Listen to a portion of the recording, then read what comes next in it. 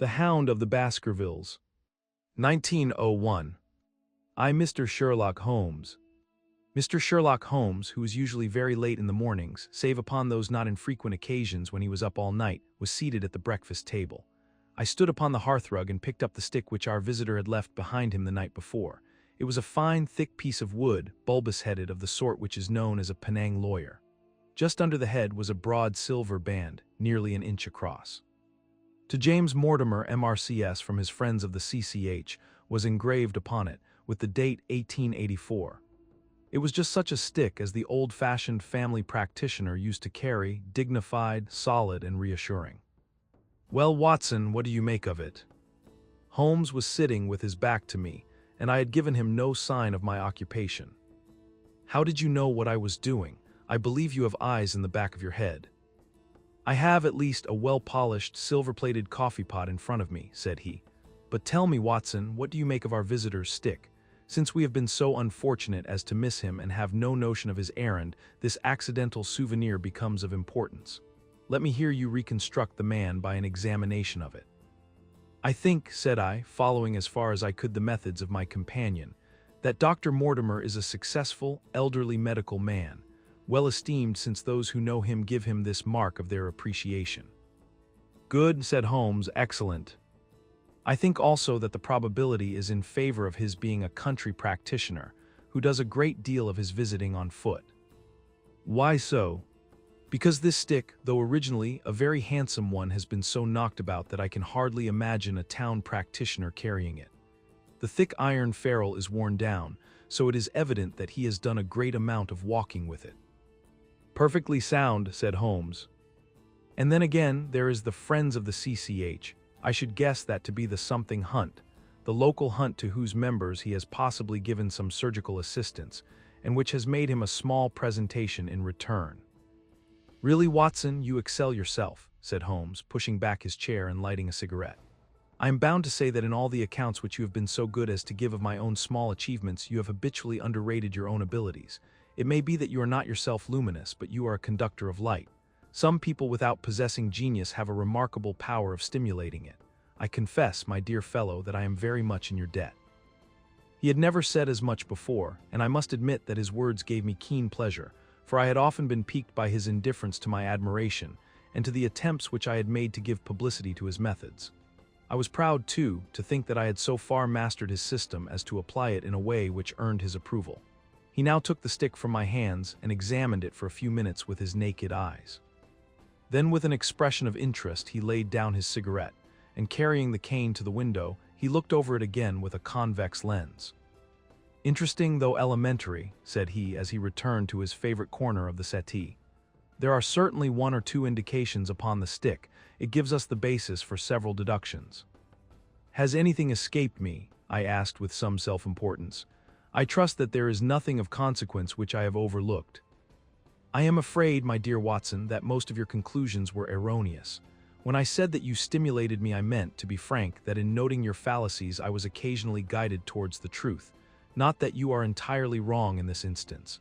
The man is certainly a country practitioner, and he walks a good deal." "Then I was right. To that extent. But that was all." "No, no, my dear Watson, not all, by no means all. I would suggest, for example, that a presentation to a doctor is more likely to come from a hospital than from a hunt, and that when the initials CC are placed before that hospital, the words Charing Cross very naturally suggest themselves." "You may be right.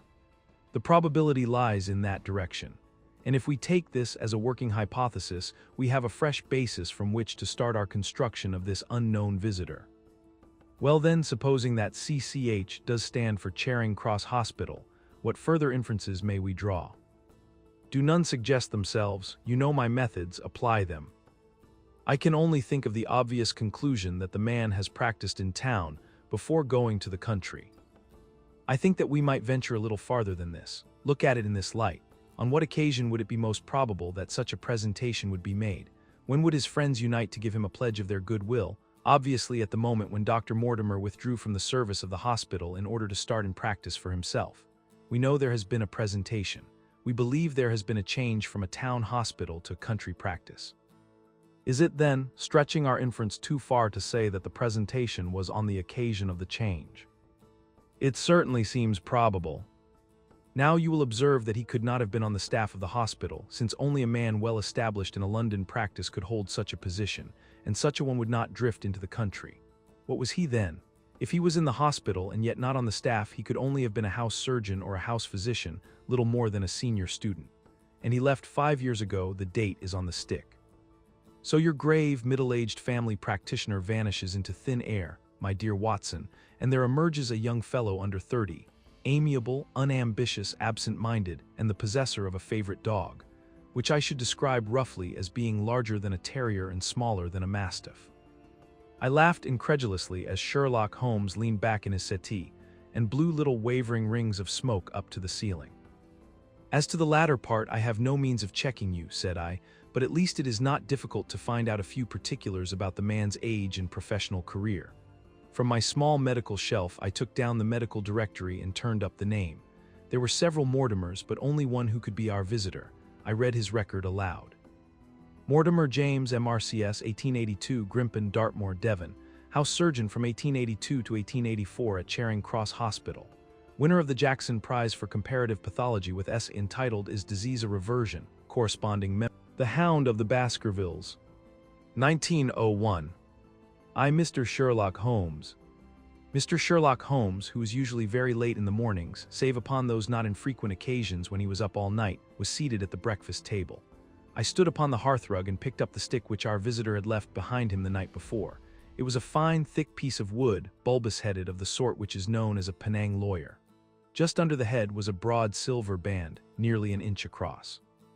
To James Mortimer, MRCS, from his friends of the CCH, was engraved upon it, with the date 1884. It was just such a stick as the old-fashioned family practitioner used to carry, dignified, solid, and reassuring. Well, Watson, what do you make of it? Holmes was sitting with his back to me, and I had given him no sign of my occupation. How did you know what I was doing? I believe you have eyes in the back of your head. I have at least a well-polished, silver-plated coffee pot in front of me, said he. But tell me, Watson, what do you make of our visitor's stick?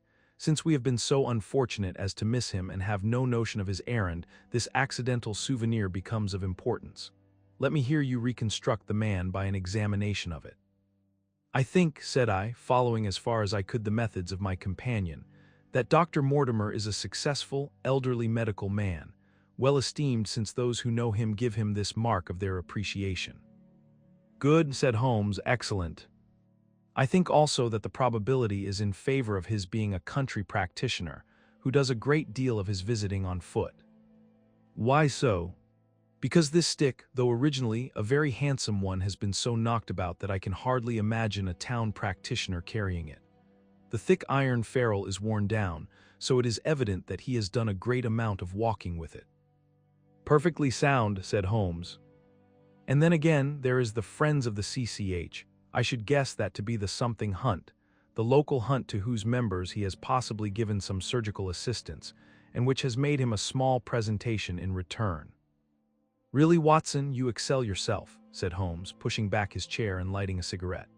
I am bound to say that in all the accounts which you have been so good as to give of my own small achievements, you have habitually underrated your own abilities. It may be that you are not yourself luminous, but you are a conductor of light. Some people without possessing genius have a remarkable power of stimulating it. I confess, my dear fellow, that I am very much in your debt. He had never said as much before, and I must admit that his words gave me keen pleasure, for I had often been piqued by his indifference to my admiration, and to the attempts which I had made to give publicity to his methods. I was proud, too, to think that I had so far mastered his system as to apply it in a way which earned his approval. He now took the stick from my hands and examined it for a few minutes with his naked eyes. Then, with an expression of interest, he laid down his cigarette, and carrying the cane to the window, he looked over it again with a convex lens. Interesting, though elementary, said he as he returned to his favorite corner of the settee. There are certainly one or two indications upon the stick. It gives us the basis for several deductions. Has anything escaped me? I asked with some self-importance. I trust that there is nothing of consequence which I have overlooked. I am afraid, my dear Watson, that most of your conclusions were erroneous. When I said that you stimulated me, I meant, to be frank, that in noting your fallacies I was occasionally guided towards the truth. Not that you are entirely wrong in this instance. The man is certainly a country practitioner, and he walks a good deal. Then I was right. To that extent. But that was all. No, my dear Watson, not all, by no means all. I would suggest, for example, that a presentation to a doctor is more likely to come from a hospital than from a hunt, and that when the initials CC are placed before that hospital, the words Charing Cross very naturally suggest themselves. You may be right. The probability lies in that direction. And if we take this as a working hypothesis, we have a fresh basis from which to start our construction of this unknown visitor. Well then, supposing that CCH does stand for Charing Cross Hospital, what further inferences may we draw? Do none suggest themselves? You know my methods, apply them. I can only think of the obvious conclusion that the man has practiced in town before going to the country. I think that we might venture a little farther than this. Look at it in this light. On what occasion would it be most probable that such a presentation would be made? When would his friends unite to give him a pledge of their goodwill? Obviously at the moment when Dr. Mortimer withdrew from the service of the hospital in order to start in practice for himself. We know there has been a presentation. We believe there has been a change from a town hospital to country practice. Is it then stretching our inference too far to say that the presentation was on the occasion of the change? It certainly seems probable. Now you will observe that he could not have been on the staff of the hospital, since only a man well established in a London practice could hold such a position, and such a one would not drift into the country. What was he then? If he was in the hospital and yet not on the staff, he could only have been a house surgeon or a house physician, little more than a senior student. And he left 5 years ago. The date is on the stick. So your grave, middle-aged family practitioner vanishes into thin air, my dear Watson, and there emerges a young fellow under 30, amiable, unambitious, absent-minded, and the possessor of a favorite dog, which I should describe roughly as being larger than a terrier and smaller than a mastiff. I laughed incredulously as Sherlock Holmes leaned back in his settee and blew little wavering rings of smoke up to the ceiling. As to the latter part, I have no means of checking you, said I, but at least it is not difficult to find out a few particulars about the man's age and professional career. From my small medical shelf, I took down the medical directory and turned up the name. There were several Mortimers, but only one who could be our visitor. I read his record aloud. Mortimer James, MRCS, 1882, Grimpen, Dartmoor, Devon. House surgeon from 1882 to 1884 at Charing Cross Hospital. Winner of the Jackson Prize for Comparative Pathology with S. entitled Is Disease a Reversion? Corresponding member of the Swedish Pathological Society. Author of Some Freaks of Atavism, Lancet, 1882. Do We Progress? Journal of Psychology, March, 1883. Medical officer for the parishes of Grimpen, Thorsley, and High Barrow. No mention of that local hunt, Watson, said Holmes with a mischievous smile, but a country doctor, as you very astutely observed. I think that I am fairly justified in my inferences. As to the adjectives, I said, if I remember right, amiable, unambitious, and absent-minded. It is my experience that it is only an amiable man in this world who receives testimonials, only an unambitious one who abandons a London career for the country, and only an absent-minded one who leaves his stick and not his visiting card after waiting an hour in your room. And the dog has been in the habit of carrying this stick behind his master. Being a heavy stick, the dog has held it tightly by the middle, and the marks of his teeth are very plainly visible. The dog's jaw, as shown in the space between these marks, is too broad in my opinion for a terrier and not broad enough for a mastiff. It may have been, yes, by Jove, it is a curly-haired spaniel. He had risen and paced the room as he spoke. Now he halted in the recess of the window. There was such a ring of conviction in his voice that I glanced up in surprise. My dear fellow, how can you possibly be so sure of that? For the very simple reason that I see the dog himself on our very doorstep, and there is the ring of its owner. Don't move, I beg you, Watson. He is a professional brother of yours, and your presence may be of assistance to me. Now is the dramatic moment of fate, Watson, when you hear a step upon the stair which is walking into your life, and you know not whether for good or ill. What does Dr. James Mortimer, the man of science, ask of Sherlock Holmes, the specialist in crime? Come in. The appearance of our visitor was a surprise to me, since I had expected a typical country practitioner. He was a very tall, thin man with a long nose like a beak, which jutted out between two keen gray eyes set closely together and sparkling brightly from behind a pair of gold-rimmed glasses. He was clad in a professional but rather slovenly fashion, for his frock coat was dingy and his trousers frayed. Though young, his long back was already bowed, and he walked with a forward thrust of his head and a general air of peering benevolence. As he entered, his eyes fell upon the stick in Holmes's hand, and he ran towards it with an exclamation of joy. "I am so very glad," said he. "I was not sure whether I had left it here or in the shipping office. I would not lose that stick for the world." "A presentation, I see," said Holmes. "Yes, sir. From Charing Cross Hospital. From one or two friends there on the occasion of my marriage." "Dear, dear, that's bad," said Holmes, shaking his head. Dr. Mortimer blinked through his glasses in mild astonishment. "Why was it bad?" "Only that you have disarranged our little deductions. Your marriage, you say?" "Yes, sir, I married and so left the hospital, and with it all hopes of a consulting practice. It was necessary to make a home of my own." "Come, come, we are not so far wrong after all," said Holmes. "And now, Dr. James Mortimer." Mr. a humble MRCS. And a man of precise mind, evidently. A dabbler in science, Mr. Holmes, a picker-up of shells on the shores of the great unknown ocean. I presume that it is Mr. Sherlock Holmes whom I am addressing and not. No, this is my friend Dr. Watson. Glad to meet you, sir. I have heard your name mentioned in connection with that of your friend. You interest me very much, Mr. Holmes. I had hardly expected so dolichocephalic a skull or such well-marked supraorbital development.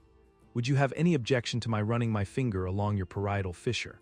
A cast of your skull, sir, until the original is available, would be an ornament to any anthropological museum. It is not my intention to be fulsome, but I confess that I covet your skull. Sherlock Holmes waved our strange visitor into a chair.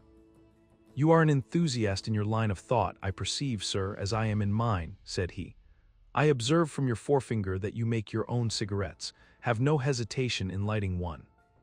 The man drew out paper and tobacco and twirled the one up in the other with surprising dexterity. He had long, quivering fingers as agile and restless as the antennae of an insect. Holmes was silent, but his little darting glances showed me the interest which he took in our curious companion. "I presume, sir," said he at last, "that it was not merely for the purpose of examining my skull that you have done me the honor to call here last night and again today." "No, sir, no, though I am happy to have had the opportunity of doing that as well. I came to you, Mr. Holmes, because I recognize that I am myself an unpractical man, and because I am suddenly confronted with a most serious and extraordinary problem. Recognizing, as I do, that you are the second highest expert in Europe." "Indeed, sir, may I inquire who has the honor to be the first?" asked Holmes with some asperity. To the man of precisely scientific mind, the work of Monsieur Berthelin must always appeal strongly. "Then had you not better consult him?" "I said, sir, to the precisely scientific mind. But as a practical man of affairs, it is acknowledged that you stand alone. I trust, sir, that I have not inadvertently." "Just a little," said Holmes. "I think, Dr. Mortimer, you would do wisely if without more ado you would kindly tell me plainly what the exact nature of the problem is in which you demand my assistance." Aye, the curse of the Baskervilles."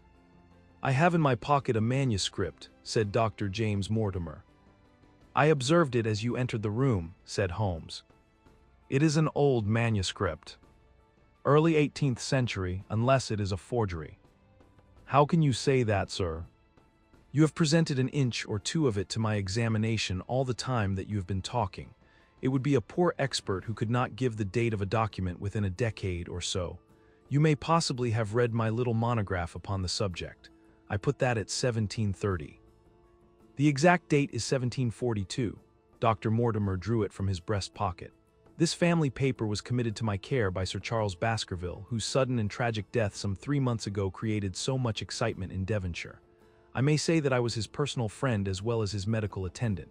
He was a strong-minded man, sir, shrewd, practical, and as unimaginative as I am myself. Yet he took this document very seriously, and his mind was prepared for just such an end as did eventually overtake him." Holmes stretched out his hand for the manuscript and flattened it upon his knee. "You will observe, Watson, the alternative use of the long S and the short. It is one of several indications which enabled me to fix the date." I looked over his shoulder at the yellow paper and the faded script. At the head was written, Baskerville Hall, and below in large, scrawling figures, 1742. It appears to be a statement of some sort. Yes, it is a statement of a certain legend which runs in the Baskerville family. But I understand that it is something more modern and practical upon which you wish to consult me. Most modern, a most practical pressing matter which must be decided within 24 hours, but the manuscript is short and is intimately connected with the affair. With your permission, I will read it to you. Holmes leaned back in his chair, placed his fingertips together, and closed his eyes with an air of resignation. Dr. Mortimer turned the manuscript to the light and read in a high, cracking voice the following curious, old-world narrative. Of the origin of the Hound of the Baskervilles there have been many statements, yet as I come in a direct line from Hugo Baskerville, and as I had the story from my father who also had it from his, I have set it down with all belief that it occurred even as is here set forth. And I would have you believe, my sons, that the same justice which punishes sin may also most graciously forgive it, and that no ban is so heavy but that by prayer and repentance it may be removed. Learn then from this story not to fear the fruits of the past, but rather to be circumspect in the future, that those foul passions whereby our family has suffered so grievously may not again be loosed to our undoing. Know then that in the time of the Great Rebellion, the history of which by the learned Lord Clarendon I most earnestly commend to your attention, this manor of Baskerville was held by Hugo of that name, nor can it be gainsaid that he was a most wild, profane, and godless man. This in truth his neighbors might have pardoned, seeing that saints have never flourished in those parts, but there was in him a certain wanton and cruel humor which made his name a byword through the West. It chanced that this Hugo came to love, if indeed so dark a passion may be known under so bright a name, the daughter of a yeoman who held lands near the Baskerville estate. But the young maiden, being discreet and of good repute, would ever avoid him, for she feared his evil name. So it came to pass that one Michaelmas this Hugo, with 5 or 6 of his idle and wicked companions, stole down upon the farm and carried off the maiden, her father and brothers being from home, as he well knew. When they had brought her to the hall, the maiden was placed in an upper chamber, while Hugo and his friends sat down to a long carouse, as was their nightly custom. Now, the poor lass upstairs was like to have her wits turned at the singing and shouting and terrible oaths which came up to her from below, for they say that the words used by Hugo Baskerville when he was in wine were such as might blast the man who said them. At last, in the stress of her fear, she did that which might have daunted the bravest or most active man, for by the aid of the growth of ivy which covered, and still covers, the south wall, she came down from under the eaves, and so homeward across the moor, there being 3 leagues betwixt the hall and her father's farm. It chanced that some little time later Hugo left his guests to carry food and drink, with other worse things, perchance, to his captive, and so found the cage empty and the bird escaped. Then, as it would seem, he became as one that hath a devil, for rushing down the stairs into the dining hall, he sprang upon the great table, flagons and trenchers flying before him, and he cried aloud before all the company that he would that very night render his body and soul to the powers of evil if he might but overtake the wench. And while the revellers stood aghast at the fury of the man, one more wicked, or, it may be, more drunken than the rest, cried out that they should put the hounds upon her. Whereat Hugo ran from the house, crying to his grooms that they should saddle his mare and unkennel the pack, and giving the hounds a kerchief of the maid's, he swung them to the line, and so off full cry in the moonlight over the moor. Now for some space the revellers stood agape, unable to understand all that had been done in such haste. But anon their bemused wits awoke to the nature of the deed which was like to be done upon the moorlands. Everything was now in an uproar, some calling for their pistols, some for their horses, and some for another flask of wine. But at length some sense came back to their crazed minds, and the whole of them, 13 in number, took horse and started in pursuit. The moon shone clear above them, and they rode swiftly abreast, taking that course which the maid must needs have taken if she were to reach her own home. They had gone a mile or 2 when they passed one of the night shepherds upon the moorlands, and they cried to him to know if he had seen the hunt. And the man, as the story goes, was so crazed with fear that he could scarce speak, but at last he said that he had indeed seen the unhappy maiden, with the hounds upon her track.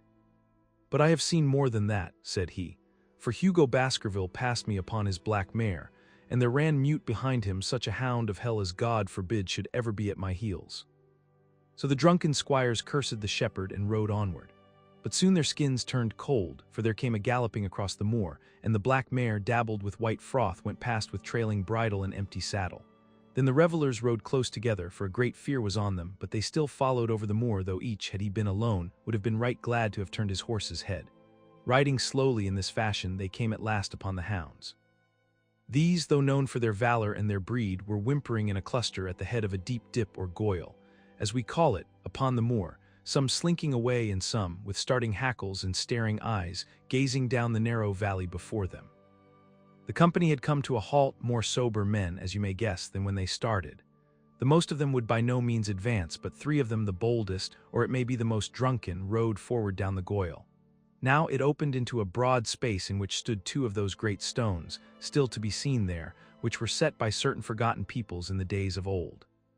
The moon was shining bright upon the clearing, and there in the center lay the unhappy maid where she had fallen, dead of fear and of fatigue. But it was not the sight of her body, nor yet was it that of the body of Hugo Baskerville lying near her, which raised the hair upon the heads of these 3 daredevil roisterers. But it was that, standing over Hugo and plucking at his throat, there stood a foul thing, a great black beast shaped like a hound, yet larger than any hound that ever mortal eye has rested upon. And even as they looked, the thing tore the throat out of Hugo Baskerville, on which, as it turned its blazing eyes and dripping jaws upon them, the 3 shrieked with fear and rode for dear life, still screaming, across the moor. One, it is said, died that very night of what he had seen, and the other 2 were but broken men for the rest of their days. Such is the tale, my sons, of the coming of the hound, which is said to have plagued the family so sorely ever since. If I have set it down, it is because that which is clearly known hath less terror than that which is but hinted at and guessed. Nor can it be denied that many of the family have been unhappy in their deaths, which have been sudden, bloody, and mysterious. Yet may we shelter ourselves in the infinite goodness of Providence, which would not forever punish the innocent beyond that 3rd or 4th generation which is threatened in Holy Writ. To that Providence, my sons, I hereby commend you, and I counsel you by way of caution to forbear from crossing the moor in those dark hours when the powers of evil are exalted. This from Hugo Baskerville to his sons Roger and John, with instructions that they say nothing thereof to their sister Elizabeth. When Dr. Mortimer had finished reading this singular narrative, he pushed his spectacles up on his forehead and stared across at Mr. Sherlock Holmes. The latter yawned and tossed the end of his cigarette into the fire. "Well," said he, "do you not find it interesting? To a collector of fairy tales." Dr. Mortimer drew a folded newspaper out of his pocket. "Now, Mr. Holmes, we will give you something a little more recent. This is the Devon County Chronicle of June 14th of this year. It is a short account of the facts elicited at the death of Sir Charles Baskerville, which occurred a few days before that date." My friend leaned a little forward, and his expression became intent. Our visitor readjusted his glasses and began. "The recent sudden death of Sir Charles Baskerville, whose name has been mentioned as the probable Liberal candidate for Mid-Devon at the next election, has cast a gloom over the county.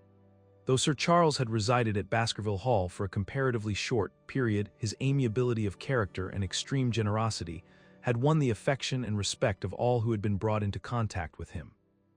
In these days of nouveau riches, it is refreshing to find a case where the scion of an old county family which has fallen upon evil days is able to make his own fortune, and to bring it back with him to restore the fallen grandeur of his line. Sir Charles, as is well known, made large sums of money in South African speculation. More wise than those who go on until the wheel turns against them, he realized his gains and returned to England with them. It is only 2 years since he took up his residence at Baskerville Hall, and it is common talk how large were those schemes of reconstruction and improvement which have been interrupted by his death. Being himself childless, it was his openly expressed desire that the whole countryside should, within his own lifetime, profit by his good fortune, and many will have personal reasons for bewailing his untimely end. His generous donations to local and county charities have been frequently chronicled in these columns. The circumstances connected with the death of Sir Charles cannot be said to have been entirely cleared up by the inquest, but at least enough has been done to dispose of those rumors to which local superstition has given rise. There is no reason whatever to suspect foul play, or to imagine that death could be from any but natural causes. Sir Charles was a widower, and a man who may be said to have been in some ways of an eccentric habit of mind. In spite of his considerable wealth, he was simple in his personal tastes, and his indoor servants at Baskerville Hall consisted of a married couple named Barrymore, the husband acting as butler and the wife as housekeeper. Their evidence, corroborated by that of several friends, tends to show that Sir Charles's health has for some time been impaired, and points especially to some affection of the heart, manifesting itself in changes of color, breathlessness, and acute attacks of nervous depression. Dr. James Mortimer, the friend and medical attendant of the deceased, has given evidence to the same effect.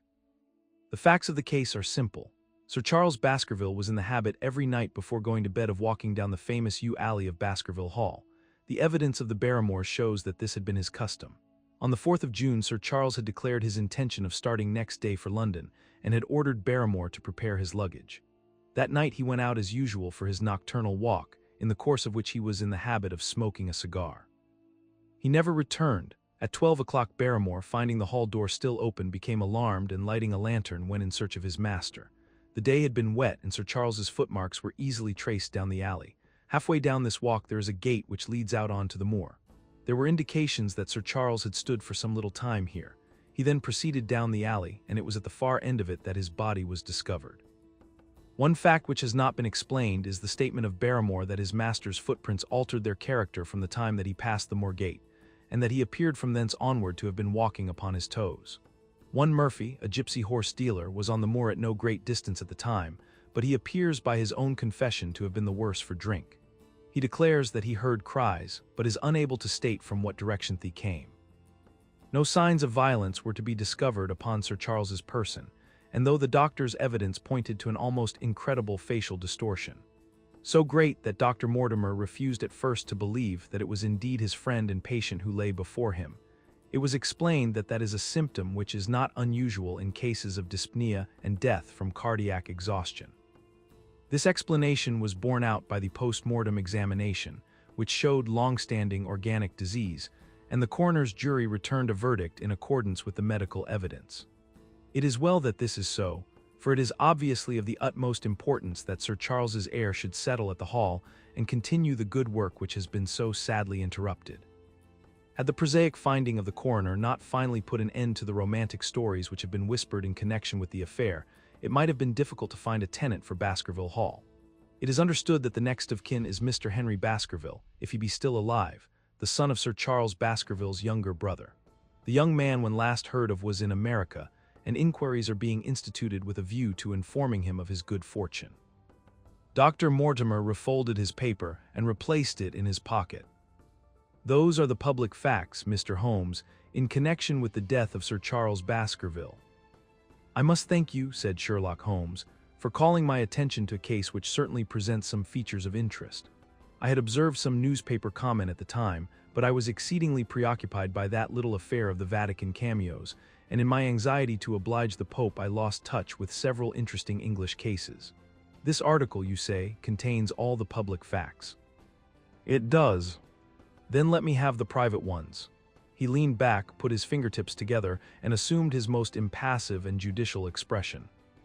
In doing so, said Dr. Mortimer, who had begun to show signs of some strong emotion, I am telling that which I have not confided to anyone. My motive for withholding it from the coroner's inquiry is that a man of science shrinks from placing himself in the public position of seeming to endorse a popular superstition. I had the further motive that Baskerville Hall, as the paper says, would certainly remain untenanted if anything were done to increase its already rather grim reputation. For both these reasons I thought that I was justified in telling rather less than I knew, since no practical good could result from it. But with you there is no reason why I should not be perfectly frank. The moor is very sparsely inhabited, and those who live near each other are thrown very much together. For this reason I saw a good deal of Sir Charles Baskerville. With the exception of Mr. Frankland of Laughter Hall and Mr. Stapleton the naturalist, there are no other men of education within many miles. Sir Charles was a retiring man, but the chance of his illness brought us together, and a community of interests in science kept us so. He had brought back much scientific information from South Africa, and many a charming evening we have spent together discussing the comparative anatomy of the Bushman and the Hottentot. Within the last few months it became increasingly plain to me that Sir Charles's nervous system was strained to the breaking point. He had taken this legend which I have read you exceedingly to heart, so much so that, although he would walk in his own grounds, nothing would induce him to go out upon the moor at night. Incredible as it may appear to you, Mr. Holmes, he was honestly convinced that a dreadful fate overhung his family, and certainly the records which he was able to give of his ancestors were not encouraging. The idea of some ghastly presence constantly haunted him, and on more than one occasion he has asked me whether I had on my medical journeys at night ever seen any strange creature or heard the baying of a hound. The latter question he put to me several times, and always with a voice which vibrated with excitement. I can well remember driving up to his house in the evening some 3 weeks before the fatal event. He chanced to be at his hall door. I had descended from my gig and was standing in front of him when I saw his eyes fix themselves over my shoulder and stare past me with an expression of the most dreadful horror. I whisked round and had just time to catch a glimpse of something which I took to be a large black calf passing at the head of the drive. So excited and alarmed was he that I was compelled to go down to the spot where the animal had been and look around for it. It was gone, however, and the incident appeared to make the worst impression upon his mind. I stayed with him all the evening, and it was on that occasion, to explain the emotion which he had shown, that he confided to my keeping that narrative which I read to you when first I came. I mention this small episode because it assumes some importance in view of the tragedy which followed, but I was convinced at the time that the matter was entirely trivial and that his excitement had no justification. It was at my advice that Sir Charles was about to go to London. His heart was, I knew, affected, and the constant anxiety in which he lived, however chimerical the cause of it might be, was evidently having a serious effect upon his health. I thought that a few months among the distractions of town would send him back a new man. Mr. Stapleton, a mutual friend who was much concerned at his state of health, was of the same opinion. At the last instant came this terrible catastrophe. On the night of Sir Charles's death, Barrymore the butler, who made the discovery, sent Perkins the groom on horseback to me, and as I was sitting up late, I was able to reach Baskerville Hall within an hour of the event. I checked and corroborated all the facts which were mentioned at the inquest. I followed the footsteps down the yew alley. I saw the spot at the moor gate where he seemed to have waited. I remarked the change in the shape of the prints after that point. I noted that there were no other footsteps save those of Barrymore on the soft gravel, and finally I carefully examined the body, which had not been touched until my arrival. Sir Charles lay on his face, his arms out, his fingers dug into the ground, and his features convulsed with some strong emotion to such an extent that I could hardly have sworn to his identity. There was certainly no physical injury of any kind, but one false statement was made by Barrymore at the inquest. He said that there were no traces upon the ground round the body. He did not observe any, but I did some little distance off, but fresh and clear. Footprints. Footprints. A man's or a woman's. Dr. Mortimer looked strangely at us for an instant, and his voice sank almost to a whisper as he answered. Mr. Holmes, they were the footprints of a gigantic hound. Aye, the problem. I confess at these words a shudder passed through me. There was a thrill in the doctor's voice which showed that he was himself deeply moved by that which he told us.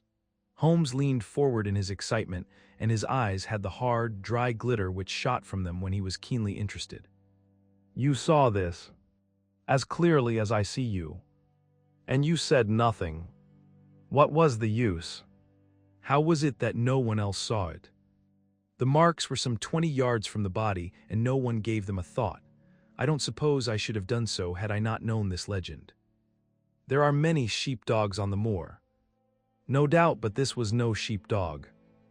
You say it was large. Enormous. But it had not approached the body. No. What sort of night was it? Damp and raw. But not actually raining. No. What is the alley like? There are 2 lines of old yew hedge, 12 feet high and impenetrable. The walk in the center is about 8 feet across. Is there anything between the hedges and the walk?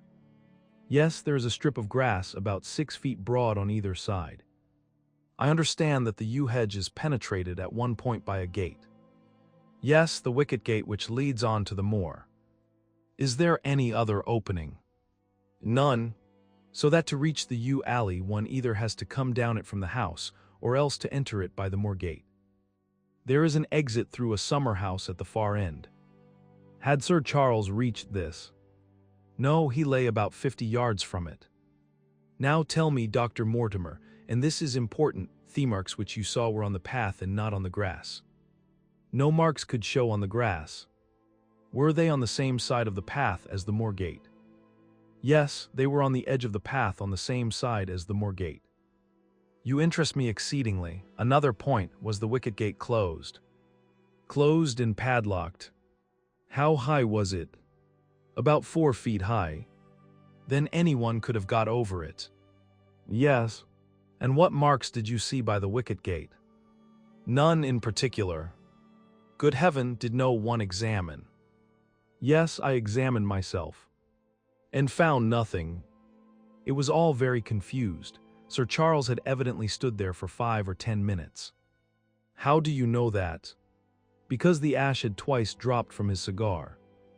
Excellent, this is a colleague, Watson, after our own heart, but the marks.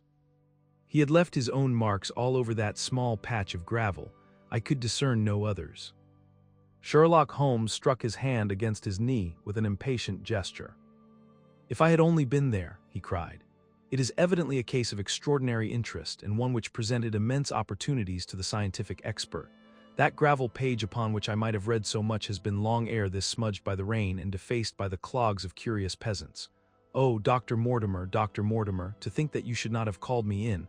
You have indeed much to answer for. I could not call you in, Mr. Holmes, without disclosing these facts to the world, and I have already given my reasons for not wishing to do so. Besides, why do you hesitate? There is a realm in which the most acute and most experienced of detectives is helpless. You mean that the thing is supernatural? I did not positively say so. No, but you evidently think it. Since the tragedy, Mr. Holmes, there have come to my ears several incidents which are hard to reconcile with the settled order of nature. For example, I find that before the terrible event occurred, several people had seen a creature upon the moor which corresponds with this Baskerville demon, and which could not possibly be any animal known to science. They all agreed that it was a huge creature, luminous, ghastly, and spectral. I have cross-examined these men, one of them a hard-headed countryman, one a farrier, and one a moorland farmer, who all tell the same story of this dreadful apparition, exactly corresponding to the hell-hound of the legend. I assure you that there is a reign of terror in the district, and that it is a hardy man who will cross the moor at night.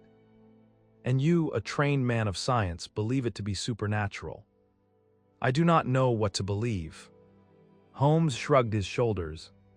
I have hitherto confined my investigations to this world, said he. In a modest way I have combated evil, but to take on the father of evil himself would, perhaps, be too ambitious a task. Yet you must admit that the footmark is material. The original Hound was material enough to tug a man's throat out, and yet he was diabolical as well. I see that you have quite gone over to the supernaturalists, but now, Dr. Mortimer, tell me this. If you hold these views, why have you come to consult me at all? You tell me in the same breath that it is useless to investigate Sir Charles's death and that you desire me to do it. I did not say that I desired you to do it. Then how can I assist you? By advising me as to what I should do with Sir Henry Baskerville, who arrives at Waterloo Station. Dr. Mortimer looked at his watch, in exactly 1 hour and a quarter. He being the heir.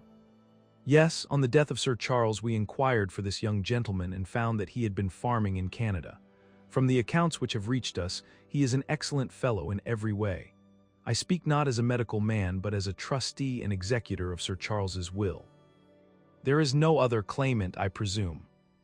None. The only other kinsman whom we have been able to trace was Roger Baskerville, the youngest of 3 brothers, of whom poor Sir Charles was the elder.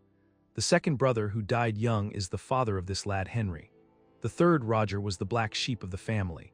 He came of the old masterful Baskerville strain and was the very image, they tell me, of the family picture of old Hugo. He made England too hot to hold him, fled to Central America, and died there in 1876 of yellow fever. Henry is the last of the Baskervilles. In 1 hour and 5 minutes I meet him at Waterloo Station. I have had a wire that he arrived at Southampton this morning. Now, Mr. Holmes, what would you advise me to do with him? Why should he not go to the home of his fathers? It seems natural, does it not? And yet consider that every Baskerville who goes there meets with an evil fate.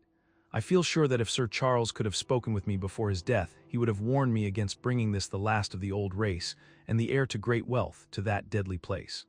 And yet it cannot be denied that the prosperity of the whole poor, bleak countryside depends upon his presence.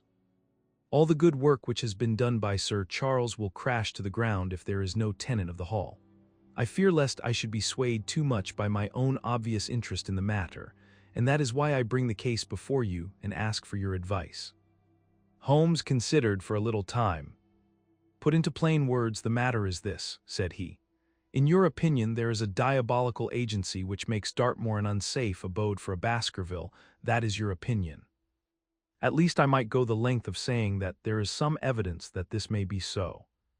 Exactly, but surely, if your supernatural theory be correct, it could work the young man evil in London as easily as in Devonshire. A devil with merely local powers like a parish vestry would be too inconceivable a thing. You put the matter more flippantly, Mr. Holmes, than you would probably do if you were brought into personal contact with these things. Your advice, then, as I understand it, is that the young man will be as safe in Devonshire as in London. He comes in 50 minutes. What would you recommend? I recommend, sir, that you take a cab, call off your spaniel who is scratching at my front door, and proceed to Waterloo to meet Sir Henry Baskerville. And then you will say nothing to him at all until I have made up my mind about the matter. How long will it take you to make up your mind? 24 hours. At 10 o'clock tomorrow, Dr. Mortimer, I will be much obliged to you if you will call upon me here, and it will be of help to me in my plans for the future if you will bring Sir Henry Baskerville with you. I will do so, Mr. Holmes. He scribbled the appointment on his shirt cuff and hurried off in his strange, peering, absent-minded fashion. Holmes stopped him at the head of the stair. Only one more question, Dr. Mortimer. You say that before Sir Charles Baskerville's death several people saw this apparition upon the moor. 3 people did. Did any see it after? I have not heard of any. Thank you, good morning. Holmes returned to his seat with that quiet look of inward satisfaction, which meant that he had a congenial task before him. Going out, Watson. Unless I can help you. No, my dear fellow, it is at the hour of action that I turn to you for aid. But this is splendid, really unique from some points of view. When you pass Bradley's, would you ask him to send up a pound of the strongest shag tobacco? Thank you. It would be as well if you could make it convenient not to return before evening. Then I should be very glad to compare impressions as to this most interesting problem which has been submitted to us this morning. I knew that seclusion and solitude were very necessary for my friend in those hours of intense mental concentration during which he weighed every particle of evidence, constructed alternative theories, balanced one against the other, and made up his mind as to which points were essential and which immaterial. I therefore spent the day at my club and did not return to Baker Street until evening. It was nearly 9 o'clock when I found myself in the sitting room once more. My first impression as I opened the door was that a fire had broken out, for the room was so filled with smoke that the light of the lamp upon the table was blurred by it. As I entered, however, my fears were set at rest, for it was the acrid fumes of strong coarse tobacco which took me by the throat and set me coughing. Through the haze I had a vague vision of Holmes in his dressing gown, coiled up in an armchair with his black clay pipe between his lips. Several rolls of paper lay around him. "Caught cold, Watson," said he. "No, it's this poisonous atmosphere. I suppose it is pretty thick, now that you mention it. Thick, it is intolerable. Open the window, then. You have been at your club all day, I perceive." "My dear Holmes, am I right?" "Certainly, but how?" He laughed at my bewildered expression. "There is a delightful freshness about you, Watson, which makes it a pleasure to exercise any small powers which I possess at your expense.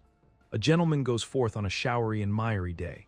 He returns immaculate in the evening with the gloss still on his hat and his boots. He has been a fixture therefore all day. He is not a man with intimate friends.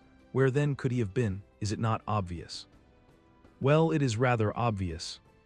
The world is full of obvious things which nobody by any chance ever observes. Where do you think that I have been?" "A fixture also." "On the contrary, I have been to Devonshire." "In spirit." "Exactly. My body has remained in this armchair and has, I regret to observe, consumed in my absence 2 large pots of coffee and an incredible amount of tobacco.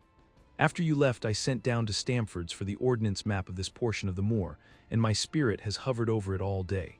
I flatter myself that I could find my way about." "A large-scale map, I presume." "Very large." He unrolled one section and held it over his knee. "Here you have the particular district which concerns us. That is Baskerville Hall in the middle." "With a wood round it." "Exactly. I fancy the yew alley, though not marked under that name, must stretch along this line, with the moor, as you perceive, upon the right of it. This small clump of buildings here is the hamlet of Grimpen, where our friend Dr. Mortimer has his headquarters. Within a radius of 5 miles there are, as you see, only a very few scattered dwellings. Here is Laughter Hall, which was mentioned in the narrative. There is a house indicated here which may be the residence of the naturalist Stapleton, if I remember right was his name. Here are 2 moorland farmhouses, High Tor and Foulmire.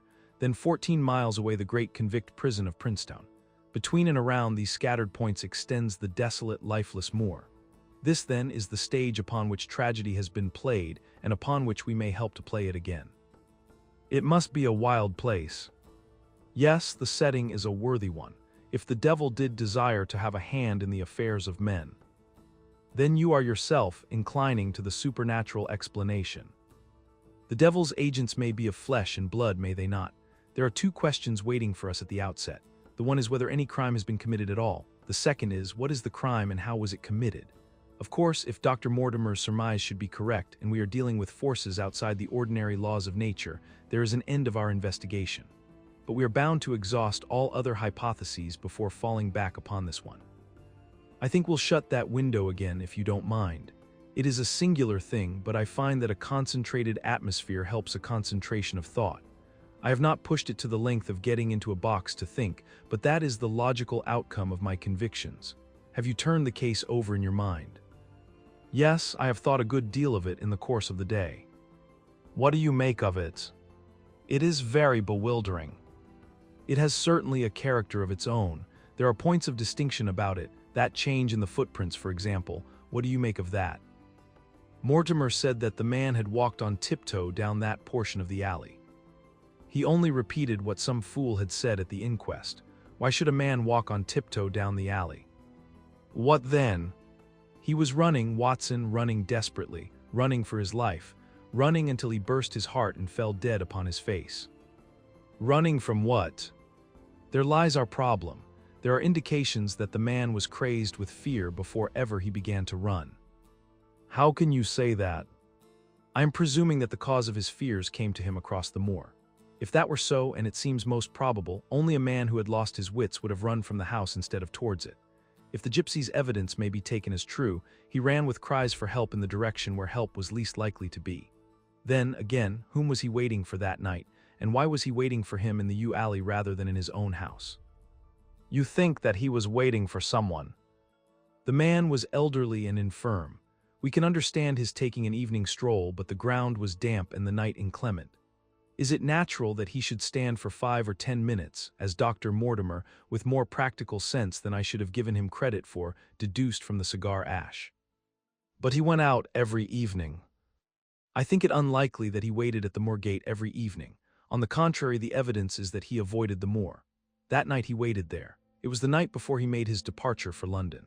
The thing takes shape, Watson. It becomes coherent. Might I ask you to hand me my violin, and we will postpone all further thought upon this business until we have had the advantage of meeting Dr. Mortimer and Sir Henry Baskerville in the morning. IV Sir Henry Baskerville. Our breakfast table was cleared early, and Holmes waited in his dressing gown for the promised interview. Our clients were punctual to their appointment, for the clock had just struck 10 when Dr. Mortimer was shown up, followed by the young baronet. The latter was a small, alert, dark-eyed man about 30 years of age, very sturdily built, with thick black eyebrows and a strong, pugnacious face. He wore a ruddy-tinted tweed suit, and had the weather-beaten appearance of one who has spent most of his time in the open air. And yet there was something in his steady eye and the quiet assurance of his bearing which indicated the gentleman. "This is Sir Henry Baskerville," said Dr. Mortimer. "Why, yes," said he, "and the strange thing is, Mr. Sherlock Holmes, that if my friend here had not proposed coming round to you this morning, I should have come on my own account. I understand that you think out little puzzles, and I've had one this morning which wants more thinking out than I am able to give it. Pray take a seat, Sir Henry. Do I understand you to say that you have yourself had some remarkable experience since you arrived in London?" "Nothing of much importance, Mr. Holmes, only a joke as like as not. It was this letter, if you can call it a letter, which reached me this morning." He laid an envelope upon the table and we all bent over it. It was of common quality, grayish in color. The address, Sir Henry Baskerville, Northumberland Hotel, was printed in rough characters, the postmark Charing Cross, and the date of posting the preceding evening. "Who knew that you were going to the Northumberland Hotel?" asked Holmes, glancing keenly across at our visitor.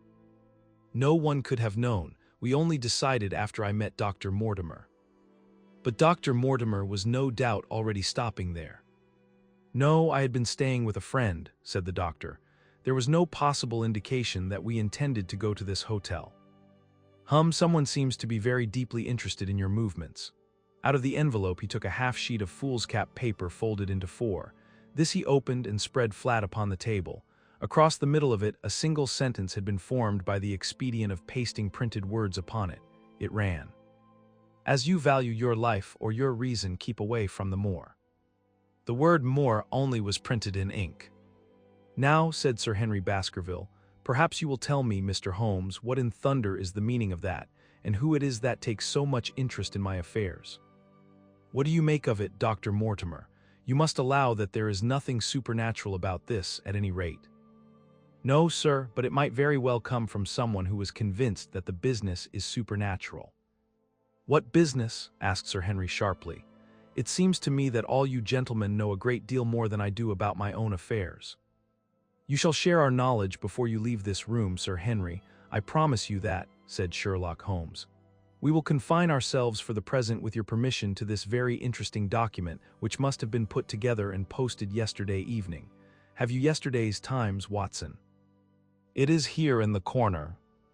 "Might I trouble you for it, the inside page, please, with the leading articles?" He glanced swiftly over it, running his eyes up and down the columns. "Capital article this on free trade. Permit me to give you an extract from it. You may be cajoled into imagining that your own special trade or your own industry will be encouraged by a protective tariff. But it stands to reason that such legislation must in the long run keep away wealth from the country, diminish the value of our imports, and lower the general conditions of life in this island." "What do you think of that, Watson?" cried Holmes in high glee, rubbing his hands together with satisfaction. "Don't you think that is an admirable sentiment?" Dr. Mortimer looked at Holmes with an air of professional interest, and Sir Henry Baskerville turned a pair of puzzled dark eyes upon me. "I don't know much about the tariff and things of that kind," said he, "but it seems to me we've got a bit off the trail so far as that note is concerned." "On the contrary, I think we are particularly hot upon the trail, Sir Henry.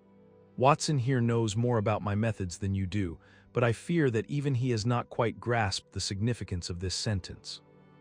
"No, I confess that I see no connection." "And yet, my dear Watson, there is so very close a connection that the one is extracted out of the other.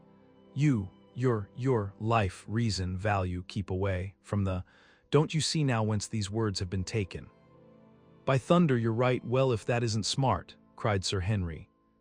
"If any possible doubt remained, it is settled by the fact that keep away and from thee are cut out in one piece." "Well, now, so it is." "Really, Mr. Holmes, this exceeds anything which I could have imagined," said Dr. Mortimer, gazing at my friend in amazement.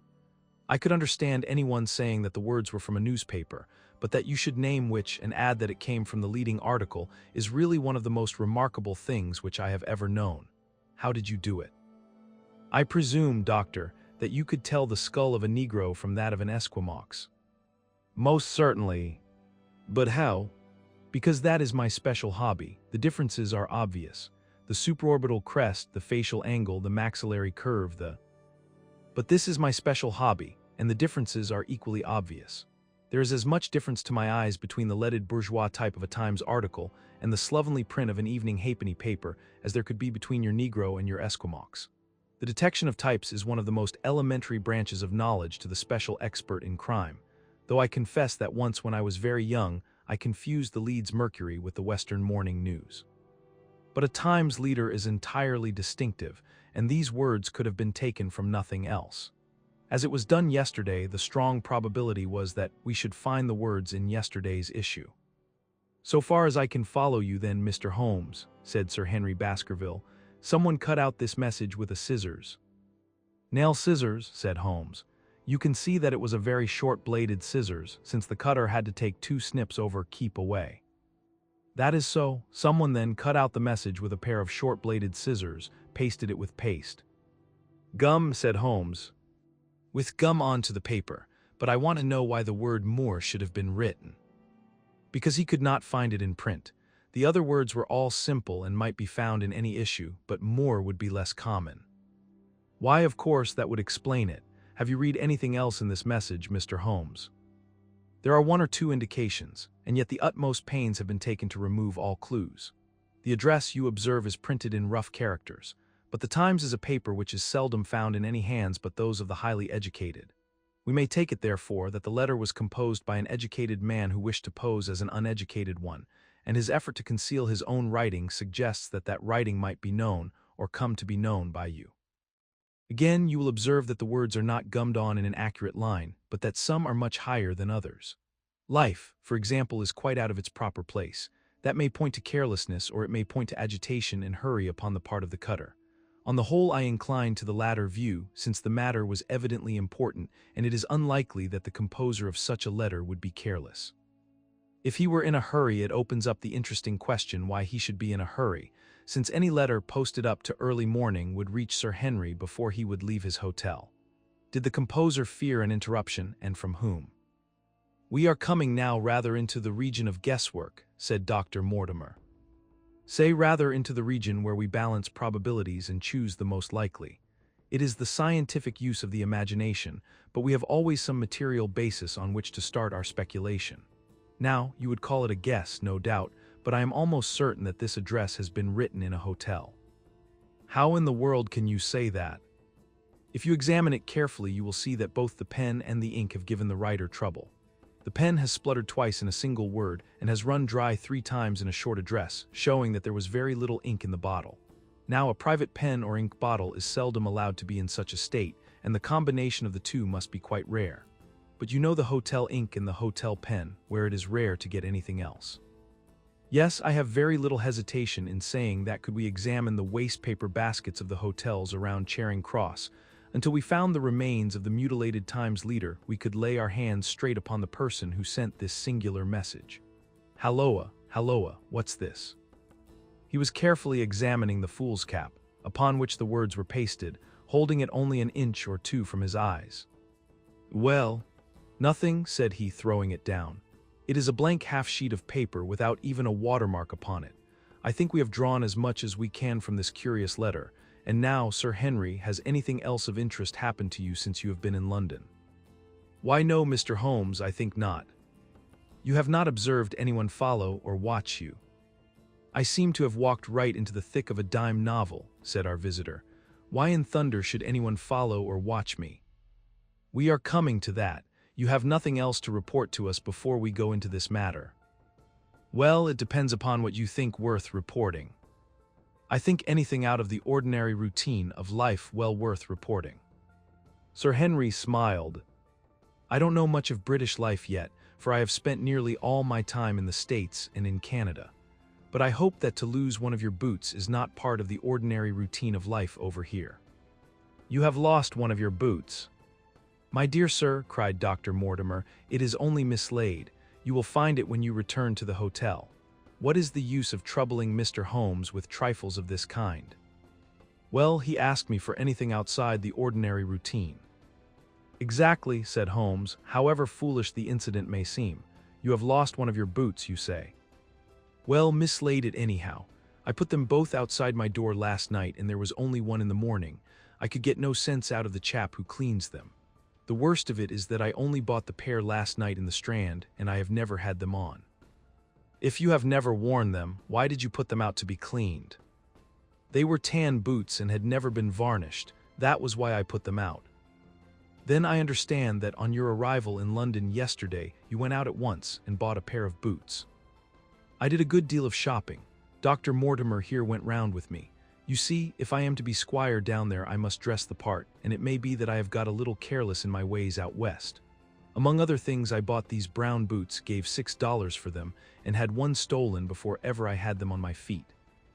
"It seems a singularly useless thing to steal," said Sherlock Holmes. "I confess that I share Dr. Mortimer's belief that it will not be long before the missing boot is found." "And now, gentlemen," said the baronet with decision, "it seems to me that I have spoken quite enough about the little that I know. It is time that you kept your promise and gave me a full account of what we are all driving at." "Your request is a very reasonable one," Holmes answered. "Dr. Mortimer, I think you could not do better than to tell your story as you told it to us." Thus encouraged, our scientific friend drew his papers from his pocket and presented the whole case as he had done upon the morning before. Sir Henry Baskerville listened with the deepest attention and with an occasional exclamation of surprise. "Well, I seem to have come into an inheritance with a vengeance," said he when the long narrative was finished. "Of course, I've heard of the Hound ever since I was in the nursery. It's the pet story of the family, though I never thought of taking it seriously before. But as to my uncle's death, well, it all seems boiling up in my head, and I can't get it clear yet. You don't seem quite to have made up your mind whether it's a case for a policeman or a clergyman." "Precisely. And now there's this affair of the letter to me at the hotel. I suppose that fits into its place. It seems to show that someone knows more than we do about what goes on upon the moor," said Dr. Mortimer. "And also," said Holmes, "that someone is not ill-disposed towards you since they warn you of danger. Or it may be that they wish, for their own purposes, to scare me away." "Well, of course, that is possible also. I am very much indebted to you, Dr. Mortimer, for introducing me to a problem which presents several interesting alternatives. But the practical point which we now have to decide, Sir Henry, is whether it is or is not advisable for you to go to Baskerville Hall." "Why should I not go?" "There seems to be danger." "Do you mean danger from this family fiend, or do you mean danger from human beings?" "Well, that is what we have to find out. Whichever it is, my answer is fixed. There is no devil in hell, Mr. Holmes, and there is no man upon earth who can prevent me from going to the home of my own people, and you may take that to be my final answer." His dark brows knitted and his face flushed to a dusky red as he spoke. It was evident that the fiery temper of the Baskervilles was not extinct in this their last representative. "Meanwhile," said he, "I have hardly had time to think over all that you have told me. It's a big thing for a man to have to understand and to decide at one sitting. I should like to have a quiet hour by myself to make up my mind. Now look here, Mr. Holmes, it's 11:30 now and I am going back right away to my hotel. Suppose you and your friend, Dr. Watson, come round and lunch with us at 2. I'll be able to tell you more clearly then how this thing strikes me." "Is that convenient to you, Watson?" "Perfectly." "Then you may expect us. Shall I have a cab called?" "I'd prefer to walk, for this affair has flurried me rather." "I'll join you in a walk with pleasure," said his companion. "Then we meet again at 2 o'clock. Au revoir and good morning." We heard the steps of our visitors descend the stair and the bang of the front door. In an instant Holmes had changed from the languid dreamer to the man of action. "Your hat and boots, Watson, quick, not a moment to lose." He rushed into his room in his dressing gown and was back again in a few seconds in a frock coat. We hurried together down the stairs and into the street. Dr. Mortimer and Baskerville were still visible about 200 yards ahead of us in the direction of Oxford Street. "Shall I run on and stop them?" "Not for the world, my dear Watson. I am perfectly satisfied with your company if you will tolerate mine. Our friends are wise, for it is certainly a very fine morning for a walk." He quickened his pace until we had decreased the distance which divided us by about half. Then, still keeping 100 yards behind, we followed into Oxford Street and so down Regent Street. Once our friend stopped and stared into a shop window, upon which Holmes did the same. An instant afterwards he gave a little cry of satisfaction, and following the direction of his eager eyes, I saw that a hansom cab with a man inside which had halted on the other side of the street was now proceeding slowly onward again. "There's our man, Watson. Come along, we'll have a good look at him if we can do no more." At that instant I was aware of a bushy black beard and a pair of piercing eyes turned upon us through the side window of the cab. Instantly the trapdoor at the top flew up, something was screamed to the driver, and the cab flew madly off down Regent Street. Holmes looked eagerly round for another, but no empty one was in sight. Then he dashed in wild pursuit amid the stream of the traffic, but the start was too great, and already the cab was out of sight. "There now," said Holmes bitterly as he emerged panting and white with vexation from the tide of vehicles. "Was ever such bad luck and such bad management too? Watson, Watson, if you are an honest man you will record this also and set it against my successes." "Who was the man?" "I have not an idea." "The spy?" "Well, it was evident from what we have heard that Baskerville has been very closely shadowed by someone since he has been in town. How else could it be known so quickly that it was the Northumberland Hotel which he had chosen? If they had followed him the first day, I argued that they would follow him also the second. You may have observed that I twice strolled over to the window while Dr. Mortimer was reading his legend." "Yes, I remember." "I was looking out for loiterers in the street, but I saw none. We are dealing with a clever man, Watson. This matter cuts very deep, and though I have not finally made up my mind whether it is a benevolent or a malevolent agency which is in touch with us, I am conscious always of power and design. When our friends left, I at once followed them in the hopes of marking down their invisible attendant. So wily was he that he had not trusted himself upon foot, but he had availed himself of a cab so that he could loiter behind or dash past them and so escape their notice. His method had the additional advantage that if they were to take a cab, he was all ready to follow them. It has, however, one obvious disadvantage. It puts him in the power of the cabman. Exactly. What a pity we did not get the number. My dear Watson, clumsy as I have been, you surely do not seriously imagine that I neglected to get the number. 2704 is our man, but that is no use to us for the moment. I fail to see how you could have done more. On observing the cab, I should have instantly turned and walked in the other direction. I should then at my leisure have hired a second cab and followed the first at a respectful distance, or better still, have driven to the Northumberland Hotel and waited there. When our unknown had followed Baskerville home, we should have had the opportunity of playing his own game upon himself and seeing where he made for. As it is, by an indiscreet eagerness, which was taken advantage of with extraordinary quickness and energy by our opponent, we have betrayed ourselves and lost our man. We had been sauntering slowly down Regent Street during this conversation, and Dr. Mortimer with his companion had long vanished in front of us. "There is no object in our following them," said Holmes. "The shadow has departed and will not return. We must see what further cards we have in our hands and play them with decision. Could you swear to that man's face within the cab?" "I could swear only to the beard." "And so could I, from which I gather that in all probability it was a false one. A clever man upon so delicate an errand has no use for a beard save to conceal his features. Come in here, Watson." He turned into one of the district messenger offices, where he was warmly greeted by the manager. "Ah, Wilson, I see you have not forgotten the little case in which I had the good fortune to help you." "No, sir, indeed I have not. You saved my good name and perhaps my life." "My dear fellow, you exaggerate. I have some recollection, Wilson, that you had among your boys a lad named Cartwright, who showed some ability during the investigation." "Yes, sir, he is still with us." "Could you ring him up? Thank you, and I should be glad to have change of this £5 note." A lad of 14, with a bright, keen face, had obeyed the summons of the manager. He stood now gazing with great reverence at the famous detective. "Let me have the hotel directory," said Holmes. "Thank you. Now, Cartwright, there are the names of 23 hotels here, all in the immediate neighborhood of Charing Cross. Do you see?" "Yes, sir." "You will visit each of these in turn." "Yes, sir." "You will begin in each case by giving the outside porter 1 shilling. Here are 23 shillings. "Yes, sir." "You will tell him that you want to see the waste paper of yesterday. You will say that an important telegram has miscarried and that you are looking for it. You understand?" "Yes, sir." "But what you are really looking for is the center page of the Times with some holes cut in it with scissors. Here is a copy of the Times. It is this page. You could easily recognize it, could you not?" "Yes, sir." "In each case the outside porter will send for the hall porter, to whom also you will give 1 shilling. Here are 23 shillings. You will then learn in possibly 20 cases out of the 23 that the waste of the day before has been burned or removed. In the 3 other cases you will be shown a heap of paper and you will look for this page of the Times among it. The odds are enormously against your finding it. There are 10 shillings over in case of emergencies. Let me have a report by wire at Baker Street before evening.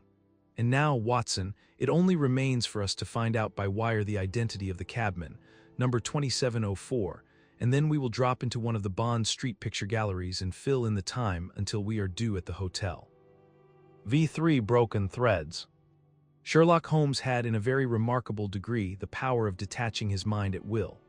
For 2 hours the strange business in which we had been involved appeared to be forgotten, and he was entirely absorbed in the pictures of the modern Belgian masters. He would talk of nothing but art, of which he had the crudest ideas, from our leaving the gallery until we found ourselves at the Northumberland Hotel. "Sir Henry Baskerville is upstairs expecting you," said the clerk. "He asked me to show you up at once when you came." "Have you any objection to my looking at your register?" said Holmes. "Not in the least." The book showed that 2 names had been added after that of Baskerville. One was Theophilus Johnson and family, of Newcastle, the other Mrs. Oldmore and maid, of High Lodge, Alton. "Surely that must be the same Johnson whom I used to know," said Holmes to the porter. "A lawyer, is he not, gray-headed and walks with a limp?" "No, sir, this is Mr. Johnson, the co-owner, a very active gentleman not older than yourself." "Surely you are mistaken about his trade." "No, sir, he has used this hotel for many years, and he is very well known to us." "Ah, that settles it. Mrs. Oldmore, too, I seem to remember the name. Excuse my curiosity, but often in calling upon one friend one finds another." "She is an invalid lady, sir. Her husband was once mayor of Gloucester. She always comes to us when she is in town." "Thank you, I am afraid I cannot claim her acquaintance. We have established a most important fact by these questions, Watson," he continued in a low voice as we went upstairs together. "We know now that the people who are so interested in our friend have not settled down in his own hotel. That means that while they are, as we have seen, very anxious to watch him, they are equally anxious that he should not see them. Now, this is a most suggestive fact." "What does it suggest?" "It suggests, halloa, my dear fellow, what on earth is the matter?" As we came round the top of the stairs, we had run up against Sir Henry Baskerville himself. His face was flushed with anger, and he held an old and dusty boot in one of his hands. So furious was he that he was hardly articulate, and when he did speak, it was in a much broader and more Western dialect than any which we had heard from him in the morning. "Seems to me they are playing me for a sucker in this hotel," he cried. "They'll find they've started in to monkey with the wrong man unless they are careful. By thunder, if that chap can't find my missing boot, there will be trouble. I can take a joke with the best, Mr. Holmes, but they've got a bit over the mark this time." "Still looking for your boot?" "Yes, sir, and mean to find it." "But surely, you said that it was a new brown boot." "So it was, sir, and now it's an old black one." "What, you don't mean to say?" "That's just what I do mean to say. I only had 3 pairs in the world, the new brown, the old black, and the patent leathers which I am wearing. Last night they took one of my brown ones, and today they have sneaked one of the black. Well, have you got it? Speak out, man, and don't stand staring." An agitated German waiter had appeared upon the scene. "No, sir, I have made inquiry all over the hotel, but I can hear no word of it." "Well, either that boot comes back before sundown, or I'll see the manager, and tell him that I go right straight out of this hotel." "It shall be found, sir. I promise you that if you will have a little patience it will be found." "Mind it is, for it's the last thing of mine that I'll lose in this den of thieves." "Well, well, Mr. Holmes, you'll excuse my troubling you about such a trifle." "I think it's well worth troubling about." "Why, you look very serious over it." "How do you explain it?" "I just don't attempt to explain it. It seems the very maddest, queerest thing that ever happened to me." "The queerest, perhaps," said Holmes thoughtfully. "What do you make of it yourself?" "Well, I don't profess to understand it yet. This case of yours is very complex, Sir Henry. When taken in conjunction with your uncle's death, I am not sure that of all the 500 cases of capital importance which I have handled there is one which cuts so deep. But we hold several threads in our hands, and the odds are that one or other of them guides us to the truth. We may waste time in following the wrong one, but sooner or later we must come upon the right." We had a pleasant luncheon, in which little was said of the business which had brought us together. It was in the private sitting room to which we afterwards repaired that Holmes asked Baskerville what were his intentions. "To go to Baskerville Hall." "And when?" "At the end of the week." "On the whole," said Holmes, "I think that your decision is a wise one. I have ample evidence that you are being dogged in London, and amid the millions of this great city it is difficult to discover who these people are or what their object can be. If their intentions are evil, they might do you a mischief, and we should be powerless to prevent it. You did not know, Dr. Mortimer, that you were followed this morning from my house." Dr. Mortimer started violently. "Followed by whom?" "That, unfortunately, is what I cannot tell you. Have you among your neighbors or acquaintances on Daftmore any man with a black, full beard?" "No, or let me see, why, yes. Barrymore, Sir Charles's butler, is a man with a full black beard." "Ha, where is Barrymore?" "He is in charge of the hall." "We had best ascertain if he is really there, or if by any possibility he might be in London." "How can you do that?" "Give me a telegraph form. Is all ready for Sir Henry? That will do. Addressed to Mr. Barrymore, Baskerville Hall. What is the nearest telegraph office?" "Grimpen. Very good, we will send a second wire to the postmaster, Grimpen. Telegram to Mr. Barrymore to be delivered into his own hand. If absent, please return wire to Sir Henry Baskerville, Northumberland Hotel. That should let us know before evening whether Barrymore is at his post in Devonshire or not." "That's so," said Baskerville. "By the way, Dr. Mortimer, who is this Barrymore anyhow?" "He is the son of the old caretaker, who is dead. They have looked after the hall for 4 generations now. So far as I know, he and his wife are as respectable a couple as any in the county." "At the same time," said Baskerville, "it's clear enough that so long as there are none of the family at the hall, these people have a mighty fine home and nothing to do." "That is true." "Did Barrymore profit at all by Sir Charles's will?" asked Holmes. "He and his wife had £500 each." "Ha, did they know that they would receive this?" "Yes, Sir Charles was very fond of talking about the provisions of his will." "That is very interesting." "I hope," said Dr. Mortimer, "that you do not look with suspicious eyes upon everyone who received a legacy from Sir Charles, for I also had £1,000 left to me." "Indeed, and anyone else?" "There were many insignificant sums to individuals and a large number of public charities. The residue all went to Sir Henry." "And how much was the residue?" £740,000. Holmes raised his eyebrows in surprise. "I had no idea that so gigantic a sum was involved," said he. "Sir Charles had the reputation of being rich, but we did not know how very rich he was until we came to examine his securities. The total value of the estate was close on to £1 million.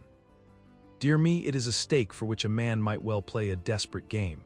And one more question, Dr. Mortimer. Supposing that anything happened to our young friend here, you will forgive the unpleasant hypothesis. Who would inherit the estate? Since Roger Baskerville, Sir Charles's younger brother, died unmarried, the estate would descend to the Desmonds, who are distant cousins. James Desmond is an elderly clergyman in Westmoreland."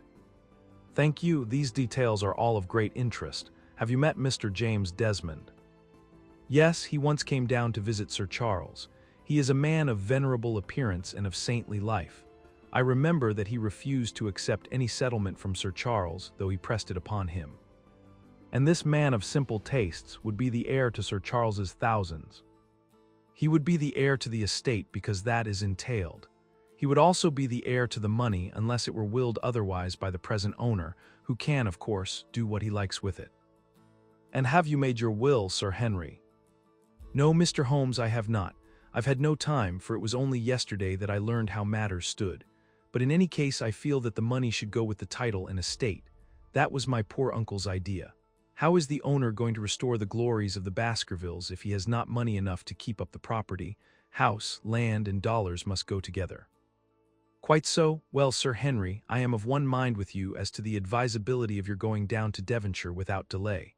There is only one provision which I must make. You certainly must not go alone. Dr. Mortimer returns with me." "But Dr. Mortimer has his practice to attend to, and his house is miles away from yours. With all the good will in the world, he may be unable to help you. No, Sir Henry, you must take with you someone, a trusty man, who will be always by your side." "It is possible that you could come yourself, Mr. Holmes." "If matters came to a crisis, I should endeavor to be present in person. But you can understand that, with my extensive consulting practice and with the constant appeals which reach me from many quarters, it is impossible for me to be absent from London for an indefinite time. At the present instant, one of the most revered names in England is being besmirched by a blackmailer, and only I can stop a disastrous scandal. You will see how impossible it is for me to go to Dartmoor." "Whom would you recommend, then?" Holmes laid his hand upon my arm.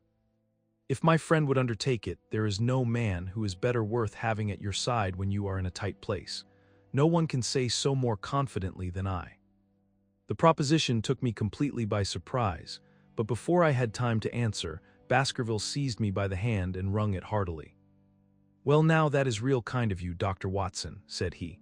"You see how it is with me, and you know just as much about the matter as I do. If you will come down to Baskerville Hall and see me through, I'll never forget it." The promise of adventure had always a fascination for me, and I was complimented by the words of Holmes and by the eagerness with which the baronet hailed me as a companion. "I will come with pleasure," said I. "I do not know how I could employ my time better." "And you will report very carefully to me," said Holmes. "When a crisis comes, as it will do, I will direct how you shall act. I suppose that by Saturday all might be ready. Would that suit Dr. Watson? Perfectly. Then on Saturday, unless you hear to the contrary, we shall meet at the 10:30 train from Paddington. We had risen to depart when Baskerville gave a cry of triumph, and diving into one of the corners of the room he drew a brown boot from under a cabinet. "My missing boot," he cried. "May all our difficulties vanish as easily," said Sherlock Holmes. "But it is a very singular thing," Dr. Mortimer remarked. "I searched this room carefully before lunch." "And so did I," said Baskerville, "every inch of it. There was certainly no boot in it then. In that case the waiter must have placed it there while we were lunching." The German was sent for but professed to know nothing of the matter, nor could any inquiry clear it up. Another item had been added to that constant and apparently purposeless series of small mysteries which had succeeded each other so rapidly. Setting aside the whole grim story of Sir Charles's death, we had a line of inexplicable incidents all within the limits of 2 days, which included the receipt of the printed letter, the black-bearded spy in the hansom, the loss of the new brown boot, the loss of the old black boot, and now the return of the new brown boot. Holmes sat in silence in the cab as we drove back to Baker Street, and I knew from his drawn brows and keen face that his mind, like my own, was busy in endeavoring to frame some scheme into which all these strange and apparently disconnected episodes could be fitted. All afternoon and late into the evening he sat lost in tobacco and thought. Just before dinner 2 telegrams were handed in. The first ran: "Have just heard that Barrymore is at the Hall." Baskerville. The second: "Visited 23 hotels as directed, but sorry to report unable to trace cut sheet of times." CARTWRIGHT. There go 2 of my threads, Watson. There is nothing more stimulating than a case where everything goes against you. We must cast round for another scent. We have still the cabman who drove the spy. Exactly. I have wired to get his name and address from the official registry. I should not be surprised if this were an answer to my question. The ring at the bell proved to be something even more satisfactory than an answer, however, for the door opened, and a rough-looking fellow entered who was evidently the man himself. "I got a message from the head office that a gent at this address had been inquiring for 2704, said he. "I've driven my cab this 7 years and never a word of complaint. I came here straight from the yard to ask you to your face what you had against me." "I have nothing in the world against you, my good man," said Holmes. "On the contrary, I have half a sovereign for you if you will give me a clear answer to my questions." "Well, I've had a good day and no mistake," said the cabman with a grin. "What was it you wanted to ask, sir?" "First of all, your name and address, in case I want you again." "John Clayton, 3 Turpey Street, the Borough. My cab is out of Shipley's Yard near Waterloo Station." Sherlock Holmes made a note of it. "Now, Clayton, tell me all about the fare who came and watched this house at 10 o'clock this morning, and afterwards followed the 2 gentlemen down Regent Street." The man looked surprised and a little embarrassed. "Why, there's no good my telling you things, for you seem to know as much as I do already," said he. "The truth is that the gentleman told me that he was a detective and that I was to say nothing about him to anyone. My good fellow, this is a very serious business, and you may find yourself in a pretty bad position if you try to hide anything from me. You say that your fare told you that he was a detective." "Yes, he did." "When did he say this?" "When he left me." "Did he say anything more?" "He mentioned his name." Holmes cast a swift glance of triumph at me. "Oh, he mentioned his name, did he? That was imprudent. What was the name that he mentioned?" "His name," said the cabman, "was Mr. Sherlock Holmes." Never have I seen my friend more completely taken aback than by the cabman's reply. For an instant he sat in silent amazement. Then he burst into a hearty laugh. "A touch, Watson, an undeniable touch," said he. "I feel a foil as quick and supple as my own. He got home upon me very prettily that time. So his name was Sherlock Holmes, was it?" "Yes, sir, that was the gentleman's name." "Excellent. Tell me where you picked him up and all that occurred." "He hailed me at 9:30 in Trafalgar Square. He said that he was a detective, and he offered me 2 guineas if I would do exactly what he wanted all day and ask no questions. I was glad enough to agree. First we drove down to the Northumberland Hotel and waited there until 2 gentlemen came out and took a cab from the rank. We followed their cab until it pulled up somewhere near here. "This very door," said Holmes. "Well, I couldn't be sure of that, but I dare say my fare knew all about it. We pulled up halfway down the street and waited an hour and a half. Then the two gentlemen passed us, walking, and we followed down Baker Street and along." "I know," said Holmes, "until we got 3/4 down Regent Street. Then my gentleman threw up the trap and he cried that I should drive right away to Waterloo Station as hard as I could go. I whipped up the mare and we were there under the 10 minutes. Then he paid up his 2 guineas like a good one and away he went into the station. Only just as he was leaving he turned round and he said, 'It might interest you to know that you have been driving Mr. Sherlock Holmes.' That's how I come to know the name." "I see, and you saw no more of him."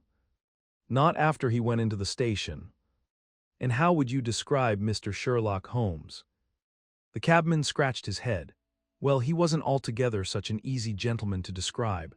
I'd put him at 40 years of age, and he was of a middle height, 2 or 3 inches shorter than you, sir. He was dressed like a toff, and he had a black beard cut square at the end and a pale face. I don't know as I could say more than that." "Color of his eyes?" "No, I can't say that." "Nothing more that you can remember?" "No, sir, nothing." "Well then, here is your half-sovereign. There's another one waiting for you if you can bring any more information. Good night." "Good night, sir, and thank you."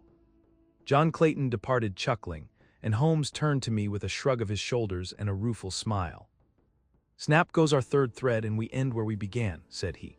"The cunning rascal, he knew our number, knew that Sir Henry Baskerville had consulted me, spotted who I was in Regent Street, conjectured that I had got the number of the cab and would lay my hands on the driver, and so sent back this audacious message. I tell you, Watson, this time we have got a foeman who is worthy of our steel. I've been checkmated in London. I can only wish you better luck in Devonshire. But I'm not easy in my mind about it." "About what?" "About sending you. It's an ugly business, Watson, an ugly dangerous business, and the more I see of it, the less I like it. Yes, my dear fellow, you may laugh, but I give you my word that I shall be very glad to have you back safe and sound in Baker Street once more." VI Baskerville Hall. Sir Henry Baskerville and Dr. Mortimer were ready upon the appointed day, and we started as arranged for Devonshire. Mr. Sherlock Holmes drove with me to the station and gave me his last parting injunction and advice. "I will not bias your mind by suggesting theories or suspicions, Watson," said he. "I wish you simply to report facts in the fullest possible manner to me, and you can leave me to do the theorizing." "What sort of facts?" I asked. "Anything which may seem to have a bearing, however indirect, upon the case, and especially the relations between young Baskerville and his neighbors, or any fresh particulars concerning the death of Sir Charles. I have made some inquiries myself in the last few days, but the results have, I fear, been negative. One thing only appears to be certain, and that is that Mr. James Desmond, who is the next heir, is an elderly gentleman of a very amiable disposition, so that this persecution does not arise from him. I really think that we may eliminate him entirely from our calculations. There remain the people who will actually surround Sir Henry Baskerville upon the moor. Would it not be well, in the first place, to get rid of this Barrymore couple? By no means, you could not make a greater mistake. If they are innocent, it would be a cruel injustice, and if they are guilty, we should be giving up all chance of bringing it home to them. No, no, we will preserve them upon our list of suspects. Then there is a groom at the Hall, if I remember right. There are 2 moorland farmers. There is our friend Dr. Mortimer, whom I believe to be entirely honest, and there is his wife, of whom we know nothing. There is this naturalist, Stapleton, and there is his sister, who is said to be a young lady of attractions. There is Mr. Frankland of Laughter Hall, who is also an unknown factor, and there are 1 or 2 other neighbors. These are the folk who must be your very special study." "I will do my best."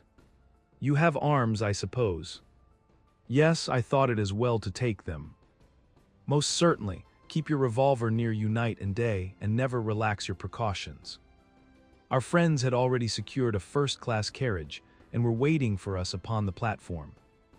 "No, we have no news of any kind," said Dr. Mortimer in answer to my friend's questions. "I can swear to one thing, and that is that we have not been shadowed during the last 2 days. We have never gone out without keeping a sharp watch, and no one could have escaped our notice." "You have always kept together, I presume?" "Except yesterday afternoon. I usually give up one day to pure amusement when I come to town, so I spent it at the Museum of the College of Surgeons." "And I went to look at the folk in the park," said Baskerville, "but we had no trouble of any kind." "It was imprudent all the same," said Holmes, shaking his head and looking very grave.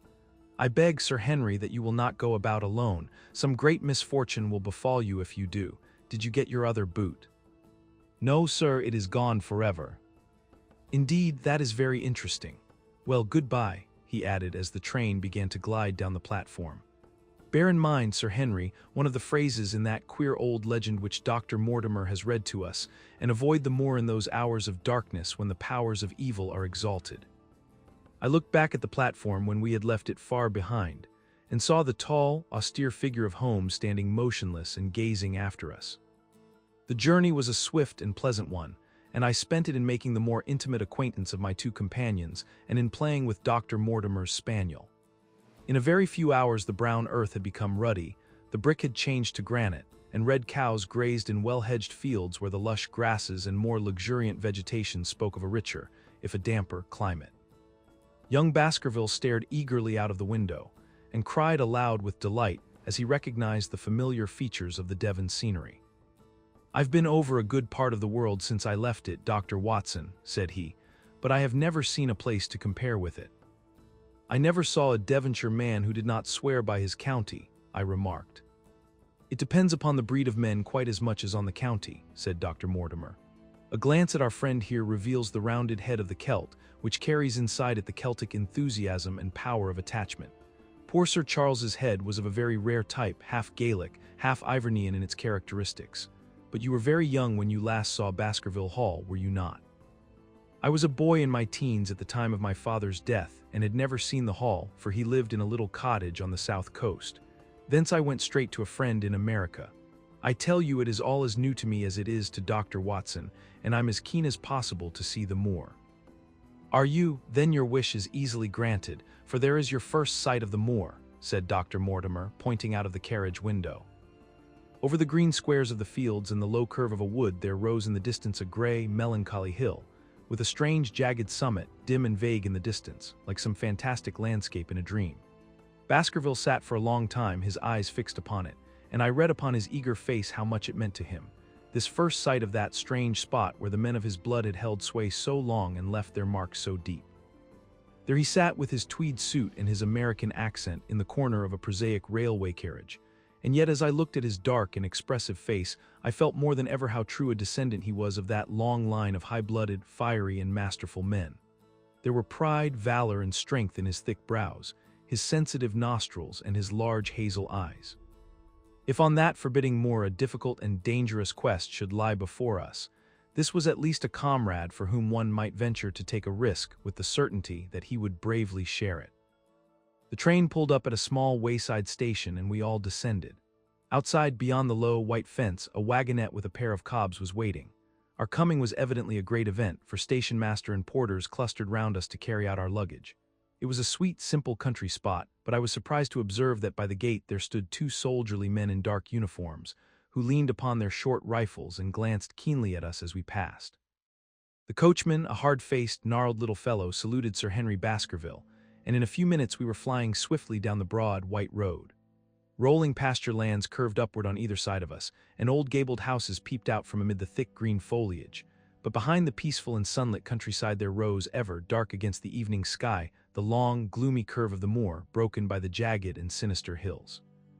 The wagonette swung round into a side road, and we curved upward through deep lanes worn by centuries of wheels, high banks on either side, heavy with dripping moss and fleshy heart-stung ferns.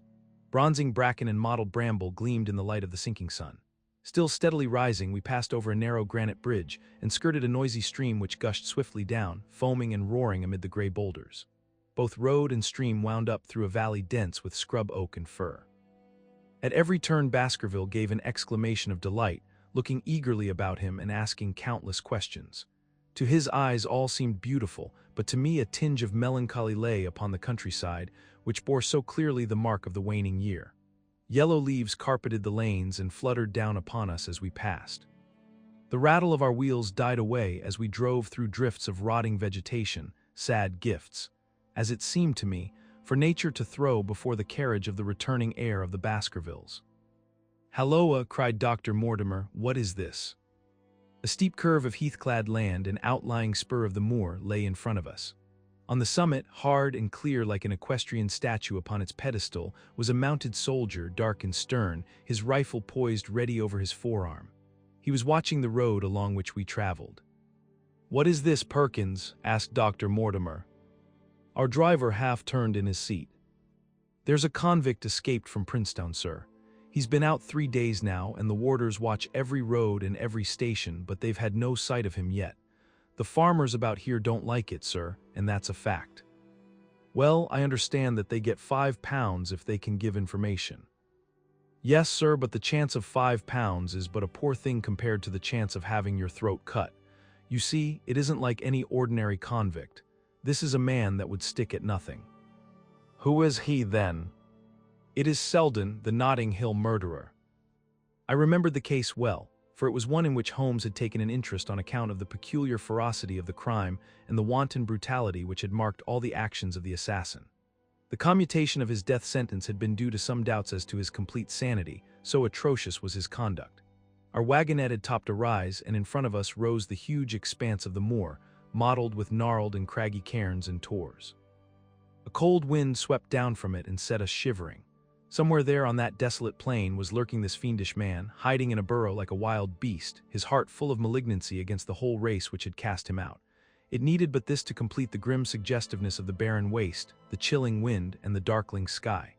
Even Baskerville fell silent and pulled his overcoat more closely around him. We had left the fertile country behind and beneath us. We looked back on it now, the slanting rays of a low sun turning the streams to threads of gold and glowing on the red earth new turned by the plow and the broad tangle of the woodlands. The road in front of us grew bleaker and wilder over huge russet and olive slopes, sprinkled with giant boulders. Now and then we passed a moorland cottage, walled and roofed with stone, with no creeper to break its harsh outline. Suddenly we looked down into a cup-like depression, patched with stunted oaks and firs which had been twisted and bent by the fury of years of storm. 2 high, narrow towers rose over the trees. The driver pointed with his whip. "Baskerville Hall," said he. Its master had risen and was staring with flushed cheeks and shining eyes. A few minutes later we had reached the lodge gates, a maze of fantastic tracery in wrought iron, with weather-bitten pillars on either side blotched with lichens and surmounted by the boars' heads of the Baskervilles. The lodge was a ruin of black granite and bared ribs of rafters, but facing it was a new building, half-constructed, the first fruit of Sir Charles's South African gold. Through the gateway we passed into the avenue, where the wheels were again hushed amid the leaves, and the old trees shot their branches in a somber tunnel over our heads. Baskerville shuddered as he looked up the long, dark drive to where the house glimmered like a ghost at the farther end. "Was it here?" he asked in a low voice. No, the yew alley is on the other side." The young heir glanced round with a gloomy face. "It's no wonder my uncle felt as if trouble were coming on him in such a place as this," said he. "It's enough to scare any man. I'll have a row of electric lamps up here inside of 6 months, and you won't know it again, with 1,000 candle-power Swan and Edison right here in front of the hall door." The avenue opened into a broad expanse of turf, and the house lay before us. In the fading light I could see that the center was a heavy block of building from which a porch projected. The whole front was draped in ivy, with a patch clipped bare here and there where a window or a coat of arms broke through the dark veil. From this central block rose the twin towers, ancient, crenellated, and pierced with many loopholes. To right and left of the turrets were more modern wings of black granite. A dull light shone through heavy mullioned windows, and from the high chimneys which rose from the steep, high-angled roof there sprang a single black column of smoke. "Welcome, Sir Henry, welcome to Baskerville Hall." A tall man had stepped from the shadow of the porch to open the door of the wagonette. The figure of a woman was silhouetted against the yellow light of the hall. She came out and helped the man to hand down our bags. "You don't mind my driving straight home, Sir Henry," said Dr. Mortimer.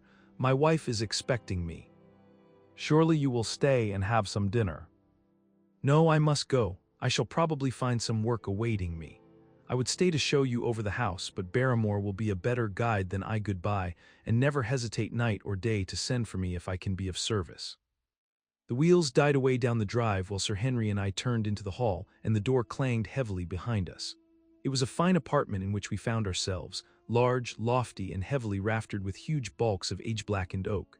In the great old-fashioned fireplace behind the high iron dogs, a log fire crackled and snapped. Sir Henry and I held out our hands to it, for we were numb from our long drive. Then we gazed round us at the high, thin window of old stained glass, the oak paneling, the stags' heads, the coats of arms upon the walls, all dim and somber in the subdued light of the central lamp. "It's just as I imagined it," said Sir Henry. "Is it not the very picture of an old family home, to think that this should be the same hall in which for 500 years my people have lived? It strikes me solemn to think of it." I saw his dark face lit up with a boyish enthusiasm as he gazed about him. The light beat upon him where he stood, but long shadows trailed down the walls and hung like a black canopy above him. Barrymore had returned from taking our luggage to our rooms. He stood in front of us now with the subdued manner of a well-trained servant. He was a remarkable-looking man, tall, handsome, with a square black beard and pale, distinguished features. "Would you wish dinner to be served at once, sir?" "Is it ready?" "In a very few minutes, sir. You will find hot water in your rooms. My wife and I will be happy, Sir Henry, to stay with you until you have made your fresh arrangements, but you will understand that under the new conditions this house will require a considerable staff." "What new conditions?" "I only meant, sir, that Sir Charles led a very retired life, and we were able to look after his wants. You would, naturally, wish to have more company, and so you will need changes in your household." "Do you mean that your wife and you wish to leave?" "Only when it is quite convenient to you, sir." "But your family have been with us for several generations, have they not? I should be sorry to begin my life here by breaking an old family connection." I seemed to discern some signs of emotion upon the butler's white face. "I feel that also, sir, and so does my wife. But to tell the truth, sir, we were both very much attached to Sir Charles, and his death gave us a shock and made these surroundings very painful to us. I fear that we shall never again be easy in our minds at Baskerville Hall." "But what do you intend to do?" "I have no doubt, sir, that we shall succeed in establishing ourselves in some business. Sir Charles's generosity has given us the means to do so. And now, sir, perhaps I had best show you to your rooms." A square balustraded gallery ran round the top of the old hall, approached by a double stair. From this central point 2 long corridors extended the whole length of the building, from which all the bedrooms opened. My own was in the same wing as Baskerville's and almost next door to it. These rooms appeared to be much more modern than the central part of the house, and the bright paper and numerous candles did something to remove the somber impression which our arrival had left upon my mind. But the dining room which opened out of the hall was a place of shadow and gloom. It was a long chamber with a step separating the dais where the family sat from the lower portion reserved for their dependents. At one end a minstrel's gallery overlooked it. Black beams shot across above our heads, with a smoke-darkened ceiling beyond them. With rows of flaring torches to light it up, and the color and rude hilarity of an old-time banquet, it might have softened. But now, when 2 black-clothed gentlemen sat in the little circle of light thrown by a shaded lamp, one's voice became hushed and one's spirit subdued. A dim line of ancestors, in every variety of dress, from the Elizabethan knight to the buck of the Regency, stared down upon us and daunted us by their silent company. We talked little, and I for one was glad when the meal was over, and we were able to retire into the modern billiard room and smoke a cigarette. "My word, it isn't a very cheerful place," said Sir Henry. "I suppose one can tone down to it, but I feel a bit out of the picture at present. I don't wonder that my uncle got a little jumpy if he lived all alone in such a house as this. However, if it suits you, we will retire early tonight, and perhaps things may seem more cheerful in the morning." I drew aside my curtains before I went to bed and looked out from my window. It opened upon the grassy space which lay in front of the hall door. Beyond, 2 copses of trees moaned and swung in a rising wind. A half-moon broke through the rifts of racing clouds. In its cold light I saw beyond the trees a broken fringe of rocks and the long, low curve of the melancholy moor. I closed the curtain, feeling that my last impression was in keeping with the rest. And yet it was not quite the last. I found myself weary and yet wakeful, tossing restlessly from side to side, seeking for the sleep which would not come. Far away a chiming clock struck out the quarters of the hours, but otherwise a deathly silence lay upon the old house. And then suddenly, in the very dead of the night, there came a sound to my ears, clear, resonant, and unmistakable. It was the sob of a woman, the muffled, strangling gasp of one who is torn by an uncontrollable sorrow. I sat up in bed and listened intently. The noise could not have been far away and was certainly in the house. For half an hour I waited with every nerve on the alert, but there came no other sound save the chiming clock and the rustle of the ivy on the wall. VII, the Stapletons of Merripit House. The fresh beauty of the following morning did something to efface from our minds the grim and gray impression which had been left upon both of us by our first experience of Baskerville Hall. As Sir Henry and I sat at breakfast, the sunlight flooded in through the high mullioned windows, throwing watery patches of color from the coats of arms which covered them. The dark paneling glowed like bronze in the golden rays, and it was hard to realize that this was indeed the chamber which had struck such a gloom into our souls upon the evening before. "I guess it is ourselves and not the house that we have to blame," said the baronet. "We were tired with our journey and chilled by our drive, so we took a gray view of the place. Now we are fresh and well, so it is all cheerful once more." "And yet it was not entirely a question of imagination," I answered. "Did you, for example, happen to hear someone, a woman I think, sobbing in the night?" "That is curious, for I did when I was half asleep fancy that I heard something of the sort. I waited quite a time, but there was no more of it, so I concluded that it was all a dream. I heard it distinctly, and I am sure that it was really the sob of a woman. We must ask about this right away." He rang the bell and asked Barrymore whether he could account for our experience. It seemed to me that the pallid features of the butler turned a shade paler still as he listened to his master's question. "There are only 2 women in the house, Sir Henry," he answered. "One is the scullery maid who sleeps in the other wing. The other is my wife, and I can answer for it that the sound could not have come from her." And yet he lied as he said it, for it chanced that after breakfast I met Mrs. Barrymore in the long corridor with the sun full upon her face. She was a large, impassive, heavy-featured woman with a stern set expression of mouth, but her telltale eyes were red and glanced at me from between swollen lids. It was she then who wept in the night, and if she did so her husband must know it. Yet he had taken the obvious risk of discovery in declaring that it was not so. Why had he done this? And why did she weep so bitterly? Already round this pale-faced, handsome, black-bearded man there was gathering an atmosphere of mystery and of gloom. It was he who had been the first to discover the body of Sir Charles, and we had only his word for all the circumstances which led up to the old man's death. Was it possible that it was Barrymore after all whom we had seen in the cab in Regent Street? The beard might well have been the same. The cabman had described a somewhat shorter man, but such an impression might easily have been erroneous. How could I settle the point forever? Obviously, the first thing to do was to see the Grimpen postmaster and find whether the test telegram had really been placed in Barrymore's own hands. Be the answer what it might, I should at least have something to report to Sherlock Holmes. Sir Henry had numerous papers to examine after breakfast, so that the time was propitious for my excursion. It was a pleasant walk of 4 miles along the edge of the moor, leading me at last to a small grey hamlet, in which 2 larger buildings, which proved to be the inn and the house of Dr. Mortimer, stood high above the rest. The postmaster, who was also the village grocer, had a clear recollection of the telegram. "Certainly, sir," said he. "I had the telegram delivered to Mr. Barrymore exactly as directed." "Who delivered it?" "My boy here. James, you delivered that telegram to Mr. Barrymore at the hall last week, did you not?" "Yes, father, I delivered it." "Into his own hands?" I asked. "Well, he was up in the loft at the time, so that I could not put it into his own hands, but I gave it into Mrs. Barrymore's hands, and she promised to deliver it at once." "Did you see Mr. Barrymore?" "No, sir, I tell you he was in the loft." "If you didn't see him, how do you know he was in the loft?" "Well, surely his own wife ought to know where he is," said the postmaster testily. "Didn't he get the telegram? If there is any mistake it is for Mr. Barrymore himself to complain." It seemed hopeless to pursue the inquiry any farther, but it was clear that in spite of Holmes's ruse we had no proof that Barrymore had not been in London all the time. Suppose that it were so, suppose that the same man had been the last who had seen Sir Charles alive, and the first to dog the new heir when he returned to England. What then? Was he the agent of others, or had he some sinister design of his own? What interest could he have in persecuting the Baskerville family? I thought of the strange warning clipped out of the leading article of the Times.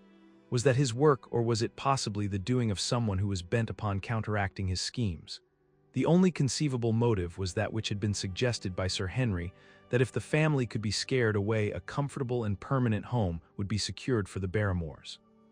But surely such an explanation as that would be quite inadequate to account for the deep and subtle scheming, which seemed to be weaving an invisible net round the young baronet. Holmes himself had said that no more complex case had come to him in all the long series of his sensational investigations. I prayed, as I walked back along the grey, lonely road, that my friend might soon be freed from his preoccupations, and able to come down to take this heavy burden of responsibility from my shoulders. Suddenly my thoughts were interrupted by the sound of running feet behind me and by a voice which called me by name. I turned, expecting to see Dr. Mortimer, but to my surprise it was a stranger who was pursuing me. He was a small, slim, clean-shaven, prim-faced man, flaxen-haired and lean-jawed, between 30 and 40 years of age, dressed in a gray suit and wearing a straw hat. A tin box for botanical specimens hung over his shoulder, and he carried a green butterfly net in one of his hands.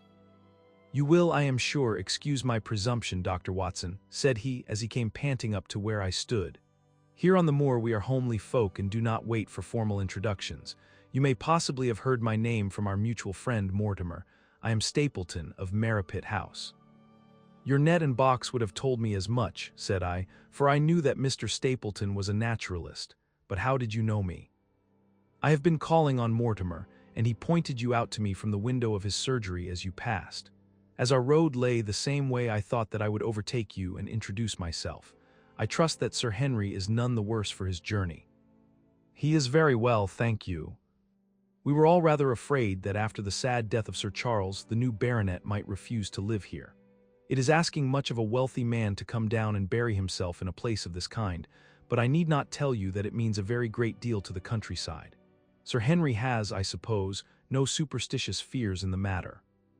"I do not think that it is likely.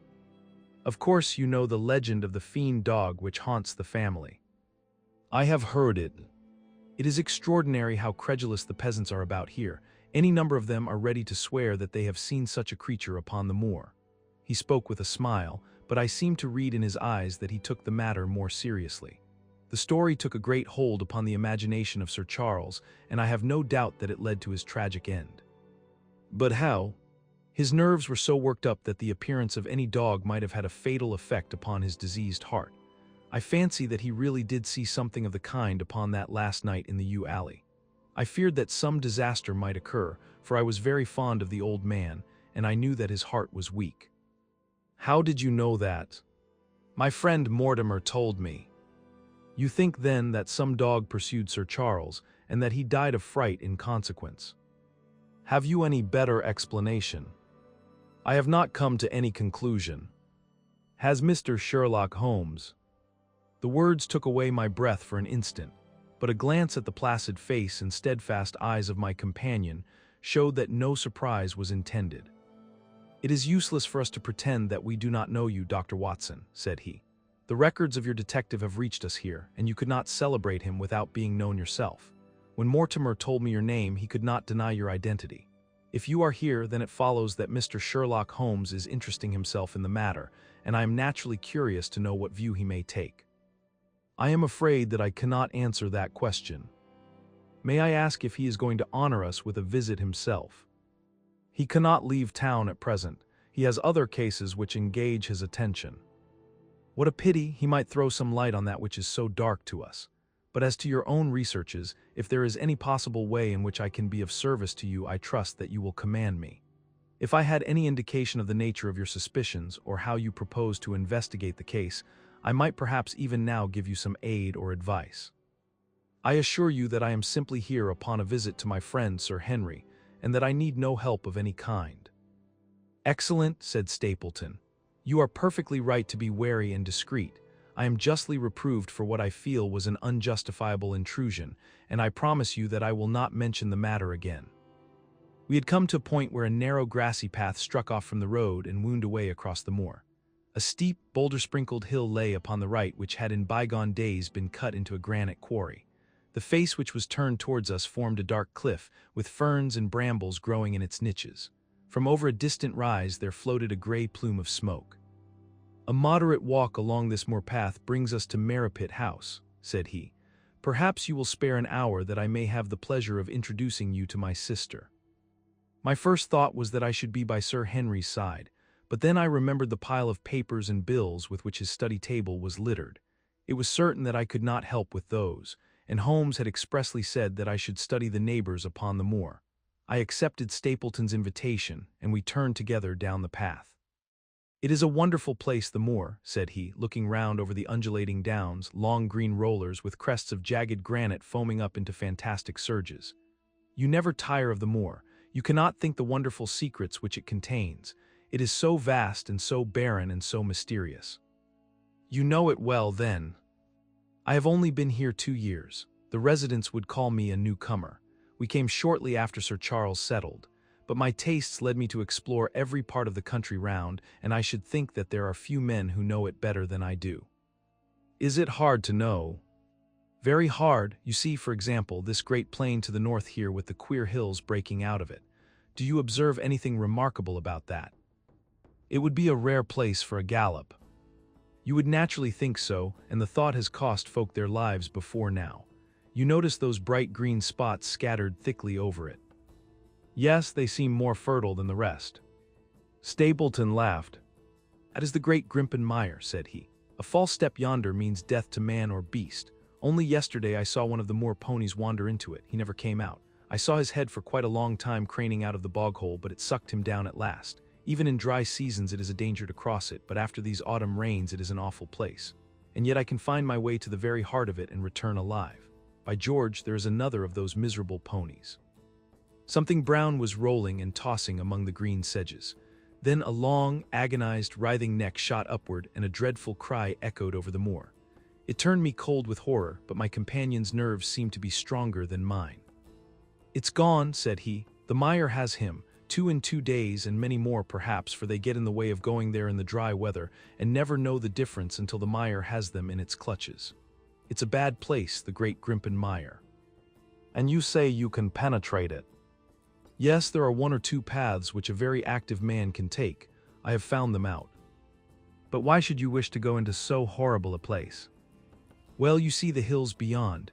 They are really islands cut off on all sides by the impassable mire, which has crawled round them in the course of years.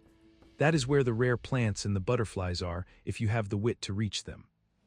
I shall try my luck some day. He looked at me with a surprised face. For God's sake, put such an idea out of your mind, said he. Your blood would be upon my head. I assure you that there would not be the least chance of your coming back alive. It is only by remembering certain complex landmarks that I am able to do it. Halloa, I cried, what is that? A long, low moan, indescribably sad, swept over the moor. It filled the whole air, and yet it was impossible to say whence it came. From a dull murmur it swelled into a deep roar and then sank back into a melancholy, throbbing murmur once again. Stapleton looked at me with a curious expression in his face. Queer place, the moor, said he. But what is it? The peasants say it is the hound of the Baskervilles calling for its prey. I've heard it once or twice before, but never quite so loud. I looked round with a chill of fear in my heart at the huge swelling plain, mottled with the green patches of rushes. Nothing stirred over the vast expanse save a pair of ravens, which croaked loudly from a tor behind us. You are an educated man. You don't believe such nonsense as that, said I. What do you think is the cause of so strange a sound? Bogs make queer noises sometimes. It's the mud settling or the water rising or something. No, that was a living voice. Well, perhaps it was. Did you ever hear a bittern booming? No, I never did. It's a very rare bird, practically extinct in England now, but all things are possible upon the moor. Yes, I should not be surprised to learn that what we have heard is the cry of the last of the bitterns. It's the weirdest, strangest thing that ever I heard in my life. Yes, it's rather an uncanny place altogether. Look at the hillside yonder. What do you make of those? The whole steep slope was covered with gray circular rings of stone, a score of them at least. What are they, sheep pens? No, they are the homes of our worthy ancestors. Prehistoric man lived thickly on the moor, and as no one in particular has lived there since, we find all his little arrangements exactly as he left them. These are his wigwams with the roofs off. You can even see his hearth and his couch if you have the curiosity to go inside. But it is quite a town. When was it inhabited? Neolithic man, no date. What did he do? He grazed his cattle on these slopes, and he learned to dig for tin when the bronze sword began to supersede the stone axe. Look at the great trench in the opposite hill. That is his mark. Yes, you will find some very singular points about the moor, Dr. Watson. Oh, excuse me an instant, it is surely cyclopides. A small fly or moth had fluttered across our path, and in an instant Stapleton was rushing with extraordinary energy and speed in pursuit of it. To my dismay, the creature flew straight for the great mire, and my acquaintance never paused for an instant, bounding from tuft to tuft behind it, his green net waving in the air. His gray clothes and jerky, zigzag, irregular progress made him not unlike some huge moth himself. I was standing watching his pursuit with a mixture of admiration for his extraordinary activity and fear lest he should lose his footing in the treacherous mire, when I heard the sound of steps, and turning round found a woman near me upon the path. She had come from the direction in which the plume of smoke indicated the position of Merripit House, but the dip of the moor had hid her until she was quite close. I could not doubt that this was the Miss Stapleton of whom I had been told, since ladies of any sort must be few upon the moor, and I remembered that I had heard someone describe her as being a beauty. The woman who approached me was certainly that, and of a most uncommon type. There could not have been a greater contrast between brother and sister, for Stapleton was neutral-tinted, with light hair and gray eyes, while she was darker than any brunette whom I have seen in England, slim, elegant, and tall. She had a proud, finely cut face, so regular that it might have seemed impassive were it not for the sensitive mouth and the beautiful dark, eager eyes. With her perfect figure and elegant dress she was, indeed, a strange apparition upon a lonely moorland path. Her eyes were on her brother as I turned, and then she quickened her pace towards me. I had raised my hat and was about to make some explanatory remark when her own words turned all my thoughts into a new channel. "Go back," she said. "Go straight back to London instantly." I could only stare at her in stupid surprise. Her eyes blazed at me, and she tapped the ground impatiently with her foot. "Why should I go back?" I asked. "I cannot explain." She spoke in a low, eager voice with a curious lisp in her utterance. "But for God's sake do what I ask you. Go back and never set foot upon the moor again." "But I have only just come." Man, she cried. "Can you not tell when a warning is for your own good? Go back to London. Start tonight. Get away from this place at all costs. Hush, my brother is coming. Not a word of what I have said. Would you mind getting that orchid for me among the mare's tails yonder? We are very rich in orchids on the moor, though, of course, you are rather late to see the beauties of the place." Stapleton had abandoned the chase, and came back to us breathing hard and flushed with his exertions. "Hallo, a barrel," said he, and it seemed to me that the tone of his greeting was not altogether a cordial one. "Well, Jack, you are very hot." "Yes, I was chasing a cyclopides. He is very rare and seldom found in the late autumn. What a pity that I should have missed him." He spoke unconcernedly, but his small light eyes glanced incessantly from the girl to me. "You have introduced yourselves, I can see." "Yes, I was telling Sir Henry that it was rather late for him to see the true beauties of the moor." "Why, who do you think this is?" "I imagine that it must be Sir Henry Baskerville." No, said I, only a humble commoner, but his friend. My name is Dr. Watson." A flush of vexation passed over her expressive face. "We have been talking at cross purposes," said she. "Why, you had not very much time for talk," her brother remarked with the same questioning eyes. "I talked as if Dr. Watson were a resident instead of being merely a visitor," said she.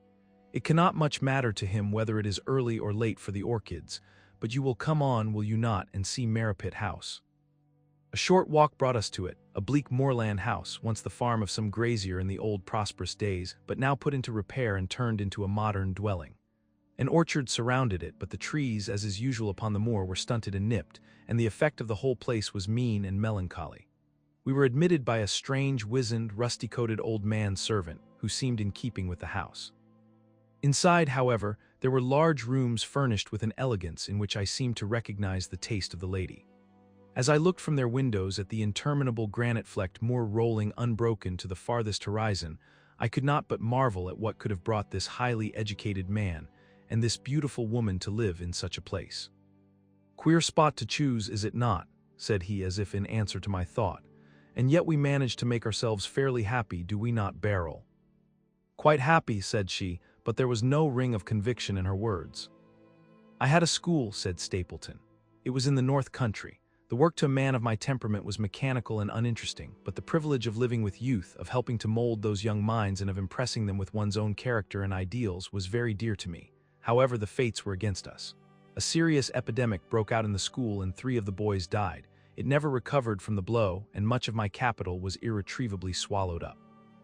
And yet, if it were not for the loss of the charming companionship of the boys, I could rejoice over my own misfortune, for, with my strong tastes for botany and zoology, I find an unlimited field of work here, and my sister is as devoted to nature as I am. All this, Dr. Watson, has been brought upon your head by your expression as you surveyed the moor out of our window. It certainly did cross my mind that it might be a little dull, less for you perhaps than for your sister. No, no, I am never dull, said she quickly. We have books, we have our studies, and we have interesting neighbors. Dr. Mortimer is a most learned man in his own line. Poor Sir Charles was also an admirable companion. We knew him well and miss him more than I can tell. Do you think that I should intrude if I were to call this afternoon and make the acquaintance of Sir Henry? I am sure that he would be delighted. Then perhaps you would mention that I propose to do so. We may in our humble way do something to make things more easy for him until he becomes accustomed to his new surroundings. Will you come upstairs, Dr. Watson, and inspect my collection of Lepidoptera? I think it is the most complete one in the southwest of England. By the time that you have looked through them, lunch will be almost ready. But I was eager to get back to my charge.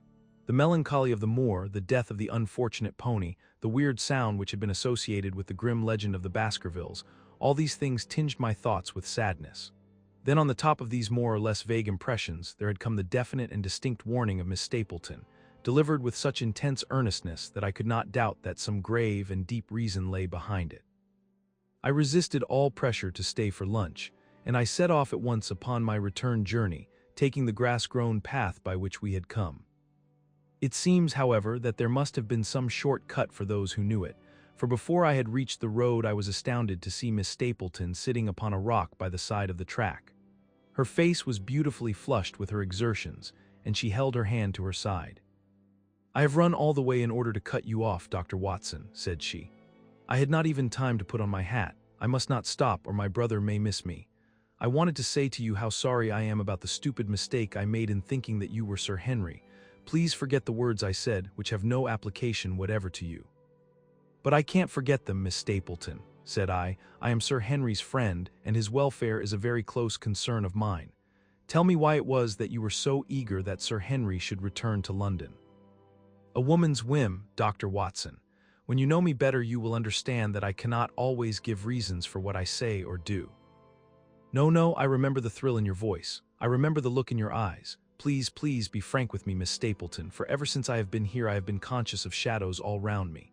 Life has become like that great Grimpen mire, with little green patches everywhere into which one may sink and with no guide to point the track. Tell me then what it was that you meant, and I will promise to convey your warning to Sir Henry." An expression of irresolution passed for an instant over her face, but her eyes had hardened again when she answered me. "You make too much of it, Dr. Watson," said she. "My brother and I were very much shocked by the death of Sir Charles. We knew him very intimately, for his favorite walk was over the moor to our house. He was deeply impressed with the curse which hung over the family, and when this tragedy came I naturally felt that there must be some grounds for the fears which he had expressed. I was distressed, therefore, when another member of the family came down to live here, and I felt that he should be warned of the danger which he will run. That was all which I intended to convey." "But what is the danger? You know the story of the Hound." "I do not believe in such nonsense." "But I do. If you have any influence with Sir Henry, take him away from a place which has always been fatal to his family. The world is wide. Why should he wish to live at the place of danger?" "Because it is the place of danger. That is Sir Henry's nature. I fear that unless you can give me some more definite information than this, it would be impossible to get him to move." "I cannot say anything definite, for I do not know anything definite." "I would ask you one more question, Miss Stapleton. If you meant no more than this when you first spoke to me, why should you not wish your brother to overhear what you said? There is nothing to which he or anyone else could object." "My brother is very anxious to have the hall inhabited, for he thinks it is for the good of the poor folk upon the moor. He would be very angry if he knew that I have said anything which might induce Sir Henry to go away. But I have done my duty now, and I will say no more. I must get back, or he will miss me and suspect that I have seen you. Goodbye."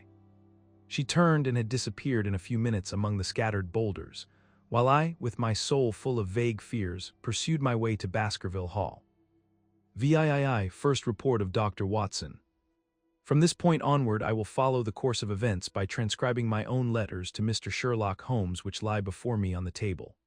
One page is missing, but otherwise they are exactly as written and show my feelings and suspicions of the moment more accurately than my memory, clear as it is upon these tragic events, can possibly do. Baskerville Hall, Oct. 13th. My dear Holmes, my previous letters and telegrams have kept you pretty well up to date as to all that has occurred in this most godforsaken corner of the world. The longer one stays here, the more does the spirit of the moor sink into one's soul, its vastness and also its grim charm. When you are once out upon its bosom, you have left all traces of modern England behind you, but on the other hand, you are conscious everywhere of the homes and the work of the prehistoric people. On all sides of you as you walk are the houses of these forgotten folk, with their graves and the huge monoliths which are supposed to have marked their temples. As you look at their gray stone huts against the scarred hillsides, you leave your own age behind you, and if you were to see a skin-clad, hairy man crawl out from the low door fitting a flint-tipped arrow onto the string of his bow, you would feel that his presence there was more natural than your own. The strange thing is that they should have lived so thickly on what must always have been most unfruitful soil. I am no antiquarian, but I could imagine that they were some unwarlike and harried race who were forced to accept that which none other would occupy. All this, however, is foreign to the mission on which you sent me and will probably be very uninteresting to your severely practical mind. I can still remember your complete indifference as to whether the sun moved round the earth or the earth round the sun. Let me, therefore, return to the facts concerning Sir Henry Baskerville. If you have not had any report within the last few days, it is because up to today there was nothing of importance to relate. Then a very surprising circumstance occurred, which I shall tell you in due course. But first of all, I must keep you in touch with some of the other factors in the situation. One of these, concerning which I have said little, is the escaped convict upon the moor. There is strong reason now to believe that he has got right away, which is a considerable relief to the lonely householders of this district. A fortnight has passed since his flight, during which he has not been seen and nothing has been heard of him. It is surely inconceivable that he could have held out upon the moor during all that time. Of course, so far as his concealment goes, there is no difficulty at all. Any one of these stone huts would give him a hiding place, but there is nothing to eat unless he were to catch and slaughter one of the moor sheep. We think, therefore, that he is gone, and the outlying farmers sleep the better in consequence. We are 4 able-bodied men in this household, so that we could take good care of ourselves, but I confess that I have had uneasy moments when I have thought of the Stapletons. They live miles from any help. There are one maid, an old manservant, the sister, and the brother, the latter not a very strong man. They would be helpless in the hands of a desperate fellow like this Notting Hill criminal if he could once effect an entrance. Both Sir Henry and I were concerned at their situation, and it was suggested that Perkins the groom should go over to sleep there, but Stapleton would not hear of it. The fact is that our friend, the baronet, begins to display a considerable interest in our fair neighbor. It is not to be wondered at, for time hangs heavily in this lonely spot to an active man like him, and she is a very fascinating and beautiful woman. There is something tropical and exotic about her which forms a singular contrast to her cool and unemotional brother, yet he also gives the idea of hidden fires. He has certainly a very marked influence over her, for I have seen her continually glance at him as she talked as if seeking approbation for what she said. I trust that he is kind to her. There is a dry glitter in his eyes and a firm set of his thin lips which goes with a positive and possibly a harsh nature. You would find him an interesting study. He came over to call upon Baskerville on that first day, and the very next morning he took us both to show us the spot where the legend of the wicked Hugo is supposed to have had its origin. It was an excursion of some miles across the moor to a place which is so dismal that it might have suggested the story.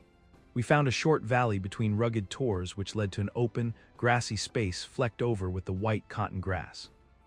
In the middle of it rose 2 great stones, worn and sharpened at the upper end, until they looked like the huge corroding fangs of some monstrous beast.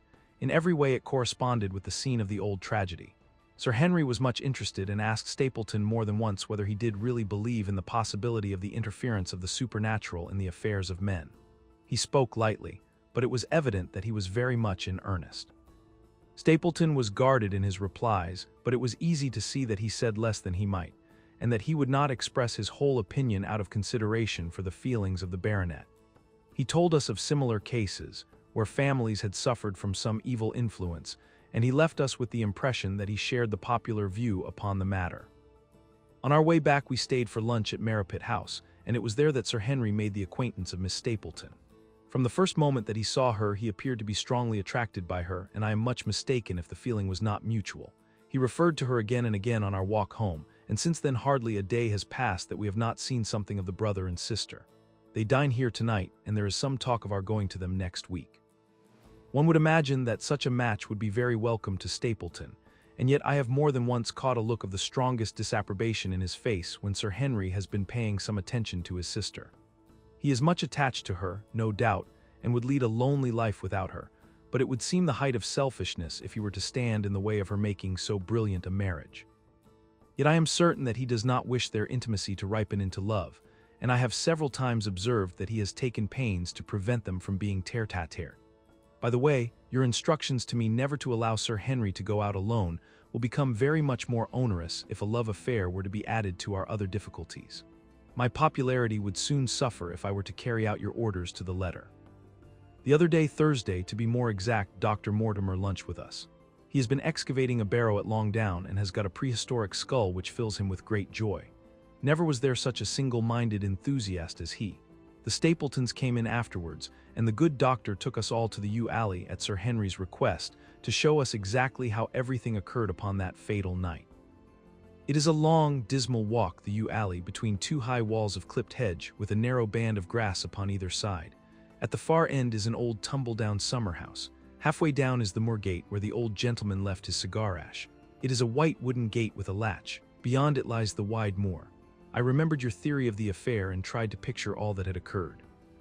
As the old man stood there, he saw something coming across the moor, something which terrified him so that he lost his wits and ran until he died of sheer horror and exhaustion.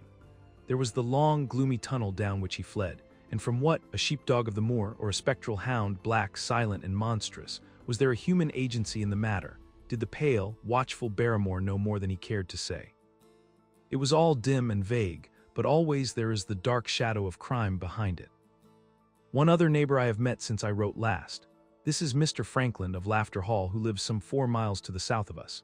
He is an elderly man, red-faced, white-haired, and choleric. His passion is for the British law, and he has spent a large fortune in litigation. He fights for the mere pleasure of fighting and is equally ready to take up either side of a question, so that it is no wonder that he has found it a costly amusement. Sometimes he will shut up a right-of-way and defy the parish to make him open it. At others, he will with his own hands tear down some other man's gate and declare that a path has existed there from time immemorial, defying the owner to prosecute him for trespass. He is learned in old manorial and communal rights, and he applies his knowledge sometimes in favor of the villagers of Fernworthy and sometimes against them, so that he is periodically either carried in triumph down the village street or else burned in effigy, according to his latest exploit. He is said to have about 7 lawsuits upon his hands at present, which will probably swallow up the remainder of his fortune and so draw his sting and leave him harmless for the future. Apart from the law, he seems a kindly, good-natured person, and I only mention him because you were particular that I should send some description of the people who surround us. He is curiously employed at present, for being an amateur astronomer, he has an excellent telescope, with which he lies upon the roof of his own house and sweeps the moor all day in the hope of catching a glimpse of the escaped convict. If he would confine his energies to this, all would be well, but there are rumors that he intends to prosecute Dr. Mortimer for opening a grave without the consent of the next of kin, because he dug up the Neolithic skull in the barrow on Long Down. He helps to keep our lives from being monotonous and gives a little comic relief where it is badly needed. And now, having brought you up to date in the escaped convict, the Stapletons, Dr. Mortimer, and Franklin of Laughter Hall, let me end on that which is most important and tell you more about the Barrymores, and especially about the surprising development of last night. First of all, about the test telegram, which you sent from London in order to make sure that Barrymore was really here. I have already explained that the testimony of the postmaster shows that the test was worthless and that we have no proof one way or the other. I told Sir Henry how the matter stood, and he at once, in his downright fashion, had Barrymore up and asked him whether he had received the telegram himself. Barrymore said that he had. "Did the boy deliver it into your own hands?" asked Sir Henry. Barrymore looked surprised and considered for a little time. "No," said he, "I was in the box room at the time and my wife brought it up to me." "Did you answer it yourself?" "No, I told my wife what to answer and she went down to write it." In the evening he recurred to the subject of his own accord. "I could not quite understand the object of your questions this morning, Sir Henry," said he. "I trust that they do not mean that I have done anything to forfeit your confidence." Sir Henry had to assure him that it was not so and pacify him by giving him a considerable part of his old wardrobe, the London outfit having now all arrived. Mrs. Barrymore is of interest to me. She is a heavy, solid person, very limited, intensely respectable, and inclined to be puritanical. You could hardly conceive a less emotional subject, yet I have told you how on the first night here I heard her sobbing bitterly, and since then I have more than once observed traces of tears upon her face. Some deep sorrow gnaws ever at her heart. Sometimes I wonder if she has a guilty memory which haunts her, and sometimes I suspect Barrymore of being a domestic tyrant. I have always felt that there was something singular and questionable in this man's character, but the adventure of last night brings all my suspicions to a head. And yet it may seem a small matter in itself. You are aware that I am not a very sound sleeper, and since I have been on guard in this house my slumbers have been lighter than ever. Last night about 2 in the morning I was aroused by a stealthy step passing my room. I rose, opened my door, and peeped out. A long black shadow was trailing down the corridor. It was thrown by a man who walked softly down the passage with a candle held in his hand. He was in shirt and trousers with no covering to his feet. I could merely see the outline, but his height told me that it was Barrymore. He walked very slowly and circumspectly, and there was something indescribably guilty and furtive in his whole appearance. I have told you that the corridor is broken by the balcony which runs round the hall, but that it is resumed upon the farther side. I waited until he had passed out of sight, and then I followed him. When I came round the balcony, he had reached the end of the farther corridor, and I could see from the glimmer of light through an open door that he had entered one of the rooms. Now, all these rooms are unfurnished and unoccupied, so that his expedition became more mysterious than ever. The light shone steadily as if he were standing motionless. I crept down the passage as noiselessly as I could and peeped round the corner of the door. Barrymore was crouching at the window with the candle held against the glass. His profile was half turned towards me, and his face seemed to be rigid with expectation as he stared out into the blackness of the moor. For some minutes he stood watching intently. Then he gave a deep groan, and with an impatient gesture he put out the light. Instantly I made my way back to my room, and very shortly came the stealthy steps passing once more upon their return journey. Long afterwards, when I had fallen into a light sleep, I heard a key turn somewhere in a lock, but I could not tell whence the sound came. What it all means I cannot guess, but there is some secret business going on in this house of gloom which sooner or later we shall get to the bottom of. I do not trouble you with my theories, for you asked me to furnish you only with facts. I have had a long talk with Sir Henry this morning, and we have made a plan of campaign founded upon my observations of last night. I will not speak about it just now, but it should make my next report interesting reading. IX Second Report of Dr. Watson. The Light upon the Moor. Baskerville Hall, Oct. 15th. My dear Holmes, if I was compelled to leave you without much news during the early days of my mission, you must acknowledge that I am making up for lost time, and that events are now crowding thick and fast upon us. In my last report I ended upon my top note with Barrymore at the window, and now I have quite a budget already which will, unless I am much mistaken, considerably surprise you. Things have taken a turn which I could not have anticipated. In some ways they have within the last 48 hours become much clearer, and in some ways they have become more complicated. But I will tell you all, and you shall judge for yourself. Before breakfast on the morning following my adventure, I went down the corridor and examined the room in which Barrymore had been on the night before. The western window through which he had stared so intently has, I noticed, one peculiarity above all other windows in the house. It commands the nearest outlook on the moor. There is an opening between 2 trees which enables one from this point of view to look right down upon it, while from all the other windows it is only a distant glimpse which can be obtained. It follows, therefore, that Barrymore, since only this window would serve the purpose, must have been looking out for something or somebody upon the moor. The night was very dark, so that I can hardly imagine how he could have hoped to see anyone. It had struck me that it was possible that some love intrigue was on foot. That would have accounted for his stealthy movements and also for the uneasiness of his wife. The man is a striking-looking fellow, very well equipped to steal the heart of a country girl, so that this theory seemed to have something to support it. That opening of the door which I had heard after I had returned to my room might mean that he had gone out to keep some clandestine appointment. So I reasoned with myself in the morning, and I tell you the direction of my suspicions, however much the result may have shown that they were unfounded.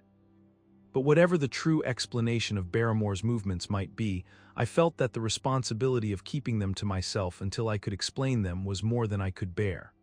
I had an interview with the baronet in his study after breakfast, and I told him all that I had seen. He was less surprised than I had expected. I knew that Barrymore walked about nights, and I had a mind to speak to him about it, said he.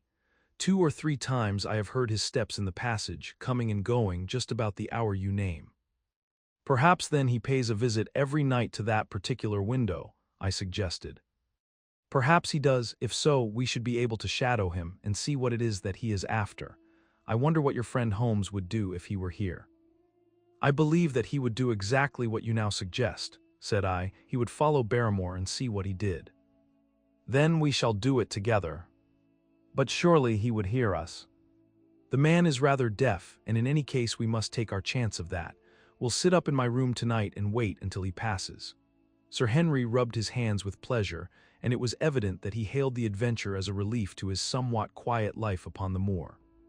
The baronet has been in communication with the architect who prepared the plans for Sir Charles, and with a contractor from London, so that we may expect great changes to begin here soon.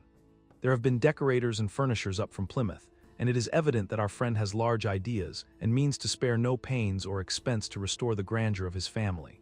When the house is renovated and refurnished, all that he will need will be a wife to make it complete.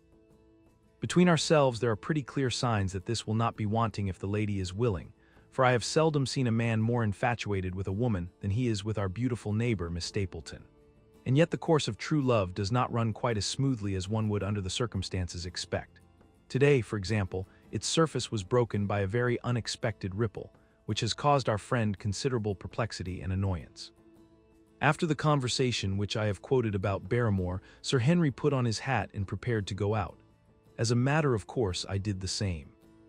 "What are you coming, Watson?" he asked, looking at me in a curious way.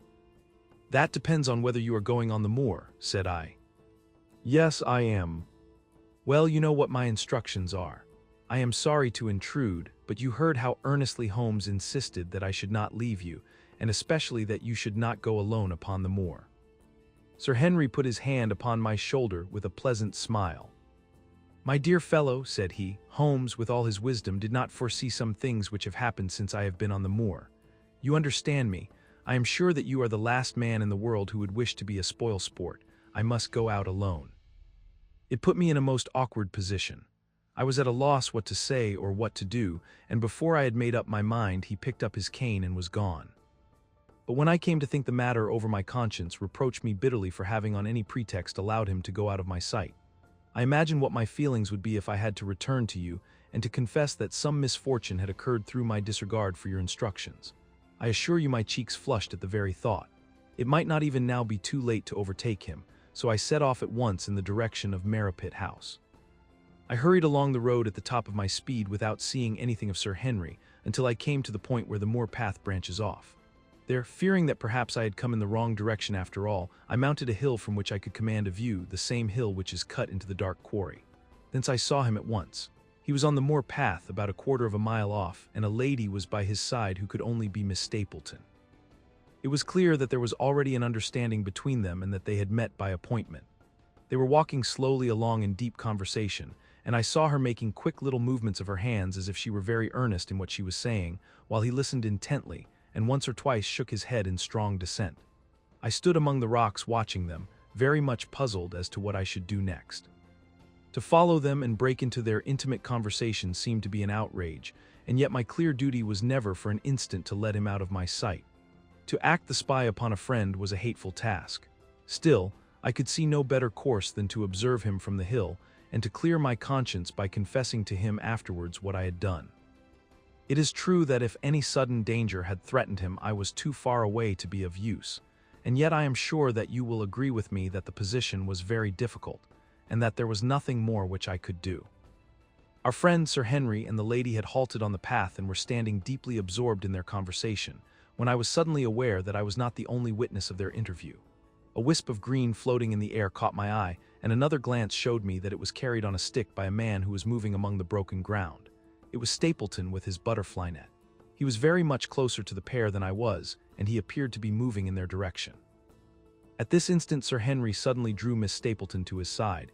His arm was round her, but it seemed to me that she was straining away from him with her face averted. He stooped his head to hers, and she raised one hand as if in protest. Next moment I saw them spring apart and turn hurriedly round. Stapleton was the cause of the interruption. He was running wildly towards them, his absurd net dangling behind him. He gesticulated and almost danced with excitement in front of the lovers. What the scene meant I could not imagine, but it seemed to me that Stapleton was abusing Sir Henry, who offered explanations, which became more angry as the other refused to accept them. The lady stood by in haughty silence. Finally, Stapleton turned upon his heel and beckoned in a peremptory way to his sister, who, after an irresolute glance at Sir Henry, walked off by the side of her brother. The naturalist's angry gestures showed that the lady was included in his displeasure. The baronet stood for a minute looking after them, and then he walked slowly back the way that he had come, his head hanging, the very picture of dejection. What all this meant I could not imagine, but I was deeply ashamed to have witnessed so intimate a scene without my friend's knowledge. I ran down the hill therefore and met the baronet at the bottom. His face was flushed with anger and his brows were wrinkled, like one who is at his wits' ends what to do. "Halloa, Watson, where have you dropped from?" said he. "You don't mean to say that you came after me in spite of all." I explained everything to him, how I had found it impossible to remain behind, how I had followed him, and how I had witnessed all that had occurred. For an instant his eyes blazed at me, but my frankness disarmed his anger, and he broke at last into a rather rueful laugh. "You would have thought the middle of that prairie a fairly safe place for a man to be private," said he, "but by thunder the whole countryside seems to have been out to see me do my wooing, and a mighty poor wooing at that. Where had you engaged a seat?" "I was on that hill." "Quite in the back row, eh? But her brother was well up to the front. Did you see him come out on us?" "Yes, I did." "Did he ever strike you as being crazy, this brother of hers?" "I can't say that he ever did." "I dare say not. I always thought him sane enough until today, but you can take it from me that either he or I ought to be in a straitjacket.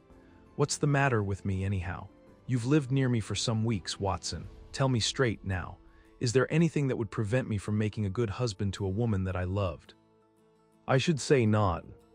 "He can't object to my worldly position, so it must be myself that he has this down on. What has he against me? I never hurt man or woman in my life that I know of, and yet he would not so much as let me touch the tips of her fingers." "Did he say so?" "That and a deal more. I tell you, Watson, I've only known her these few weeks, but from the first I just felt that she was made for me, and she was happy when she was with me, and that I'll swear. There's a light in a woman's eyes that speaks louder than words. But he has never let us get together, and it was only today for the first time that I saw a chance of having a few words with her alone. She was glad to meet me, but when she did it was not love that she would talk about, and she wouldn't have let me talk about it either if she could have stopped it. She kept coming back to it that this was a place of danger, and that she would never be happy until I had left it. I told her that since I had seen her I was in no hurry to leave it, and that if she really wanted me to go, the only way to work it was for her to arrange to go with me. With that I offered in as many words to marry her, but before she could answer down came this brother of hers, running at us with a face on him like a madman. He was just white with rage, and those light eyes of his were blazing with fury. What was I doing with the lady? How dared I offer her attentions which were distasteful to her? Did I think that because I was a baronet I could do what I liked? If he had not been her brother, I should have known better how to answer him. As it was, I told him that my feelings towards his sister were such as I was not ashamed of, and that I hoped that she might honor me by becoming my wife. That seemed to make the matter no better, so then I lost my temper too, and I answered him rather more hotly than I should perhaps, considering that she was standing by. So it ended by his going off with her, as you saw, and here am I as badly puzzled a man as any in this county. Just tell me what it all means, Watson, and I'll owe you more than ever I can hope to pay." I tried one or two explanations, but indeed I was completely puzzled myself. Our friend's title, his fortune, his age, his character, and his appearance are all in his favor, and I know nothing against him unless it be this dark fate which runs in his family. That his advances should be rejected so brusquely without any reference to the lady's own wishes, and that the lady should accept the situation without protest, is very amazing. However, our conjectures were set at rest by a visit from Stapleton himself that very afternoon. He had come to offer apologies for his rudeness of the morning, and after a long private interview with Sir Henry in his study, the upshot of their conversation was that the breach is quite healed, and that we are to dine at Merripit House next Friday as a sign of it. "Don't say now that he isn't a crazy man," said Sir Henry.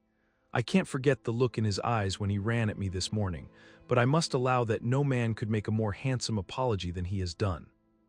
"Did he give any explanation of his conduct?" "His sister is everything in his life, he says. That is natural enough, and I am glad that he should understand her value." They have always been together, and according to his account, he has been a very lonely man with only her as a companion, so that the thought of losing her was really terrible to him.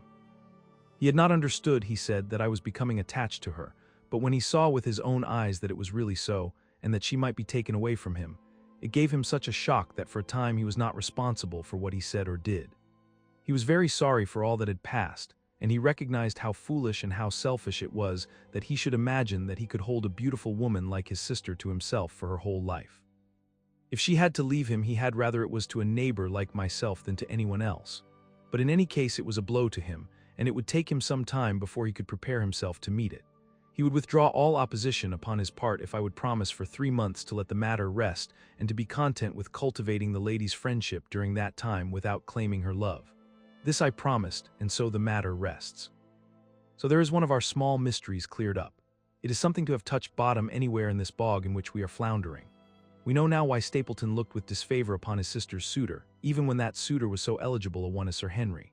And now I pass on to another thread which I have extricated out of the tangled skein, the mystery of the sobs in the night, of the tear-stained face of Mrs. Barrymore, of the secret journey of the butler to the western lattice window.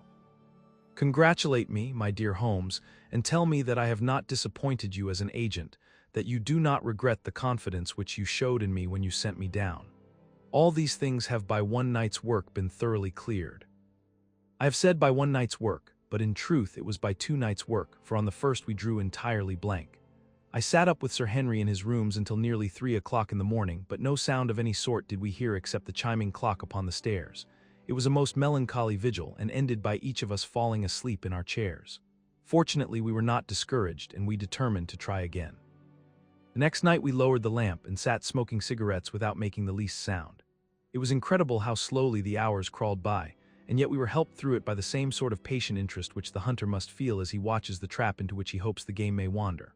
1 struck, and 2, and we had almost for the second time given it up in despair, when in an instant we both sat bolt upright in our chairs, with all our weary senses keenly on the alert once more. We had heard the creak of a step in the passage. Very stealthily we heard it pass along until it died away in the distance. Then the baronet gently opened his door and we set out in pursuit. Already our man had gone round the gallery and the corridor was all in darkness. Softly we stole along until we had come into the other wing. We were just in time to catch a glimpse of the tall, black-bearded figure, his shoulders rounded, as he tiptoed down the passage. Then he passed through the same door as before, and the light of the candle framed it in the darkness and shot one single yellow beam across the gloom of the corridor. We shuffled cautiously towards it, trying every plank before we dared to put our whole weight upon it. We had taken the precaution of leaving our boots behind us, but even so the old boards snapped and creaked beneath our tread. Sometimes it seemed impossible that he should fail to hear our approach. However, the man is fortunately rather deaf, and he was entirely preoccupied in that which he was doing. When at last we reached the door and peeped through, we found him crouching at the window, candle in hand, his white, intent face pressed against the pane, exactly as I had seen him 2 nights before. We had arranged no plan of campaign, but the baronet is a man to whom the most direct way is always the most natural. He walked into the room, and as he did so Barrymore sprang up from the window with a sharp hiss of his breath and stood, livid and trembling, before us. His dark eyes, glaring out of the white mask of his face, were full of horror and astonishment as he gazed from Sir Henry to me. "What are you doing here, Barrymore?" "Nothing, sir." His agitation was so great that he could hardly speak, and the shadows sprang up and down from the shaking of his candle. "It was the window, sir. I go round at night to see that they are fastened." "On the 2nd floor?" "Yes, sir, all the windows." "Look here, Barrymore," said Sir Henry sternly. "We have made up our minds to have the truth out of you, so it will save you trouble to tell it sooner rather than later. Come now, no lies. What were you doing at that window?" The fellow looked at us in a helpless way, and he wrung his hands together like one who is in the last extremity of doubt and misery. "I was doing no harm, sir. I was holding a candle to the window." "And why were you holding a candle to the window?" "Don't ask me, Sir Henry, don't ask me. I give you my word, sir, that it is not my secret and that I cannot tell it. If it concerned no one but myself, I would not try to keep it from you." A sudden idea occurred to me, and I took the candle from the trembling hand of the butler. "He must have been holding it as a signal," said I. "Let us see if there is any answer." I held it as he had done and stared out into the darkness of the night. Vaguely I could discern the black bank of the trees and the lighter expanse of the moor, for the moon was behind the clouds. And then I gave a cry of exultation, for a tiny pinpoint of yellow light had suddenly transfixed the dark veil and glowed steadily in the center of the black square framed by the window. "There it is," I cried. "No, no, sir, it is nothing, nothing at all," the butler broke in. "I assure you, sir." "Move your light across the window, Watson," cried the baronet. "See, the other moves also. Now, you rascal, do you deny that it is a signal? Come, speak up. Who is your confederate out yonder, and what is this conspiracy that is going on?" The man's face became openly defiant. "It is my business and not yours, I will not tell." "Then you leave my employment right away." "Very good, sir, if I must, I must." "And you go in disgrace. By thunder, you may well be ashamed of yourself. Your family has lived with mine for over 100 years under this roof, and here I find you deep in some dark plot against me." "No, no, sir, no, not against you." It was a woman's voice, and Mrs. Barrymore, paler and more horror-struck than her husband, was standing at the door. Her bulky figure in a shawl and skirt might have been comic were it not for the intensity of feeling upon her face. "We have to go, Eliza, this is the end of it. You can pack our things," said the butler. "Oh, John, John, have I brought you to this? It is my doing, Sir Henry, all mine. He has done nothing except for my sake and because I asked him." "Speak out then, what does it mean?" "My unhappy brother is starving on the moor. We cannot let him perish at our very gates. The light is a signal to him that food is ready for him, and his light out yonder is to show the spot to which to bring it." "Then your brother is—" "The escaped convict, sir, Selden the criminal." "That's the truth, sir," said Barrymore. "I said that it was not my secret and that I could not tell it to you, but now you have heard it, and you will see that if there was a plot it was not against you." This, then, was the explanation of the stealthy expeditions at night and the light at the window. Sir Henry and I both stared at the woman in amazement. Was it possible that this stolidly respectable person was of the same blood as one of the most notorious criminals in the country? "Yes, sir, my name was Selden, and he is my younger brother. We humored him too much when he was a lad and gave him his own way in everything until he came to think that the world was made for his pleasure and that he could do what he liked in it. Then as he grew older he met wicked companions, and the devil entered into him until he broke my mother's heart and dragged our name in the dirt. From crime to crime he sank lower and lower until it is only the mercy of God which has snatched him from the scaffold. But to me, sir, he was always the little curly-headed boy that I had nursed and played with as an elder sister would. That was why he broke prison, sir. He knew that I was here and that we could not refuse to help him. When he dragged himself here one night, weary and starving, with the warders hard at his heels, what could we do? We took him in and fed him and cared for him. Then you returned, sir, and my brother thought he would be safer on the moor than anywhere else until the hue and cry was over, so he lay in hiding there.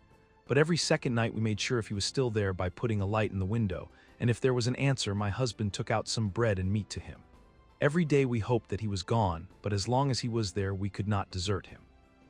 That is the whole truth, as I am an honest Christian woman, and you will see that if there is blame in the matter it does not lie with my husband, but with me, for whose sake he has done all that he has." The woman's words came with an intense earnestness, which carried conviction with them. "Is this true, Barrymore?" "Yes, Sir Henry, every word of it." "Well, I cannot blame you for standing by your own wife. Forget what I have said. Go to your room, you two, and we shall talk further about this matter in the morning." When they were gone, we looked out of the window again.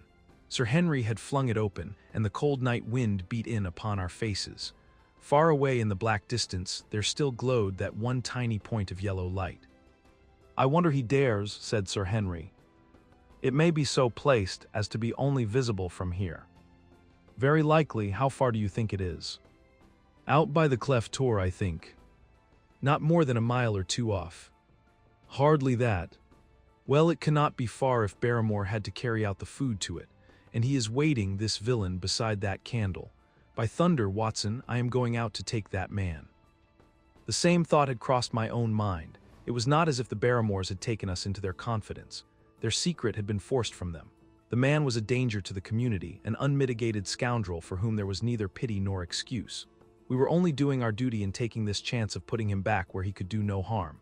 With his brutal and violent nature, others would have to pay the price if we held our hands.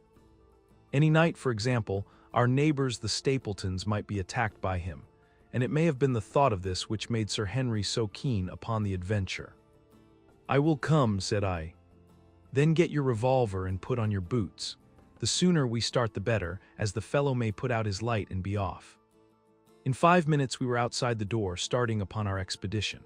We hurried through the dark shrubbery, amid the dull moaning of the autumn wind and the rustle of the falling leaves. The night air was heavy with the smell of damp and decay. Now and again the moon peeped out for an instant, but clouds were driving over the face of the sky, and just as we came out on the moor, a thin rain began to fall. The light still burned steadily in front. "Are you armed?" I asked. "I have a hunting crop." "We must close in on him rapidly, for he is said to be a desperate fellow. We shall take him by surprise and have him at our mercy before he can resist." "I say, Watson," said the baronet, "what would Holmes say to this? How about that hour of darkness in which the power of evil is exalted?" As if in answer to his words, there rose suddenly out of the vast gloom of the moor that strange cry which I had already heard upon the borders of the great Grimpen Mire. It came with the wind through the silence of the night, a long, deep mutter, then a rising howl, and then the sad moan in which it died away. Again and again it sounded, the whole air throbbing with it, strident, wild, and menacing. The baronet caught my sleeve and his face glimmered white through the darkness. "My God, what's that, Watson?" "I don't know, it's a sound they have on the moor. I heard it once before." It died away and an absolute silence closed in upon us. We stood straining our ears, but nothing came. "Watson," said the baronet, "it was the cry of a hound." My blood ran cold in my veins, for there was a break in his voice which told of the sudden horror which had seized him. "What do they call this sound?" he asked. "Who?" "The folk on the countryside." "Oh, they are ignorant people. Why should you mind what they call it?" "Tell me, Watson, what do they say of it?" I hesitated but could not escape the question. "They say it is the cry of the Hound of the Baskervilles." He groaned and was silent for a few moments. "A hound it was," he said at last, "but it seemed to come from miles away, over yonder, I think. It was hard to say whence it came. It rose and fell with the wind. Isn't that the direction of the great Grimpen Mire?" "Yes, it is." "Well, it was up there. Come now, Watson, didn't you think yourself that it was the cry of a hound? I am not a child. You need not fear to speak the truth. Stapleton was with me when I heard it last. He said that it might be the calling of a strange bird." "No, no, it was a hound. My God, can there be some truth in all these stories? Is it possible that I am really in danger from so dark a cause? You don't believe it, do you, Watson?" "No, no. And yet it was one thing to laugh about it in London, and it is another to stand out here in the darkness of the moor and to hear such a cry as that. And my uncle, there was the footprint of the hound beside him as he lay. It all fits together. I don't think that I am a coward, Watson, but that sound seemed to freeze my very blood. Feel my hand. It was as cold as a block of marble. You'll be all right tomorrow. I don't think I'll get that cry out of my head. What do you advise that we do now? Shall we turn back?" "No, by thunder, we have come out to get our man, and we will do it. We after the convict, and a hellhound as likely as not after us. Come on, we'll see it through if all the fiends of the pit were loose upon the moor." We stumbled slowly along in the darkness, with the black loom of the craggy hills around us and the yellow speck of light burning steadily in front. There is nothing so deceptive as the distance of a light upon a pitch-dark night, and sometimes the glimmer seemed to be far away upon the horizon, and sometimes it might have been within a few yards of us. But at last we could see whence it came, and then we knew that we were indeed very close. A guttering candle was stuck in a crevice of the rocks which flanked it on each side so as to keep the wind from it, and also to prevent it from being visible, save in the direction of Baskerville Hall. A boulder of granite concealed our approach, and crouching behind it we gazed over it at the signal light. It was strange to see this single candle burning there in the middle of the moor, with no sign of life near it, just the one straight yellow flame and the gleam of the rock on each side of it. "What shall we do now?" whispered Sir Henry. "Wait here, he must be near his light. Let us see if we can get a glimpse of him." The words were hardly out of my mouth when we both saw him. Over the rocks, in the crevice of which the candle burned, there was thrust out an evil yellow face, a terrible animal face, all seamed and scored with vile passions. Foul with mire, with a bristling beard and hung with matted hair, it might well have belonged to one of those old savages who dwelt in the burrows on the hillsides. The light beneath him was reflected in his small, cunning eyes, which peered fiercely to right and left through the darkness. like a crafty and savage animal who has heard the steps of the hunters. Something had evidently aroused his suspicions. It may have been that Barrymore had some private signal which we had neglected to give, or the fellow may have had some other reason for thinking that all was not well, but I could read his fears upon his wicked face. Any instant he might dash out the light and vanish in the darkness. I sprang forward therefore, and Sir Henry did the same. At the same moment the convict screamed out a curse at us and hurled a rock which splintered up against the boulder which had sheltered us. I caught one glimpse of his short, squat, strongly built figure as he sprang to his feet and turned to run. At the same moment, by a lucky chance, the moon broke through the clouds. We rushed over the brow of the hill, and there was our man running with great speed down the other side, springing over the stones in his way with the activity of a mountain goat.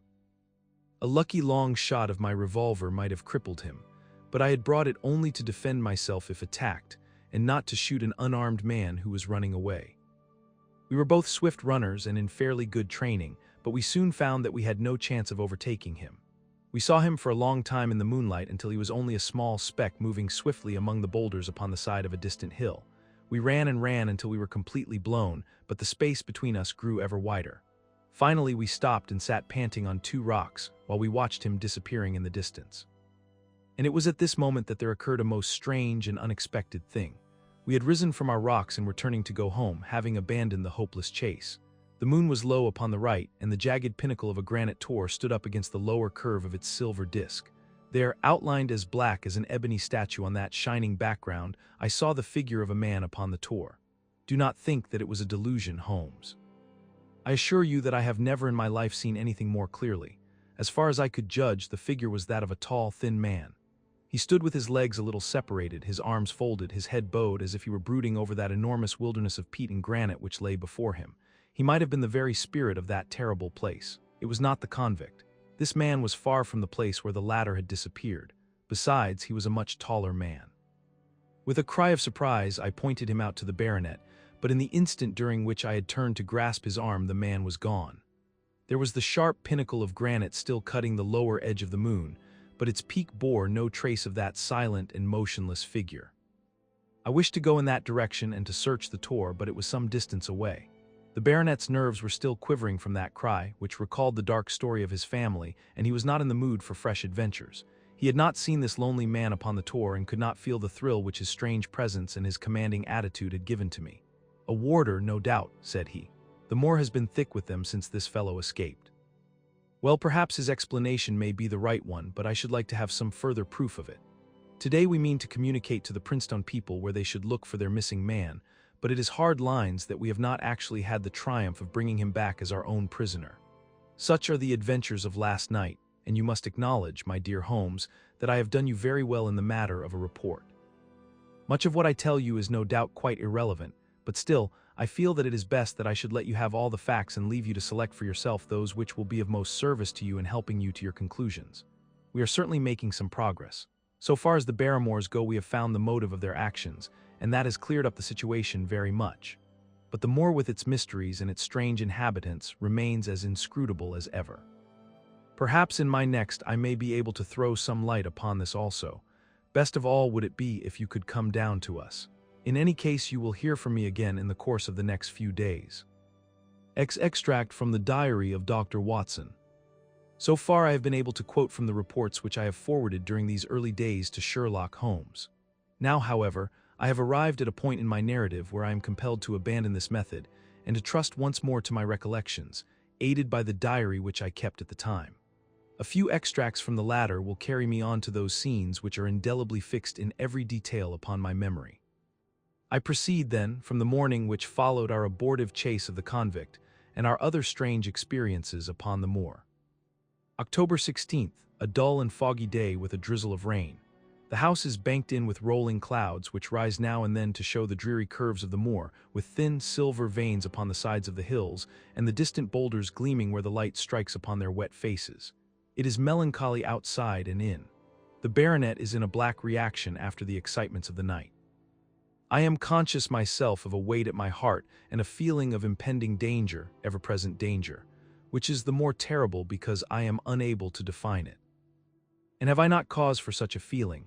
Consider the long sequence of incidents which have all pointed to some sinister influence which is at work around us.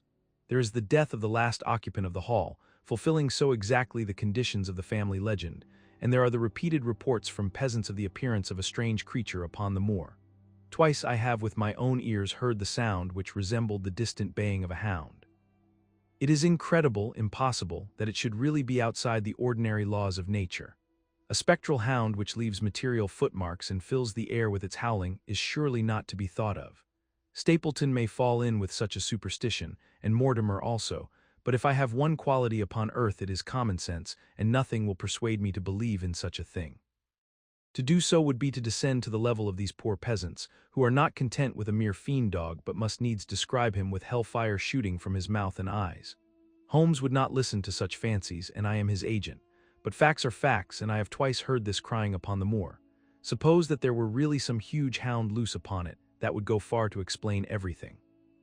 But where could such a hound lie concealed? Where did it get its food? Where did it come from? How was it that no one saw it by day? It must be confessed that the natural explanation offers almost as many difficulties as the other. And always apart from the hound, there is the fact of the human agency in London, the man in the cab and the letter which warned Sir Henry against the moor. This at least was real, but it might have been the work of a protecting friend as easily as of an enemy. Where is that friend or enemy now? Has he remained in London, or has he followed us down here? Could he be the stranger whom I saw upon the tour? It is true that I have had only the one glance at him, and yet there are some things to which I am ready to swear. He is no one whom I have seen down here, and I have now met all the neighbors. The figure was far taller than that of Stapleton, far thinner than that of Frankland. Barrymore it might possibly have been, but we had left him behind us, and I am certain that he could not have followed us. A stranger then is still dogging us, just as a stranger dogged us in London. We have never shaken him off. If I could lay my hands upon that man, then at last we might find ourselves at the end of all our difficulties. To this one purpose I must now devote all my energies. My first impulse was to tell Sir Henry all my plans. My second and wisest one is to play my own game and speak as little as possible to anyone. He is silent and distrait. His nerves have been strangely shaken by that sound upon the moor. I will say nothing to add to his anxieties, but I will take my own steps to attain my own end. We had a small scene this morning after breakfast. Barrymore asked leave to speak with Sir Henry, and they were closeted in his study some little time. Sitting in the billiard room, I more than once heard the sound of voices raised, and I had a pretty good idea what the point was which was under discussion. After a time, the baronet opened his door and called for me. Barrymore considers that he has a grievance, he said. He thinks that it was unfair on our part to hunt his brother-in-law down when he, of his own free will, had told us the secret. The butler was standing very pale but very collected before us. "I may have spoken too warmly, sir," said he, "and if I have, I am sure that I beg your pardon. At the same time, I was very much surprised when I heard you two gentlemen come back this morning and learned that you had been chasing Selden. The poor fellow has enough to fight against without my putting more upon his track." "If you had told us of your own free will it would have been a different thing," said the baronet. "You only told us, or rather your wife only told us, when it was forced from you and you could not help yourself." "I didn't think you would have taken advantage of it, Sir Henry, indeed I didn't. The man is a public danger. There are lonely houses scattered over the moor, and he is a fellow who would stick at nothing. You only want to get a glimpse of his face to see that. Look at Mr. Stapleton's house, for example, with no one but himself to defend it. There's no safety for anyone until he is under lock and key.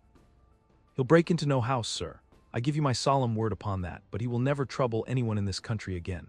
I assure you, Sir Henry, that in a very few days the necessary arrangements will have been made and he will be on his way to South America. For God's sake, sir, I beg of you not to let the police know that he is still on the moor. They have given up the chase there, and he can lie quiet until the ship is ready for him. You can't tell on him without getting my wife and me into trouble. I beg you, sir, to say nothing to the police." "What do you say, Watson?" I shrugged my shoulders. If he were safely out of the country, it would relieve the taxpayer of a burden. "But how about the chance of his holding someone up before he goes?" "He would not do anything so mad, sir. We have provided him with all that he can want. To commit a crime would be to show where he was hiding." "That is true," said Sir Henry. "Well, Barrymore." "God bless you, sir, and thank you from my heart. It would have killed my poor wife had he been taken again." "I guess we are aiding and abetting a felony, Watson. But after what we have heard, I don't feel as if I could give the man up, so there is an end of it. All right, Barrymore, you can go." With a few broken words of gratitude, the man turned, but he hesitated and then came back. "You've been so kind to us, sir, that I should like to do the best I can for you in return. I know something, Sir Henry, and perhaps I should have said it before, but it was long after the inquest that I found it out. I've never breathed a word about it yet to mortal man. It's about poor Sir Charles's death." The baronet and I were both upon our feet. "Do you know how he died?" "No, sir, I don't know that." "What then?" "I know why he was at the gate at that hour. It was to meet a woman." "To meet a woman, he?" "Yes, sir." "And the woman's name?" "I can't give you the name, sir, but I can give you the initials. Her initials were LL." "How do you know this, Barrymore?"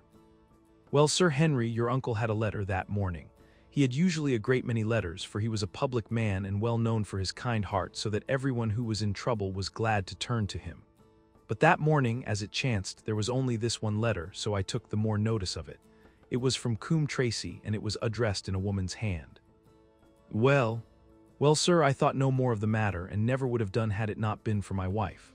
Only a few weeks ago she was cleaning out Sir Charles's study. It had never been touched since his death, and she found the ashes of a burned letter in the back of the grate. The greater part of it was charred to pieces, but one little slip, the end of a page, hung together, and the writing could still be read, though it was gray on a black ground.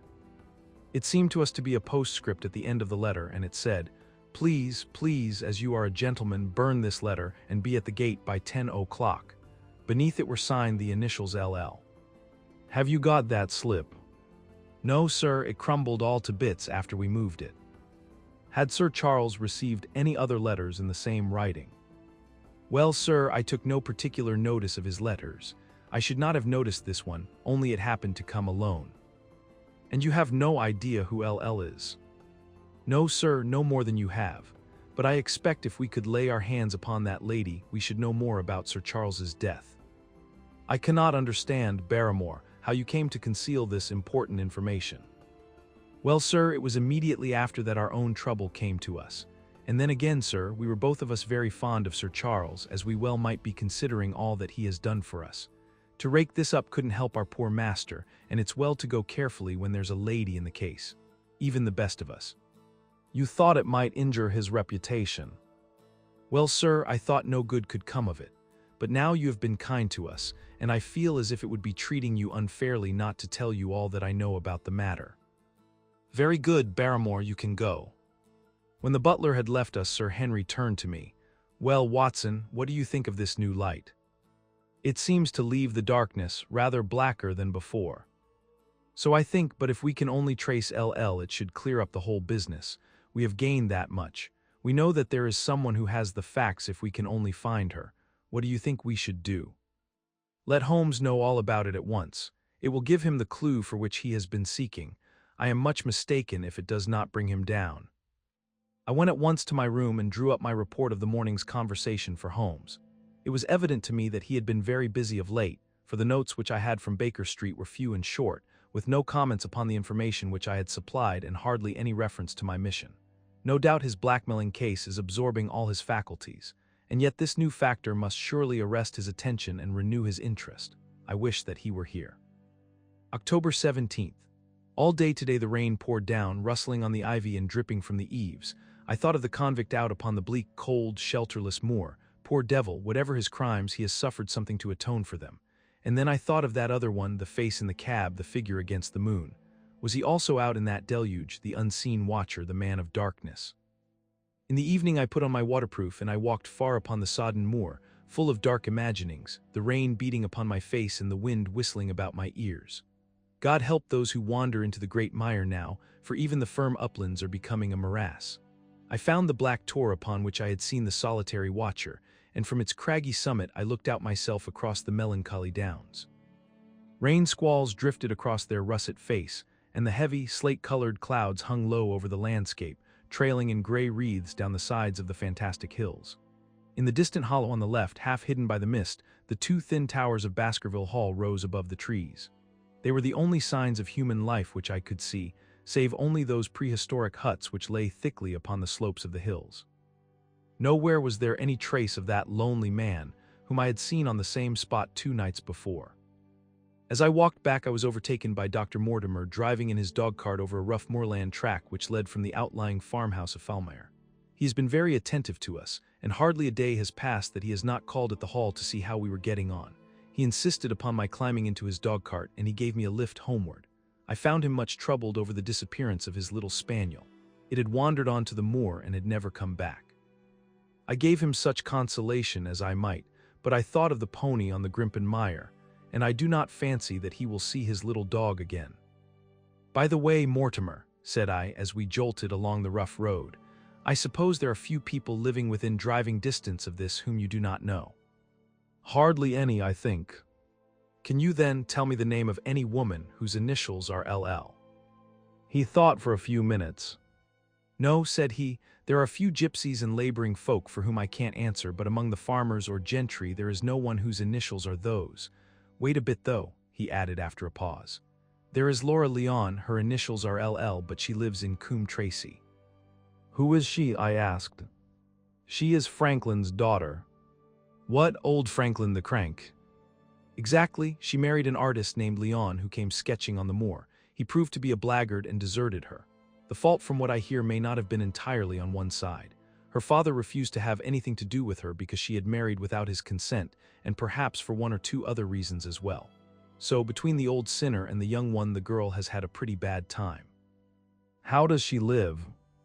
"I fancy old Franklin allows her a pittance, but it cannot be more, for his own affairs are considerably involved. Whatever she may have deserved, one could not allow her to go hopelessly to the bad. Her story got about, and several of the people here did something to enable her to earn an honest living. Stapleton did for one, and Sir Charles for another. I gave a trifle myself. It was to set her up in a typewriting business." He wanted to know the object of my inquiries, but I managed to satisfy his curiosity without telling him too much, for there is no reason why we should take anyone into our confidence. Tomorrow morning I shall find my way to Coombe Tracy, and if I can see this Mrs. Laura Leon, of equivocal reputation, a long step will have been made towards clearing one incident in this chain of mysteries. I am certainly developing the wisdom of the serpent, for when Mortimer pressed his questions to an inconvenient extent, I asked him casually to what type Franklin's skull belonged, and so heard nothing but craniology for the rest of our drive. I have not lived for years with Sherlock Holmes for nothing. I have only one other incident to record upon this tempestuous and melancholy day. This was my conversation with Barrymore just now, which gives me one more strong card which I can play in due time. Mortimer had stayed to dinner, and he and the baronet played écarté afterwards. The butler brought me my coffee into the library, and I took the chance to ask him a few questions. "Well," said I, "has this precious relation of yours departed, or is he still lurking out yonder?" "I don't know, sir. I hope to heaven that he is gone, for he has brought nothing but trouble here. I've not heard of him since I left out food for him last, and that was 3 days ago." "Did you see him then?" "No, sir, but the food was gone when next I went that way." "Then he was certainly there." "So you would think, sir, unless it was the other man who took it." I sat with my coffee cup halfway to my lips and stared at Barrymore. "You know that there is another man, then?" "Yes, sir, there is another man upon the moor." "Have you seen him?" "No, sir." "How do you know of him, then?" "Selden told me of him, sir, a week ago or more. He's in hiding too, but he's not a convict as far as I can make out. I don't like it, Dr. Watson. I tell you straight, sir, that I don't like it." He spoke with a sudden passion of earnestness. "Now listen to me, Barrymore. I have no interest in this matter but that of your master. I have come here with no object except to help him. Tell me frankly what it is that you don't like." Barrymore hesitated for a moment, as if he regretted his outburst or found it difficult to express his own feelings in words. "It's all these goings-on, sir," he cried at last, waving his hand towards the rain-lashed window which faced the moor. "There's foul play somewhere, and there's black villainy brewing, to that I'll swear. Very glad I should be, sir, to see Sir Henry on his way back to London again." "But what is it that alarms you?" "Look at Sir Charles's death. That was bad enough, for all that the coroner said. Look at the noises on the moor at night. There's not a man would cross it after sundown if he was paid for it. Look at this stranger hiding out yonder and watching and waiting. What's he waiting for? What does it mean? It means no good to anyone of the name of Baskerville, and very glad I shall be to be quit of it all on the day that Sir Henry's new servants are ready to take over the hall." "But about this stranger," said I, "can you tell me anything about him? What did Selden say? Did he find out where he hid or what he was doing?" "He saw him once or twice, but he is a deep one and gives nothing away. At first he thought that he was the police, but soon he found that he had some lay of his own. A kind of gentleman he was, as far as he could see, but what he was doing he could not make out." "And where did he say that he lived?" "Among the old houses on the hillside, the stone huts where the old folk used to live." "But how about his food?" "Selden found out that he has got a lad who works for him and brings him all he needs. I dare say he goes to Coombe Tracey for what he wants." "Very good, Barrymore. We may talk further of this some other time." When the butler had gone, I walked over to the black window, and I looked through a blurred pane at the driving clouds and at the tossing outline of the wind-swept trees. It is a wild night indoors, and what must it be in a stone hut upon the moor? What passion of hatred can it be which leads a man to lurk in such a place at such a time? And what deep and earnest purpose can he have which calls for such a trial? There, in that hut upon the moor, seems to lie the very center of that problem which has vexed me so sorely. I swear that another day shall not have passed before I have done all that man can do to reach the heart of the mystery. Xi, the man on the tour. The extract from my private diary, which forms the last chapter, has brought my narrative up to the 18th of October, a time when these strange events began to move swiftly towards their terrible conclusion. The incidents of the next few days are indelibly graven upon my recollection, and I can tell them without reference to the notes made at the time.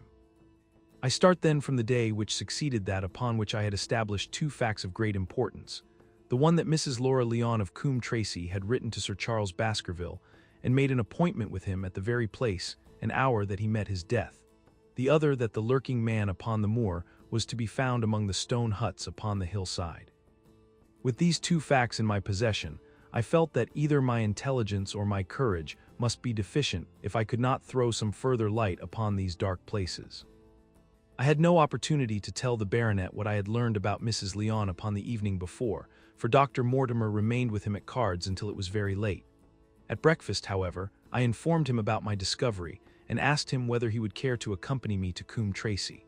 At first he was very eager to come, but on second thoughts it seemed to both of us that if I went alone the results might be better. The more formal we made the visit, the less information we might obtain.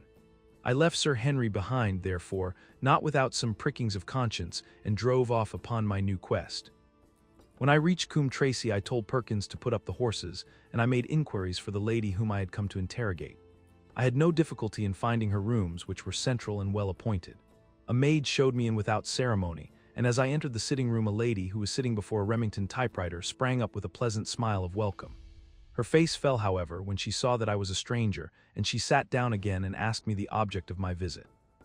The first impression left by Mrs. Leon was one of extreme beauty. Her eyes and hair were of the same rich hazel color, and her cheeks, though considerably freckled, were flushed with the exquisite bloom of the brunette, the dainty pink which lurks at the heart of the sulphur rose. Admiration was, I repeat, the first impression, but the second was criticism. There was something subtly wrong with the face, some coarseness of expression, some hardness perhaps of eye, some looseness of lip which marred its perfect beauty. But these, of course, are afterthoughts. At the moment I was simply conscious that I was in the presence of a very handsome woman, and that she was asking me the reasons for my visit. I had not quite understood until that instant how delicate my mission was. "I have the pleasure," said I, "of knowing your father." It was a clumsy introduction, and the lady made me feel it. "There is nothing in common between my father and me," she said. "I owe him nothing, and his friends are not mine. If it were not for the late Sir Charles Baskerville and some other kind hearts, I might have starved for all that my father cared. It was about the late Sir Charles Baskerville that I have come here to see you." The freckles started out on the lady's face. "What can I tell you about him?" she asked, and her fingers played nervously over the stops of her typewriter. "You knew him, did you not?" "I have already said that I owe a great deal to his kindness. If I am able to support myself, it is largely due to the interest which he took in my unhappy situation." "Did you correspond with him?" The lady looked quickly up with an angry gleam in her hazel eyes. "What is the object of these questions?" she asked sharply. "The object is to avoid a public scandal. It is better that I should ask them here than that the matter should pass outside our control." She was silent, and her face was still very pale. At last she looked up with something reckless and defiant in her manner. "Well, I'll answer," she said. "What are your questions?" "Did you correspond with Sir Charles?" "I certainly wrote to him once or twice to acknowledge his delicacy and his generosity." "Have you the dates of those letters?" "No." "Have you ever met him?" "Yes, once or twice when he came into Coombe Tracy.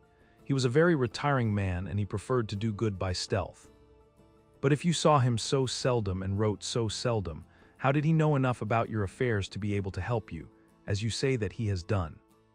She met my difficulty with the utmost readiness. "There were several gentlemen who knew my sad history and united to help me. One was Mr. Stapleton, a neighbor and intimate friend of Sir Charles's. He was exceedingly kind, and it was through him that Sir Charles learned about my affairs. I knew already that Sir Charles Baskerville had made Stapleton his almoner upon several occasions, so the lady's statement bore the impress of truth upon it." "Did you ever write to Sir Charles asking him to meet you?" I continued. Mrs. Leon flushed with anger again. "Really, sir, this is a very extraordinary question." "I am sorry, madam, but I must repeat it." "Then I answer, certainly not. Not on the very day of Sir Charles's death." The flush had faded in an instant, and a deathly face was before me.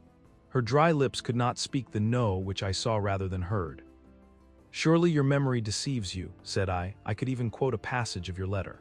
It ran, 'Please, please, as you are a gentleman, burn this letter and be at the gate by 10 o'clock. I thought that she had fainted, but she recovered herself by a supreme effort. "Is there no such thing as a gentleman?" she gasped. "You do Sir Charles an injustice. He did burn the letter, but sometimes a letter may be legible even when burned. You acknowledge now that you wrote it." "Yes, I did write it," she cried, pouring out her soul in a torrent of words. "I did write it. Why should I deny it? I have no reason to be ashamed of it. I wished him to help me. I believed that if I had an interview I could gain his help, so I asked him to meet me." "But why at such an hour?" "Because I had only just learned that he was going to London next day and might be away for months. There were reasons why I could not get there earlier." "But why a rendezvous in the garden instead of a visit to the house? Do you think a woman could go alone at that hour to a bachelor's house?" "Well, what happened when you did get there?" "I never went." "Mrs. Leon." "No, I swear it to you on all I hold sacred. I never went. Something intervened to prevent my going." "What was that?" "That is a private matter. I cannot tell it." "You acknowledge then that you made an appointment with Sir Charles at the very hour and place at which he met his death, but you deny that you kept the appointment." "That is the truth." Again and again I cross-questioned her, but I could never get past that point. "Mrs. Leon," said I, as I rose from this long and inconclusive interview, "you are taking a very great responsibility and putting yourself in a very false position by not making an absolutely clean breast of all that you know. If I have to call in the aid of the police, you will find how seriously you are compromised. If your position is innocent, why did you in the first instance deny having written to Sir Charles upon that date?" "Because I feared that some false conclusion might be drawn from it, and that I might find myself involved in a scandal." "And why were you so pressing that Sir Charles should destroy your letter?" "If you have read the letter, you will know." "I did not say that I had read all the letter." "You quoted some of it." "I quoted the postscript. The letter had, as I said, been burned, and it was not all legible. I ask you once again why it was that you were so pressing that Sir Charles should destroy this letter which he received on the day of his death." "The matter is a very private one." "The more reason why you should avoid a public investigation." "I will tell you then. If you have heard anything of my unhappy history, you will know that I made a rash marriage and had reason to regret it." "I have heard so much." "My life has been one incessant persecution from a husband whom I abhor. The law is upon his side, and every day I am faced by the possibility that he may force me to live with him. At the time that I wrote this letter to Sir Charles, I had learned that there was a prospect of my regaining my freedom if certain expenses could be met. It meant everything to me: peace of mind, happiness, self-respect, everything. I knew Sir Charles's generosity, and I thought that if he heard the story from my own lips he would help me." "Then how is it that you did not go?" "Because I received help in the interval from another source." "Why then did you not write to Sir Charles and explain this?" So I should have done had I not seen his death in the paper next morning. The woman's story hung coherently together, and all my questions were unable to shake it. I could only check it by finding if she had, indeed, instituted divorce proceedings against her husband at or about the time of the tragedy. It was unlikely that she would dare to say that she had not been to Baskerville Hall if she really had been, for a trap would be necessary to take her there, and could not have returned to Coombe Tracey until the early hours of the morning. Such an excursion could not be kept secret. The probability was, therefore, that she was telling the truth, or at least a part of the truth. I came away baffled and disheartened. Once again I had reached that dead wall which seemed to be built across every path by which I tried to get at the object of my mission. And yet the more I thought of the lady's face, and of her manner, the more I felt that something was being held back from me. Why should she turn so pale? Why should she fight against every admission until it was forced from her? Why should she have been so reticent at the time of the tragedy? Surely the explanation of all this could not be as innocent as she would have me believe. For the moment I could proceed no farther in that direction, but must turn back to that other clue which was to be sought for among the stone huts upon the moor. And that was a most vague direction. I realized it as I drove back and noted how hill after hill showed traces of the ancient people. Barrymore's only indication had been that the stranger lived in one of these abandoned huts, and many hundreds of them are scattered throughout the length and breadth of the moor. But I had my own experience for a guide, since it had shown me the man himself standing upon the summit of the Black Tor. That then should be the center of my search. From there I should explore every hut upon the moor until I lighted upon the right one. If this man were inside it, I should find out from his own lips, at the point of my revolver if necessary, who he was and why he had dogged us so long. He might slip away from us in the crowd of Regent Street, but it would puzzle him to do so upon the lonely moor. On the other hand, if I should find the hut and its tenant should not be within it, I must remain there, however long the vigil, until he returned. Holmes had missed him in London. It would indeed be a triumph for me if I could run him to earth where my master had failed. Luck had been against us again and again in this inquiry, but now at last it came to my aid. And the messenger of good fortune was none other than Mr. Frankland, who was standing, gray-whiskered and red-faced, outside the gate of his garden, which opened onto the high road along which I traveled. "Good day, Dr. Watson," cried he with unwonted good humor. "You must really give your horses a rest and come in to have a glass of wine and to congratulate me." My feelings towards him were very far from being friendly after what I had heard of his treatment of his daughter, but I was anxious to send Perkins and the wagonette home, and the opportunity was a good one. I alighted and sent a message to Sir Henry that I should walk over in time for dinner. Then I followed Frankland into his dining room. "It is a great day for me, sir, one of the red-letter days of my life," he cried with many chuckles. "I have brought off a double event. I mean to teach them in these parts that law is law and that there is a man here who does not fear to invoke it. I have established a right-of-way through the center of Old Middleton's Park, slap across it, sir, within 100 yards of his own front door. What do you think of that? We'll teach these magnates that they cannot ride roughshod over the rights of the commoners, confound them. And I've closed the wood where the Fernworthy folk used to picnic. These infernal people seem to think that there are no rights of property, and that they can swarm where they like with their papers and their bottles. Both cases decided, Dr. Watson, and both in my favor. I haven't had such a day since I had Sir John Morland for trespass, because he shot in his own warren." "How on earth did you do that?" "Look it up in the books, sir. It will repay reading, Frankland v. Morland, Court of Queen's Bench. It cost me £200, but I got my verdict." "Did it do you any good?" "None, sir, none. I am proud to say that I had no interest in the matter. I act entirely from a sense of public duty.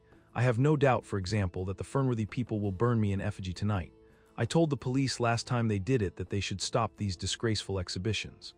The county constabulary is in a scandalous state, sir, and it has not afforded me the protection to which I am entitled. The case of Frankland v. Regina will bring the matter before the attention of the public. I told them that they would have occasion to regret their treatment of me, and already my words have come true." "How so?" I asked. The old man put on a very knowing expression. "Because I could tell them what they are dying to know, but nothing would induce me to help the rascals in any way." I had been casting round for some excuse by which I could get away from his gossip, but now I began to wish to hear more of it. I had seen enough of the contrary nature of the old sinner to understand that any strong sign of interest would be the surest way to stop his confidences. "Some poaching case, no doubt," said I with an indifferent manner. Ha ha, my boy, a very much more important matter than that. What about the convict on the moor? I started. You don't mean that you know where he is, said I. I may not know exactly where he is, but I am quite sure that I could help the police to lay their hands on him. Has it never struck you that the way to catch that man was to find out where he got his food, and so trace it to him? He certainly seemed to be getting uncomfortably near the truth. No doubt, said I, but how do you know that he is anywhere upon the moor?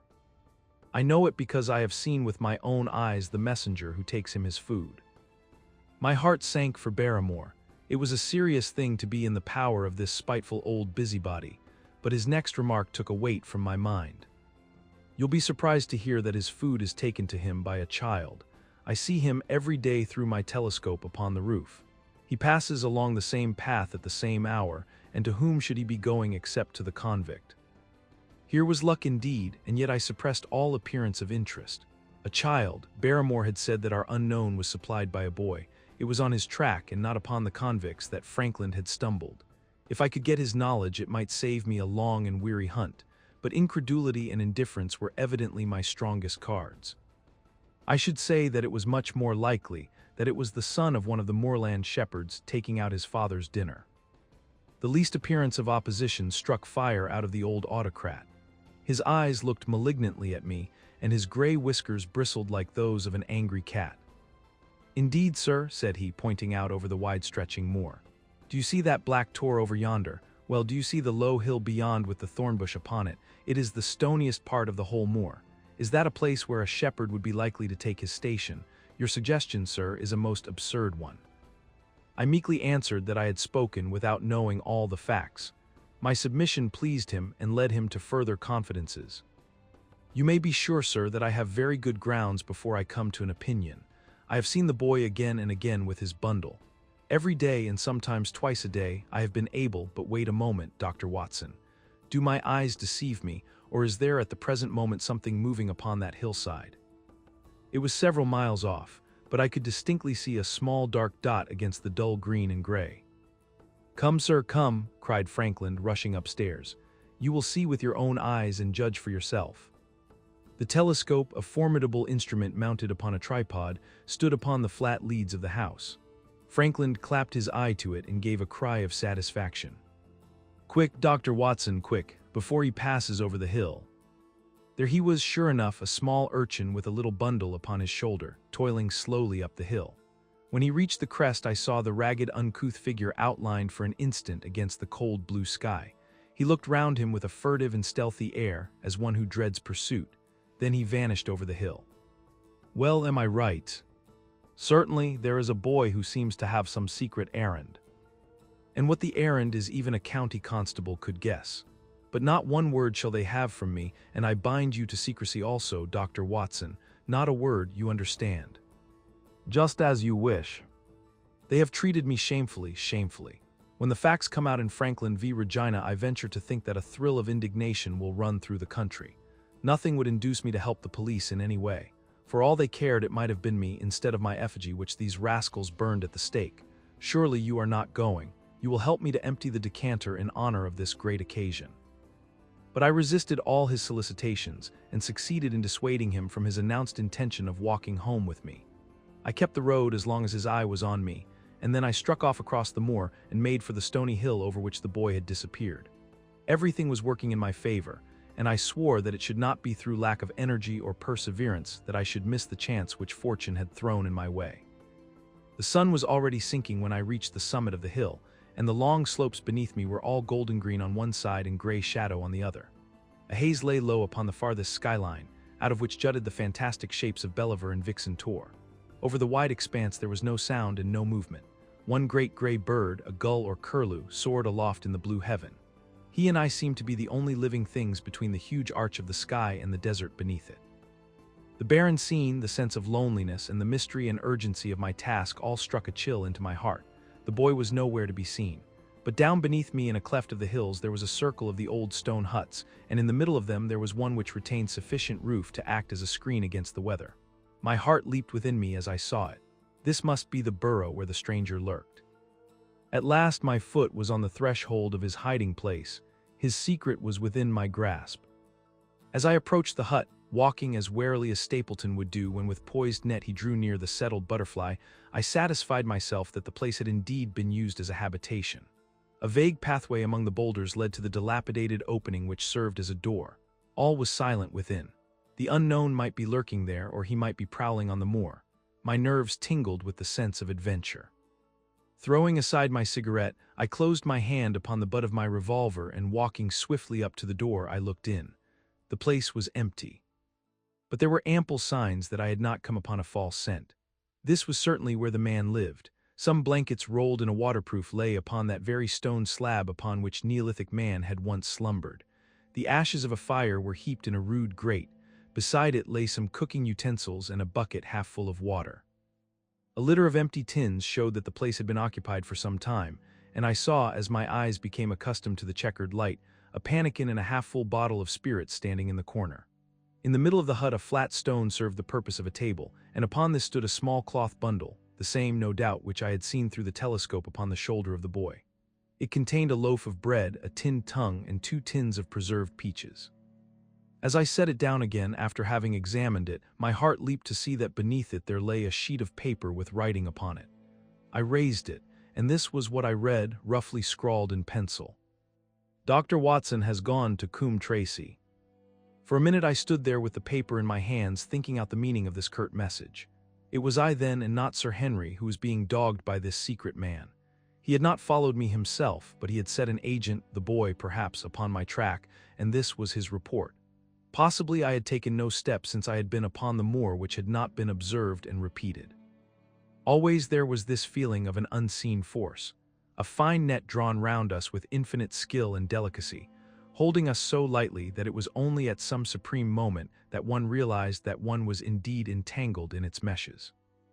If there was one report there might be others, so I looked round the hut in search of them. There was no trace, however, of anything of the kind, nor could I discover any sign which might indicate the character or intentions of the man who lived in this singular place, save that he must be of Spartan habits and cared little for the comforts of life. When I thought of the heavy rains and looked at the gaping roof, I understood how strong and immutable must be the purpose which had kept him in that inhospitable abode. Was he our malignant enemy, or was he by chance our guardian angel? I swore that I would not leave the hut until I knew. Outside the sun was sinking low and the west was blazing with scarlet and gold. Its reflection was shot back in ruddy patches by the distant pools which lay amid the great Grimpen mire. There were the 2 towers of Baskerville Hall, and there a distant blur of smoke which marked the village of Grimpen. Between the two, behind the hill, was the house of the Stapletons. All was sweet and mellow and peaceful in the golden evening light, and yet as I looked at them my soul shared none of the peace of nature but quivered at the vagueness and the terror of that interview which every instant was bringing nearer. With tingling nerves but a fixed purpose, I sat in the dark recess of the hut and waited with somber patience for the coming of its tenant. And then at last I heard him. Far away came the sharp clink of a boot striking upon a stone, then another and yet another coming nearer and nearer. I shrank back into the darkest corner and cocked the pistol in my pocket, determined not to discover myself until I had an opportunity of seeing something of the stranger. There was a long pause which showed that he had stopped. Then once more the footsteps approached and a shadow fell across the opening of the hut. "It is a lovely evening, my dear Watson," said a well-known voice. "I really think that you will be more comfortable outside than in. XII death on the moor." For a moment or two I sat breathless, hardly able to believe my ears. Then my senses and my voice came back to me, while a crushing weight of responsibility seemed in an instant to be lifted from my soul. That cold, incisive, ironical voice could belong to but one man in all the world. "Holmes," I cried, "Holmes." "Come out," said he, "and please be careful with the revolver." I stooped under the rude lintel, and there he sat upon a stone outside, his gray eyes dancing with amusement as they fell upon my astonished features. He was thin and worn but clear and alert, his keen face bronzed by the sun and roughened by the wind. In his tweed suit and cloth cap he looked like any other tourist upon the moor, and he had contrived, with that cat-like love of personal cleanliness which was one of his characteristics, that his chin should be as smooth and his linen as perfect as if he were in Baker Street. "I never was more glad to see anyone in my life," said I, as I wrung him by the hand. "Or more astonished, eh? Well, I must confess to it. The surprise was not all on one side, I assure you. I had no idea that you had found my occasional retreat, still less that you were inside it, until I was within 20 paces of the door. My footprint, I presume. No, Watson, I fear that I could not undertake to recognize your footprint amid all the footprints of the world. If you seriously desire to deceive me, you must change your tobacconist. For when I see the stub of a cigarette marked Bradley, Oxford Street, I know that my friend Watson is in the neighborhood. You will see it there beside the path. You threw it down, no doubt, at that supreme moment when you charged into the empty hut. Exactly. I thought as much, and knowing your admirable tenacity, I was convinced that you were sitting in ambush, a weapon within reach, waiting for the tenant to return. So you actually thought that I was the criminal. I did not know who you were, but I was determined to find out. Excellent, Watson, and how did you localize me? You saw me, perhaps, on the night of the convict hunt, when I was so imprudent as to allow the moon to rise behind me.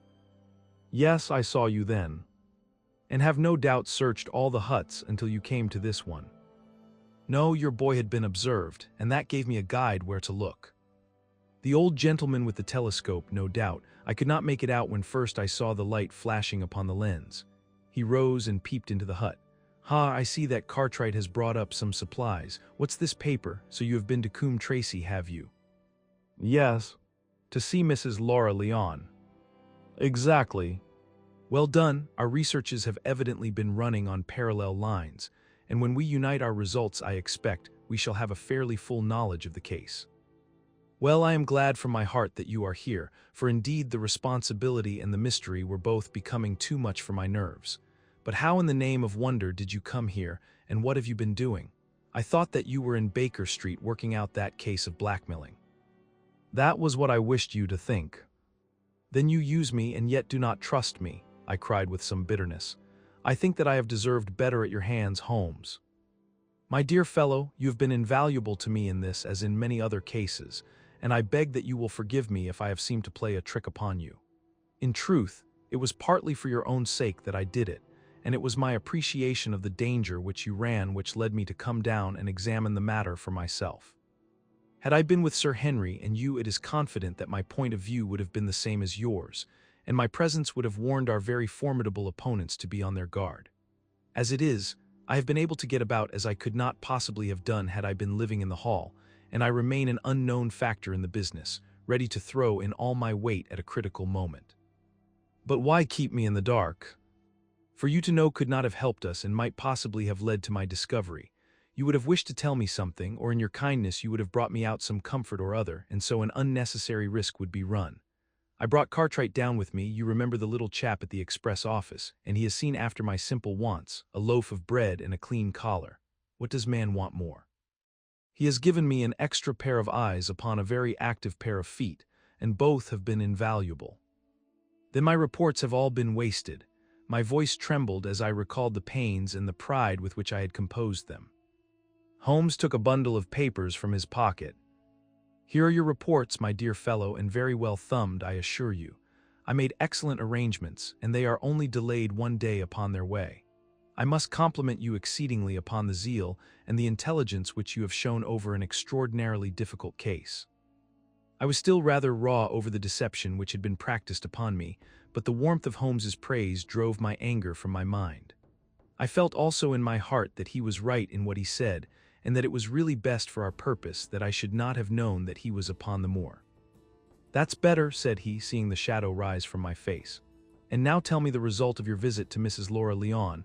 It was not difficult for me to guess that it was to see her that you had gone, for I am already aware that she is the one person in Coombe Tracy who might be of service to us in the matter. In fact, if you had not gone today, it is exceedingly probable that I should have gone tomorrow. The sun had set and dusk was settling over the moor. The air had turned chill and we withdrew into the hut for warmth. There, sitting together in the twilight, I told Holmes of my conversation with the lady. So interested was he that I had to repeat some of it twice before he was satisfied. This is most important, said he when I had concluded. It fills up a gap which I had been unable to bridge in this most complex affair. You are aware, perhaps, that a close intimacy exists between this lady and the man Stapleton. I did not know of a close intimacy. There can be no doubt about the matter. They meet, they write, there is a complete understanding between them. Now, this puts a very powerful weapon into our hands, if I could only use it to detach his wife. His wife. I am giving you some information now, in return for all that you have given me. The lady who has passed here as Miss Stapleton is in reality his wife. Good heavens, Holmes, are you sure of what you say? How could he have permitted Sir Henry to fall in love with her? Sir Henry's falling in love could do no harm to anyone except Sir Henry. He took particular care that Sir Henry did not make love to her, as you have yourself observed. I repeat that the lady is his wife and not his sister. But why this elaborate deception? Because he foresaw that she would be very much more useful to him in the character of a free woman. All my unspoken instincts, my vague suspicions, suddenly took shape and centered upon the naturalist. In that impassive, colorless man with his straw hat and his butterfly net, I seemed to see something terrible, a creature of infinite patience and craft, with a smiling face and a murderous heart. It is he, then, who is our enemy. It is he who dogged us in London. So I read the riddle. And the warning, it must have come from her. Exactly. The shape of some monstrous villainy, half seen, half guessed, loomed through the darkness which had girt me so long. But are you sure of this, Holmes? How do you know that the woman is his wife? Because he so far forgot himself as to tell you a true piece of autobiography upon the occasion when he first met you, and I dare say he has many a time regretted it since. He was once a schoolmaster in the north of England. Now, there is no one more easy to trace than a schoolmaster. There are scholastic agencies by which one may identify any man who has been in the profession. A little investigation showed me that a school had come to grief under atrocious circumstances, and that the man who had owned it, the name was different, had disappeared with his wife. The descriptions agreed. When I learned that the missing man was devoted to entomology, the identification was complete. The darkness was rising, but much was still hidden by the shadows. If this woman is in truth his wife, where does Mrs. Laura Leon come in? I asked. That is one of the points upon which your own researches have shed a light. Your interview with the lady has cleared the situation very much. I did not know about a projected divorce between herself and her husband. In that case, regarding Stapleton as an unmarried man, she counted no doubt upon becoming his wife. And when she is undeceived, why then we may find the lady of service. It must be our first duty to see her, both of us, tomorrow. Don't you think, Watson, that you are away from your charge rather long? Your place should be at Baskerville Hall.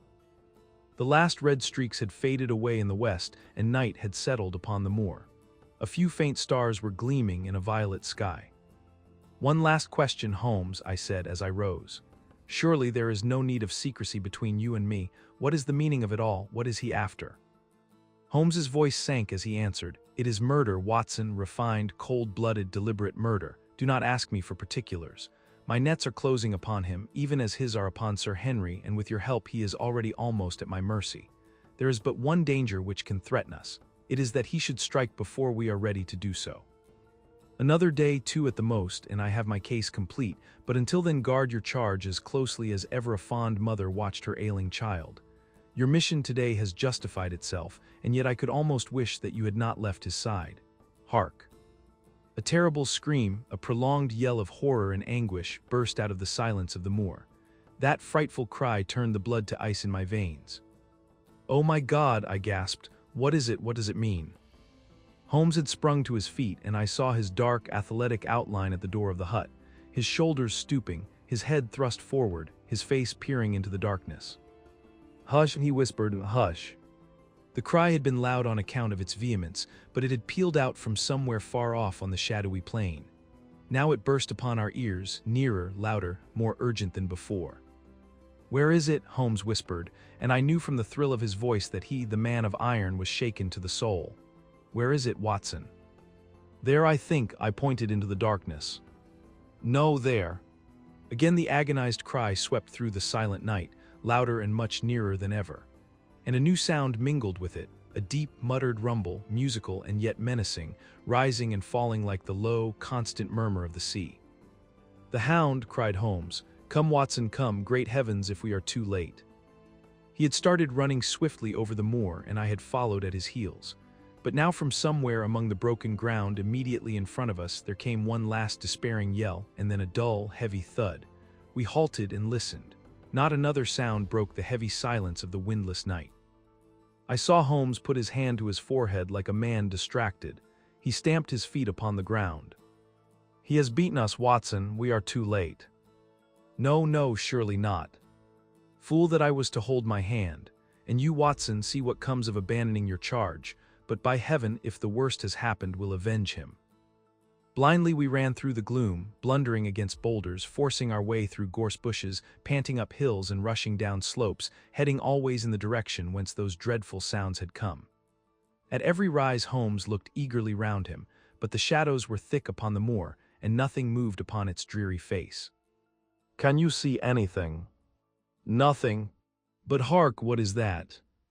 A low moan had fallen upon our ears. There it was again upon our left. On that side a ridge of rocks ended in a sheer cliff which overlooked a stone-strewn slope.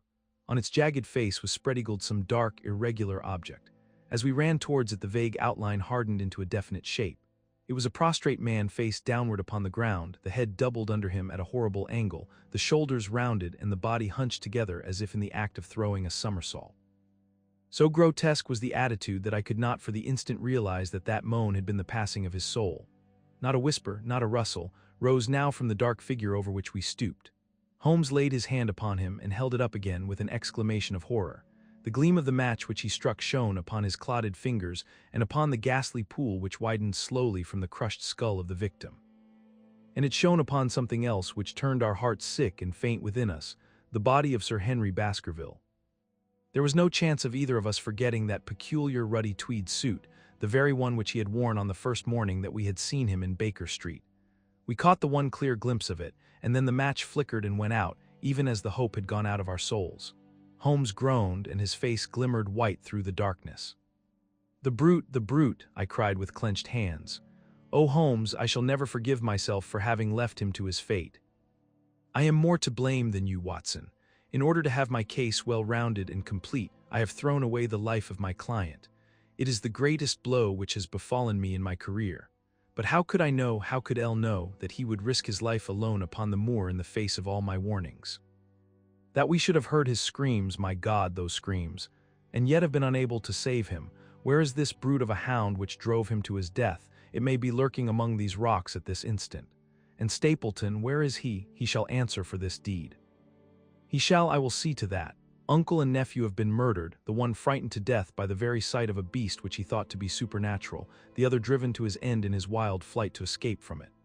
But now we have to prove the connection between the man and the beast. Save from what we heard, we cannot even swear to the existence of the latter, since Sir Henry has evidently died from the fall. But by heavens, cunning as he is, the fellow shall be in my power before another day is past. We stood with bitter hearts on either side of the mangled body, overwhelmed by this sudden and irrevocable disaster which had brought all our long and weary labors to so piteous an end. Then, as the moon rose, we climbed to the top of the rocks over which our poor friend had fallen, and from the summit we gazed out over the shadowy moor, half silver and half gloom. Far away, miles off, in the direction of Grimpen, a single steady yellow light was shining. It could only come from the lonely abode of the Stapletons. With a bitter curse, I shook my fist at it as I gazed. Why should we not seize him at once? Our case is not complete. The fellow is wary and cunning to the last degree. It is not what we know, but what we can prove. If we make one false move, the villain may escape us yet. What can we do? There will be plenty for us to do tomorrow.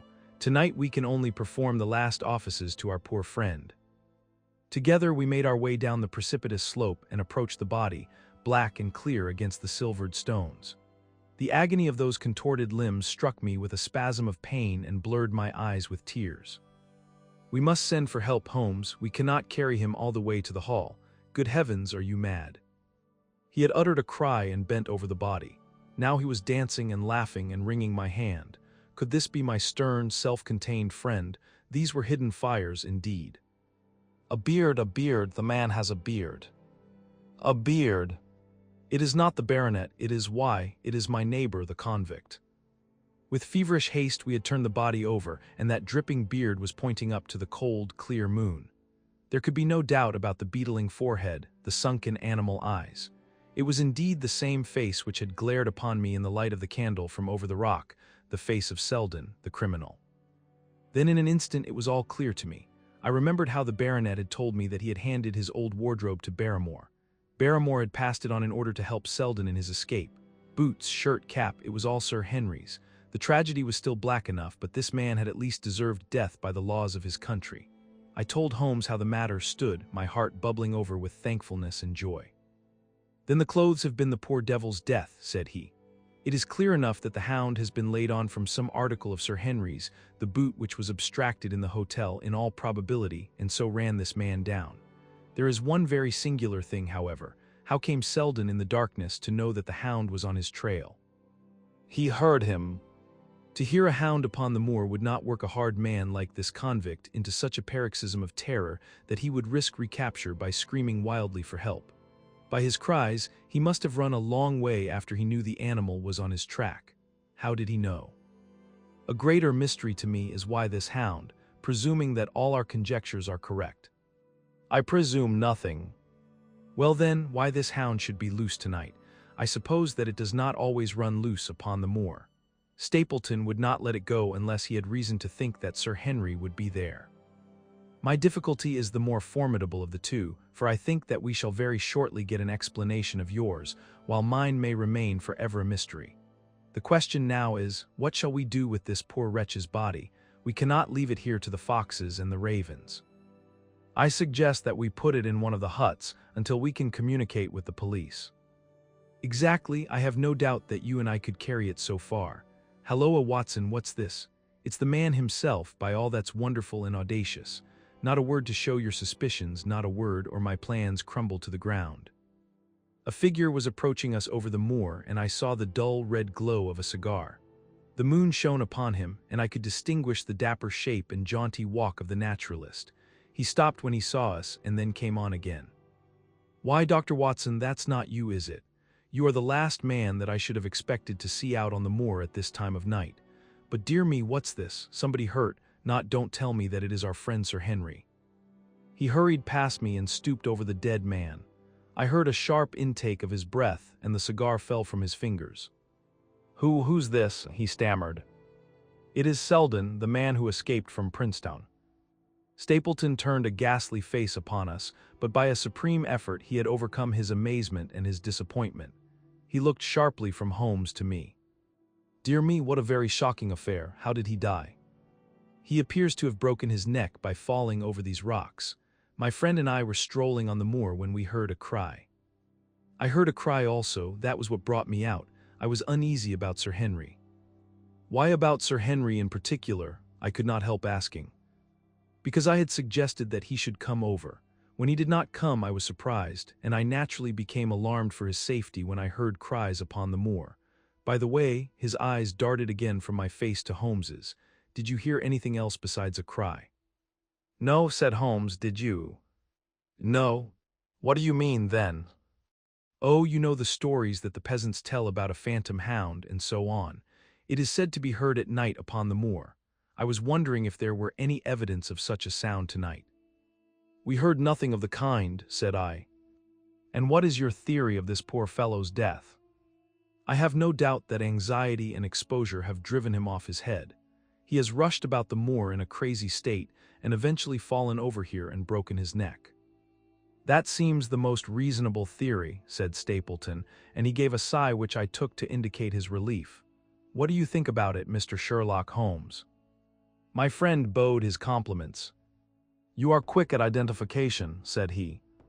"We have been expecting you in these parts since Dr. Watson came down. You are in time to see a tragedy." "Yes, indeed. I have no doubt that my friend's explanation will cover the facts.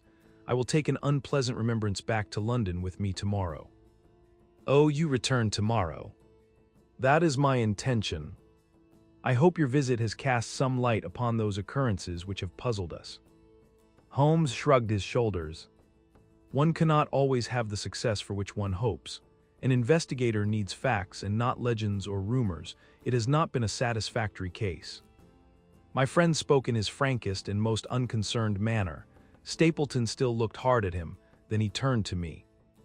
"I would suggest carrying this poor fellow to my house, but it would give my sister such a fright that I do not feel justified in doing it. I think that if we put something over his face, he will be safe until morning." And so it was arranged. Resisting Stapleton's offer of hospitality, Holmes and I set off to Baskerville Hall, leaving the naturalist to return alone. Looking back, we saw the figure moving slowly away over the broad moor, and behind him that one black smudge on the silvered slope which showed where the man was lying who had come so horribly to his end. "We're at close grips at last," said Holmes as we walked together across the moor. "What a nerve the fellow has! How he pulled himself together in the face of what must have been a paralyzing shock when he found that the wrong man had fallen a victim to his plot. I told you in London, Watson, and I tell you now again, that we have never had a foeman more worthy of our steel. I am sorry that he has seen you. And so was I at first, but there was no getting out of it. What effect do you think it will have upon his plans now that he knows you are here? It may cause him to be more cautious, or it may drive him to desperate measures at once. Like most clever criminals, he may be too confident in his own cleverness and imagine that he has completely deceived us. Why should we not arrest him at once? My dear Watson, you were born to be a man of action. Your instinct is always to do something energetic. But supposing, for argument's sake, that we had him arrested tonight, what on earth the better off should we be for that? We could prove nothing against him. There's the devilish cunning of it. If he were acting through a human agent, we could get some evidence. But if we were to drag this great dog to the light of day, it would not help us in putting a rope round the neck of its master. Surely we have a case.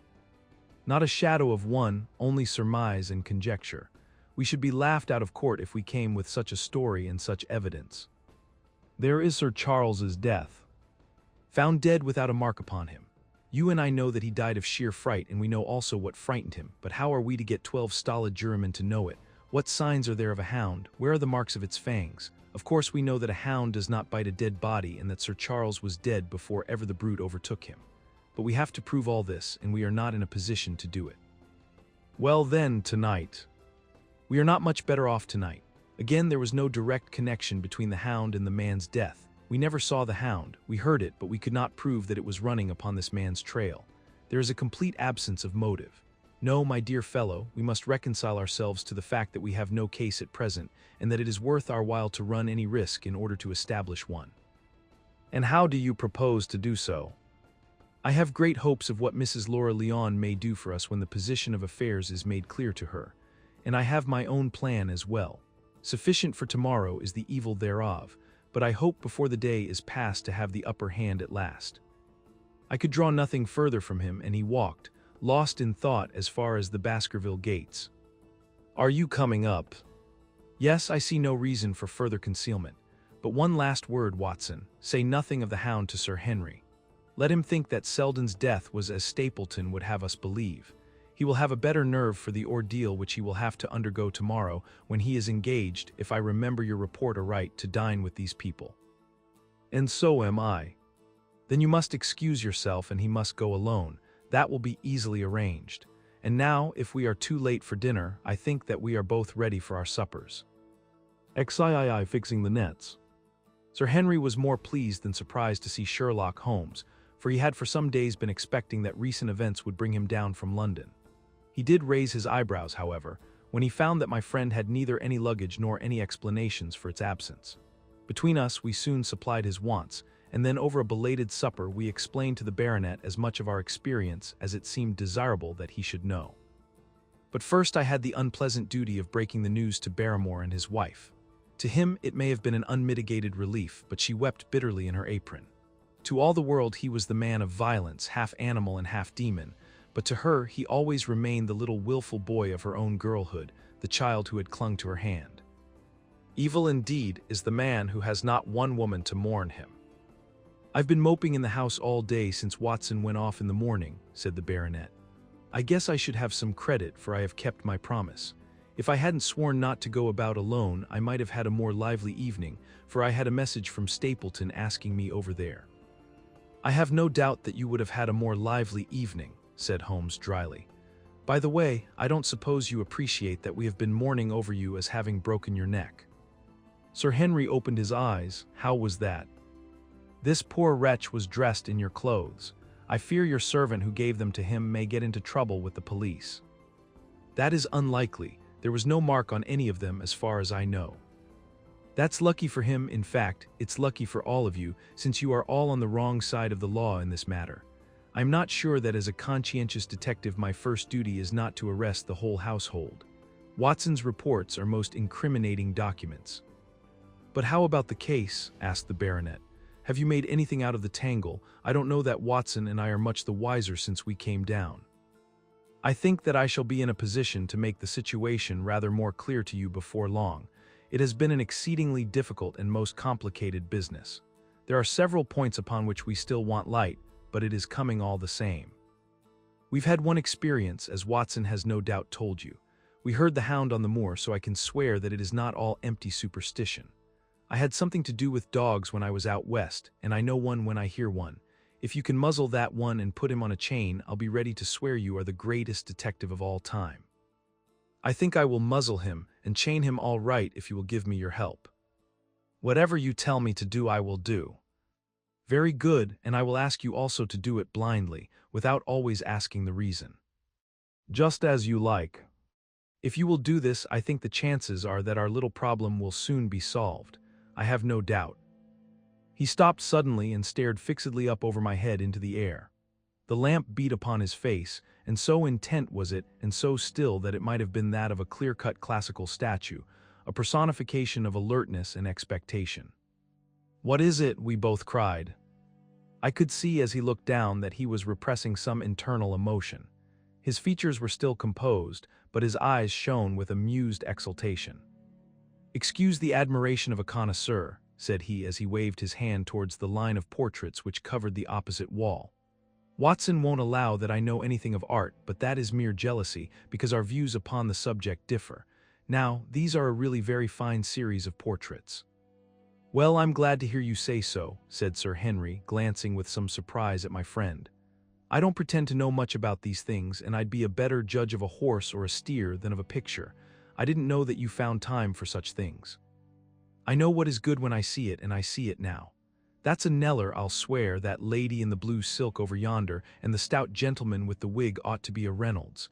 They are all family portraits, I presume." "Every one." "Do you know the names?"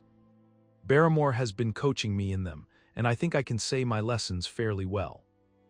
"Who is the gentleman with the telescope?"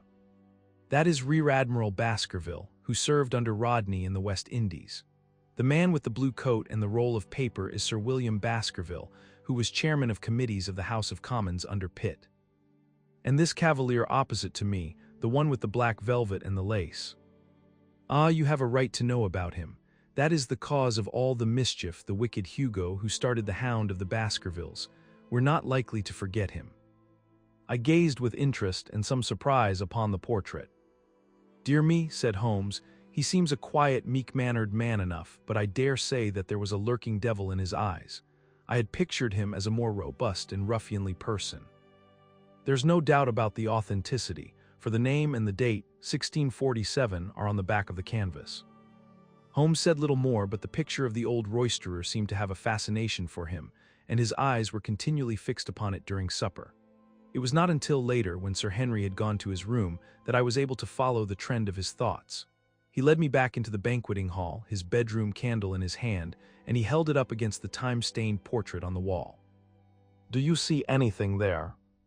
I looked at the broad-plumed hat, the curling lovelocks, the white lace collar, and the straight, severe face which was framed between them. LT was not a brutal countenance, but it was prim, hard, and stern, with a firm-set, thin-lipped mouth and a coldly intolerant eye. "Is it like anyone you know?" "There is something of Sir Henry about the jaw." "Just a suggestion, perhaps, but wait an instant." He stood upon a chair, and holding up the light in his left hand, he curved his right arm over the broad hat and round the long ringlets. "Good heavens!" I cried in amazement. The face of Stapleton had sprung out of the canvas. "Ha, you see it now. My eyes have been trained to examine faces and not their trimmings. It is the first quality of a criminal investigator that he should see through a disguise. But this is marvelous. It might be his portrait. Yes, it is an interesting instance of a throwback which appears to be both physical and spiritual. A study of family portraits is enough to convert a man to the doctrine of reincarnation. The fellow is a Baskerville, that is evident." "With designs upon the succession." "Exactly. This chance of the picture has supplied us with one of our most obvious missing links. We have him, Watson, we have him, and I dare swear that before tomorrow night he will be fluttering in our net as helpless as one of his own butterflies. A pin, a cork, and a card, and we add him to the Baker Street collection. He burst into one of his rare fits of laughter as he turned away from the picture. I have not heard him laugh often, and it has always boded ill to somebody. I was up betimes in the morning, but Holmes was afoot earlier still, for I saw him as I dressed, coming up the drive. "Yes, we should have a full day today," he remarked, and he rubbed his hands with the joy of action. "The nets are all in place, and the drag is about to begin. We'll know before the day is out whether we have caught our big, lean-jawed pike or whether he has got through the meshes."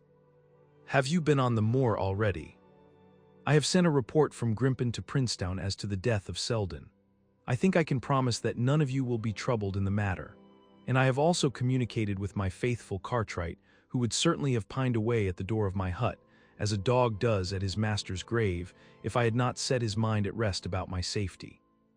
"What is the next move?" "To see Sir Henry. Ah, here he is." "Good morning, Holmes," said the baronet. "You look like a general who is planning a battle with his chief of the staff." "That is the exact situation. Watson was asking for orders." "And so do I." "Very good. You are engaged, as I understand, to dine with our friends the Stapletons tonight. I hope that you will come also. They are very hospitable people, and I am sure that they would be very glad to see you. I fear that Watson and I must go to London." "To London?" "Yes, I think that we should be more useful there at the present juncture." The baronet's face perceptibly lengthened. "I hope that you are going to see me through this business. The hall and the moor are not very pleasant places when one is alone. My dear fellow, you must trust me implicitly and do exactly what I tell you. You can tell your friends that we should have been happy to have come with you, but that urgent business required us to be in town. We hope very soon to return to Devonshire. Will you remember to give them that message?" "If you insist upon it." "There is no alternative, I assure you." I saw by the baronet's clouded brow that he was deeply hurt by what he regarded as our desertion. "When do you desire to go?" he asked coldly. "Immediately after breakfast. We will drive in to Coombe Tracey, but Watson will leave his things as a pledge that he will come back to you. Watson, you will send a note to Stapleton to tell him that you regret that you cannot come." "I have a good mind to go to London with you," said the baronet. "Why should I stay here alone?" "Because it is your post of duty. Because you gave me your word that you would do as you were told, and I tell you to stay." "All right, then, I'll stay. One more direction. I wish you to drive to Merripit House. Send back your trap, however, and let them know that you intend to walk home." "To walk across the moor?" "Yes. But that is the very thing which you have so often cautioned me not to do. This time you may do it with safety. If I had not every confidence in your nerve and courage, I would not suggest it, but it is essential that you should do it." "Then I will do it. And as you value your life, do not go across the moor in any direction save along the straight path which leads from Merripit House to the Grimpen Road, and is your natural way home." "I will do just what you say." "Very good. I should be glad to get away as soon after breakfast as possible, so as to reach London in the afternoon." I was much astounded by this program, though I remembered that Holmes had said to Stapleton on the night before that his visit would terminate next day. It had not crossed my mind, however, that he would wish me to go with him, nor could I understand how we could both be absent at a moment which he himself declared to be critical. There was nothing for it, however, but implicit obedience, so we bade goodbye to our rueful friend, and a couple of hours afterwards we were at the station of Coombe Tracey and had dispatched the trap upon its return journey. A small boy was waiting upon the platform. "Any orders, sir?" "You will take this train to town, Cartwright. The moment you arrive you will send a wire to Sir Henry Baskerville, in my name, to say that if he finds the pocketbook which I have dropped he is to send it by registered post to Baker Street." "Yes, sir." "And ask at the station office if there is a message for me." The boy returned with a telegram which Holmes handed to me. It ran: "Wire received, coming down with unsigned warrant. Arrive 5:40. Lestrade. That is in answer to mine of this morning. He is the best of the professionals, I think, and we may need his assistance. Now, Watson, I think that we cannot employ our time better than by calling upon your acquaintance, Mrs. Laura Leon."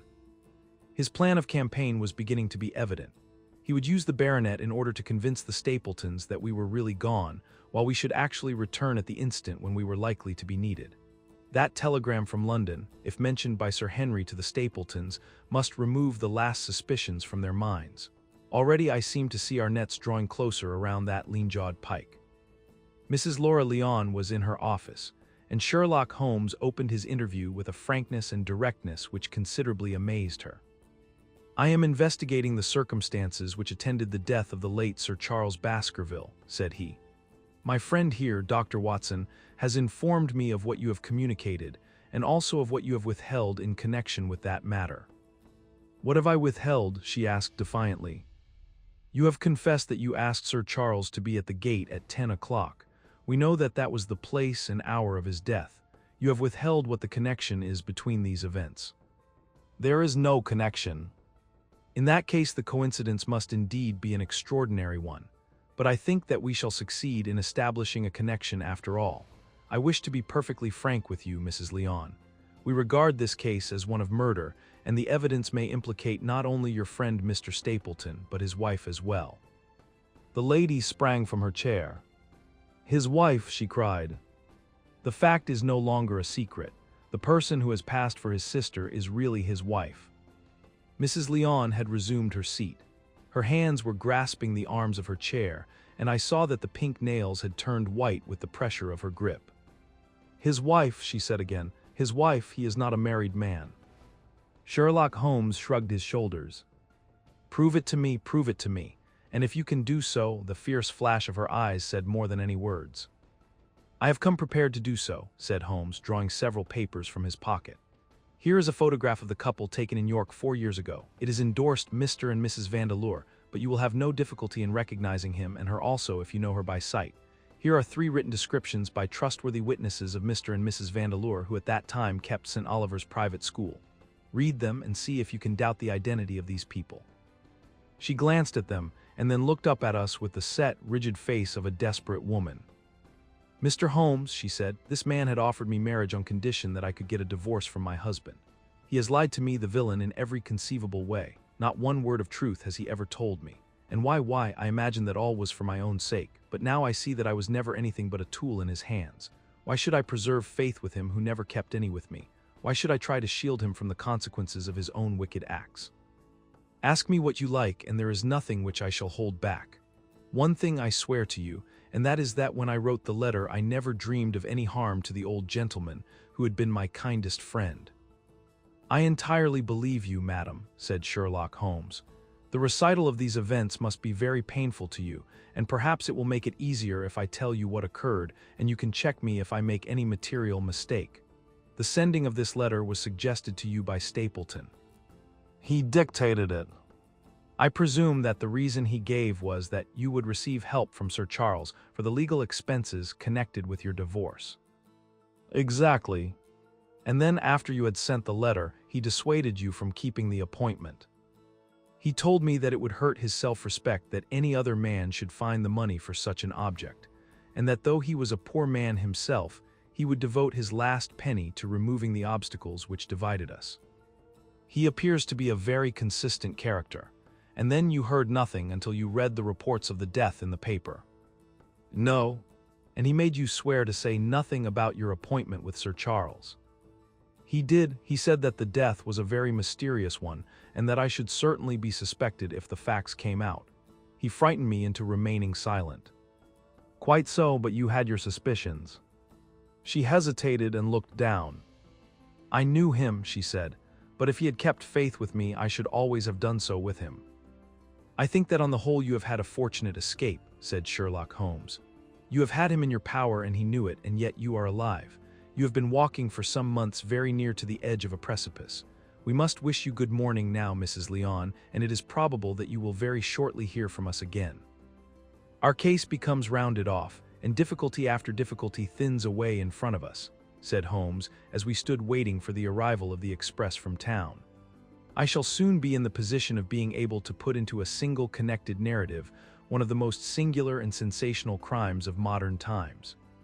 Students of criminology will remember the analogous incidents in Godno, in Little Russia in the year 66, and of course there are the Anderson murders in North Carolina, but this case possesses some features which are entirely its own.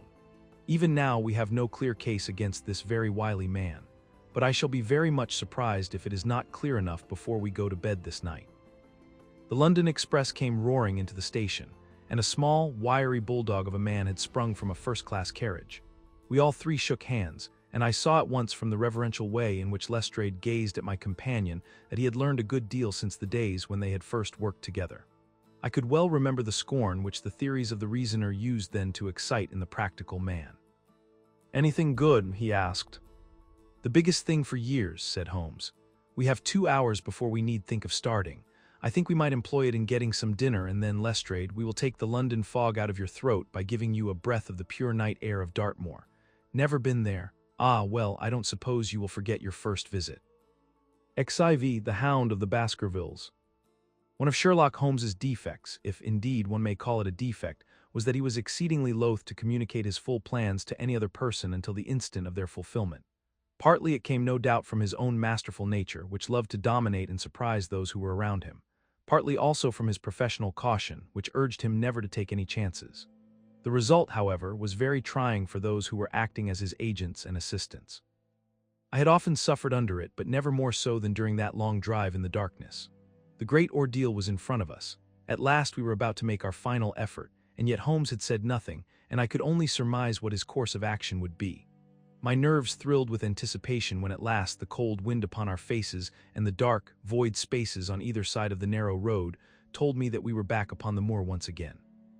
Every stride of the horses and every turn of the wheels was taking us nearer to our supreme adventure.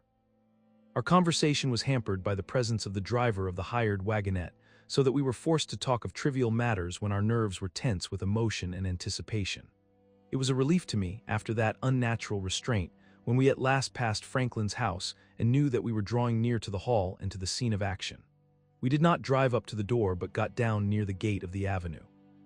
The wagonette was paid off and ordered to return to Coombe Tracy forthwith, while we started to walk to Merripit House. "Are you armed, Lestrade?" The little detective smiled. "As long as I have my trousers, I have a hip pocket, and as long as I have my hip pocket, I have something in it." "Good, my friend and I are also ready for emergencies." "You're mighty close about this affair, Mr. Holmes. What's the game now?" "A waiting game." "My word, it does not seem a very cheerful place," said the detective with a shiver, glancing round him at the gloomy slopes of the hill and at the huge lake of fog which lay over the Grimpen Mire. "I see the lights of a house ahead of us." "That is Merripit House and the end of our journey. I must request you to walk on tiptoe and not to talk above a whisper." We moved cautiously along the track as if we were bound for the house, but Holmes halted us when we were about 200 yards from it. "This will do," said he. "These rocks upon the right make an admirable screen." "We are to wait here." "Yes, we shall make our little ambush here. Get into this hollow, Lestrade. You have been inside the house, have you not, Watson? Can you tell the position of the rooms? What are those latticed windows at this end?" "I think they are the kitchen windows." "And the one beyond, which shines so brightly?" "That is certainly the dining room." "The blinds are up. You know the lie of the land best. Creep forward quietly and see what they are doing, but for heaven's sake don't let them know that they are watched." I tiptoed down the path and stooped behind the low wall which surrounded the stunted orchard. Creeping in its shadow, I reached a point whence I could look straight through the uncurtained window. There were only 2 men in the room, Sir Henry and Stapleton. They sat with their profiles towards me on either side of the round table. Both of them were smoking cigars, and coffee and wine were in front of them. Stapleton was talking with animation, but the baronet looked pale and distrait. Perhaps the thought of that lonely walk across the illumined moor was weighing heavily upon his mind. As I watched them, Stapleton rose and left the room, while Sir Henry filled his glass again and leaned back in his chair, puffing at his cigar. I heard the creak of a door and the crisp sound of boots upon gravel. The steps passed along the path on the other side of the wall under which I crouched. Looking over, I saw the naturalist pause at the door of an outhouse in the corner of the orchard. A key turned in a lock, and as he passed in there was a curious scuffling noise from within. He was only a minute or so inside, and then I heard the key turn once more and he passed me and re-entered the house. I saw him rejoin his guest, and I crept quietly back to where my companions were waiting to tell them what I had seen. "You say, Watson, that the lady is not there?" Holmes asked when I had finished my report. "No. Where can she be then, since there is no light in any other room except the kitchen?" I cannot think where she is. I have said that over the great Grimpen Mire there hung a dense white fog. It was drifting slowly in our direction and banked itself up like a wall on that side of us, low but thick and well-defined. The moon shone on it, and it looked like a great shimmering ice field with the heads of the distant tors as rocks borne upon its surface. Holmes's face was turned towards it, and he muttered impatiently as he watched its sluggish drift. "It's moving towards us, Watson." "Is that serious?" "Very serious indeed, the one thing upon earth which could have disarranged my plans. He can't be very long now. It is already 10 o'clock. Our success and even his life may depend upon his coming out before the fog is over the path." The night was clear and fine above us. The stars shone cold and bright, while a half-moon bathed the whole scene in a soft, uncertain light.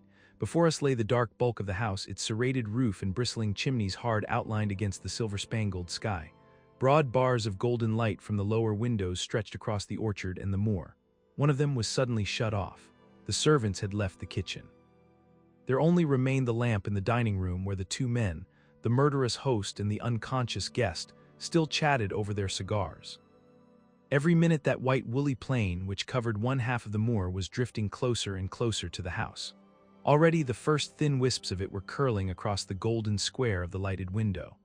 The farther wall of the orchard was already invisible, and the trees were standing out of a swirl of white vapor. As we watched it, the fog wreaths came crawling round both corners of the house and rolled slowly into one dense bank, on which the upper floor and the roof floated like a strange ship upon a shadowy sea. Holmes struck his hand passionately upon the rock in front of us and stamped his feet in his impatience. "If he isn't out in a quarter of an hour, the path will be covered. In half an hour we won't be able to see our hands in front of us. Shall we move farther back upon higher ground?" "Yes, I think it would be as well." So as the fog bank flowed onward, we fell back before it until we were half a mile from the house, and still that dense white sea, with the moon silvering its upper edge, swept slowly and inexorably on. "We are going too far," said Holmes. "We dare not take the chance of his being overtaken before he can reach us. At all costs we must hold our ground where we are." He dropped on his knees and clapped his ear to the ground. "Thank God, I think that I hear him coming." A sound of quick steps broke the silence of the moor. Crouching among the stones, we stared intently at the silver-tipped bank in front of us. The steps grew louder, and through the fog, as through a curtain, there stepped the man whom we were awaiting. He looked round him in surprise as he emerged into the clear, starlit night. Then he came swiftly along the path, passed close to where we lay, and went on up the long slope behind us. As he walked, he glanced continually over either shoulder, like a man who is ill at ease. "Hist!" cried Holmes, and I heard the sharp click of a cocking pistol. "Look out, it's coming." There was a thin, crisp, continuous patter from somewhere in the heart of that crawling bank. The cloud was within 50 yards of where we lay, and we glared at it, all three, uncertain what horror was about to break from the heart of it. I was at Holmes's elbow, and I glanced for an instant at his face. It was pale and exultant, his eyes shining brightly in the moonlight. But suddenly they started forward in a rigid, fixed stare, and his lips parted in amazement. At the same instant Lestrade gave a yell of terror and threw himself face downward upon the ground. I sprang to my feet, my inert hand grasping my pistol, my mind paralyzed by the dreadful shape which had sprung out upon us from the shadows of the fog. A hound it was, an enormous coal-black hound, but not such a hound as mortal eyes have ever seen. Fire burst from its open mouth, its eyes glowed with a smoldering glare, its muzzle and hackles and dewlap were outlined in flickering flame. Never in the delirious dream of a disordered brain could anything more savage, more appalling, more hellish be conceived than that dark form and savage face which broke upon us out of the wall of fog. With long bounds the huge black creature was leaping down the track, following hard upon the footsteps of our friend. So paralyzed were we by the apparition that we allowed him to pass before we had recovered our nerve. Then Holmes and I both fired together, and the creature gave a hideous howl, which showed that one at least had hit him. He did not pause, however, but bounded onward. Far away on the path we saw Sir Henry looking back, his face white in the moonlight, his hands raised in horror, glaring helplessly at the frightful thing which was hunting him down. But that cry of pain from the hound had blown all our fears to the winds. If he was vulnerable, he was mortal, and if we could wound him, we could kill him. Never have I seen a man run as Holmes ran that night. I am reckoned fleet of foot, but he outpaced me as much as I outpaced the little professional. In front of us as we flew up the track, we heard scream after scream from Sir Henry and the deep roar of the hound. I was in time to see the beast spring upon its victim, hurl him to the ground, and worry at his throat. But the next instant Holmes had emptied 5 barrels of his revolver into the creature's flank. With a last howl of agony and a vicious snap in the air, it rolled upon its back 4 feet, pawing furiously, and then fell limp upon its side. I stooped, panting, and pressed my pistol to the dreadful, shimmering head, but it was useless to press the trigger. The giant hound was dead. Sir Henry lay insensible where he had fallen. We tore away his collar, and Holmes breathed a prayer of gratitude when we saw that there was no sign of a wound and that the rescue had been in time. Already our friend's eyelids shivered, and he made a feeble effort to move. Lestrade thrust his brandy flask between the baronet's teeth, and 2 frightened eyes were looking up at us. "My God," he whispered. "What was it? What in heaven's name was it?" "It's dead, whatever it is," said Holmes. "We've laid the family ghost once and forever." In mere size and strength it was a terrible creature which was lying stretched before us. It was not a pure bloodhound, and it was not a pure mastiff, but it appeared to be a combination of the two, gaunt, savage, and as large as a small lioness. Even now, in the stillness of death, the huge jaws seemed to be dripping with a bluish flame, and the small, deep-set, cruel eyes were ringed with fire. I placed my hand upon the glowing muzzle, and as I held them up, my own fingers smoldered and gleamed in the darkness. "Phosphorus," I said. "A cunning preparation of it," said Holmes, sniffing at the dead animal. "There is no smell which might have interfered with his power of scent. We owe you a deep apology, Sir Henry, for having exposed you to this fright. I was prepared for a hound, but not for such a creature as this, and the fog gave us little time to receive him. You have saved my life. Having first endangered it, are you strong enough to stand? Give me another mouthful of that brandy, and I shall be ready for anything. So, now if you will help me up, what do you propose to do? To leave you here, you are not fit for further adventures tonight. If you will wait, one or other of us will go back with you to the hall." He tried to stagger to his feet, but he was still ghastly pale and trembling in every limb.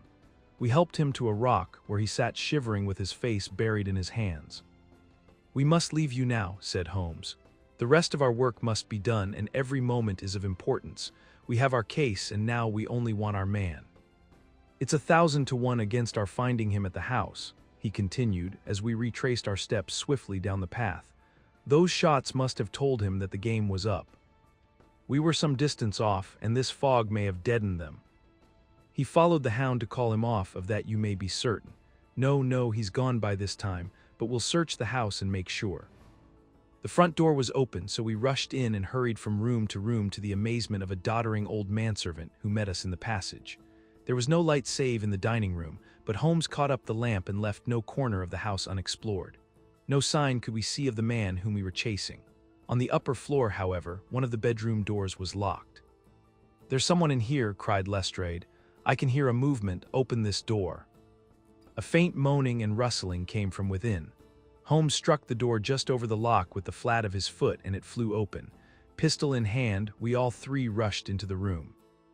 But there was no sign within it of that desperate and defiant villain whom we expected to see. Instead, we were faced by an object so strange and so unexpected that we stood for a moment staring at it in amazement. The room had been fashioned into a small museum, and the walls were lined by a number of glass-topped cases full of that collection of butterflies and moths, the formation of which had been the relaxation of this complex and dangerous man. In the center of this room there was an upright beam, which had been placed at some period as a support for the old worm-eaten bulk of timber which spanned the roof. To this post a figure was tied, so swathed and muffled in the sheets which had been used to secure it that one could not for the moment tell whether it was that of a man or a woman. One towel passed round the throat and was secured at the back of the pillar. Another covered the lower part of the face, and over it 2 dark eyes, eyes full of grief and shame and a dreadful questioning, stared back at us. In a minute we had torn off the gag, unswathed the bonds, and Mrs. Stapleton sank upon the floor in front of us. As her beautiful head fell upon her chest, I saw the clear red wheal of a whiplash across her neck. "The brute!" cried Holmes. "Here, Lestrade, your brandy bottle. Put her in the chair. She has fainted from ill usage and exhaustion." She opened her eyes again. "Is he safe?" she asked. "Has he escaped?" "He cannot escape us, madam." No, I did not mean my husband. Sir Henry, is he safe?" "Yes. And the hound? It is dead." She gave a long sigh of satisfaction. Thank God, thank God. Oh, this villain, see how he has treated me." She shot her arms out from her sleeves, and we saw with horror that they were all mottled with bruises. "But this is nothing. It is my mind and soul that he has tortured and defiled. I could endure it all, ill usage, solitude, a life of deception, everything, as long as I could still cling to the hope that I had his love. But now I know that in this also I have been his dupe and his tool." She broke into passionate sobbing as she spoke. "You bear him no good will, madam," said Holmes. "Tell us then where we shall find him. If you have ever aided him in evil, help us now and so atone." "There is but one place where he can have fled," she answered. "There is an old tin mine on an island in the heart of the mire. It was there that he kept his hound, and there also he had made preparations so that he might have a refuge. That is where he would fly." The fog bank lay like white wool against the window. Holmes held the lamp towards it. "See," said he, "no one could find his way into the Grimpen mire tonight." She laughed and clapped her hands. Her eyes and teeth gleamed with fierce merriment. "He may find his way in, but never out," she cried. "How can he see the guiding wands tonight? We planted them together, he and I, to mark the pathway through the mire. Oh, if I could only have plucked them out today, then indeed you would have had him at your mercy." It was evident to us that all pursuit was in vain until the fog had lifted. Meanwhile we left Lestrade in possession of the house while Holmes and I went back with the baronet to Baskerville Hall. The story of the Stapletons could no longer be withheld from him, but he took the blow bravely when he learned the truth about the woman whom he had loved.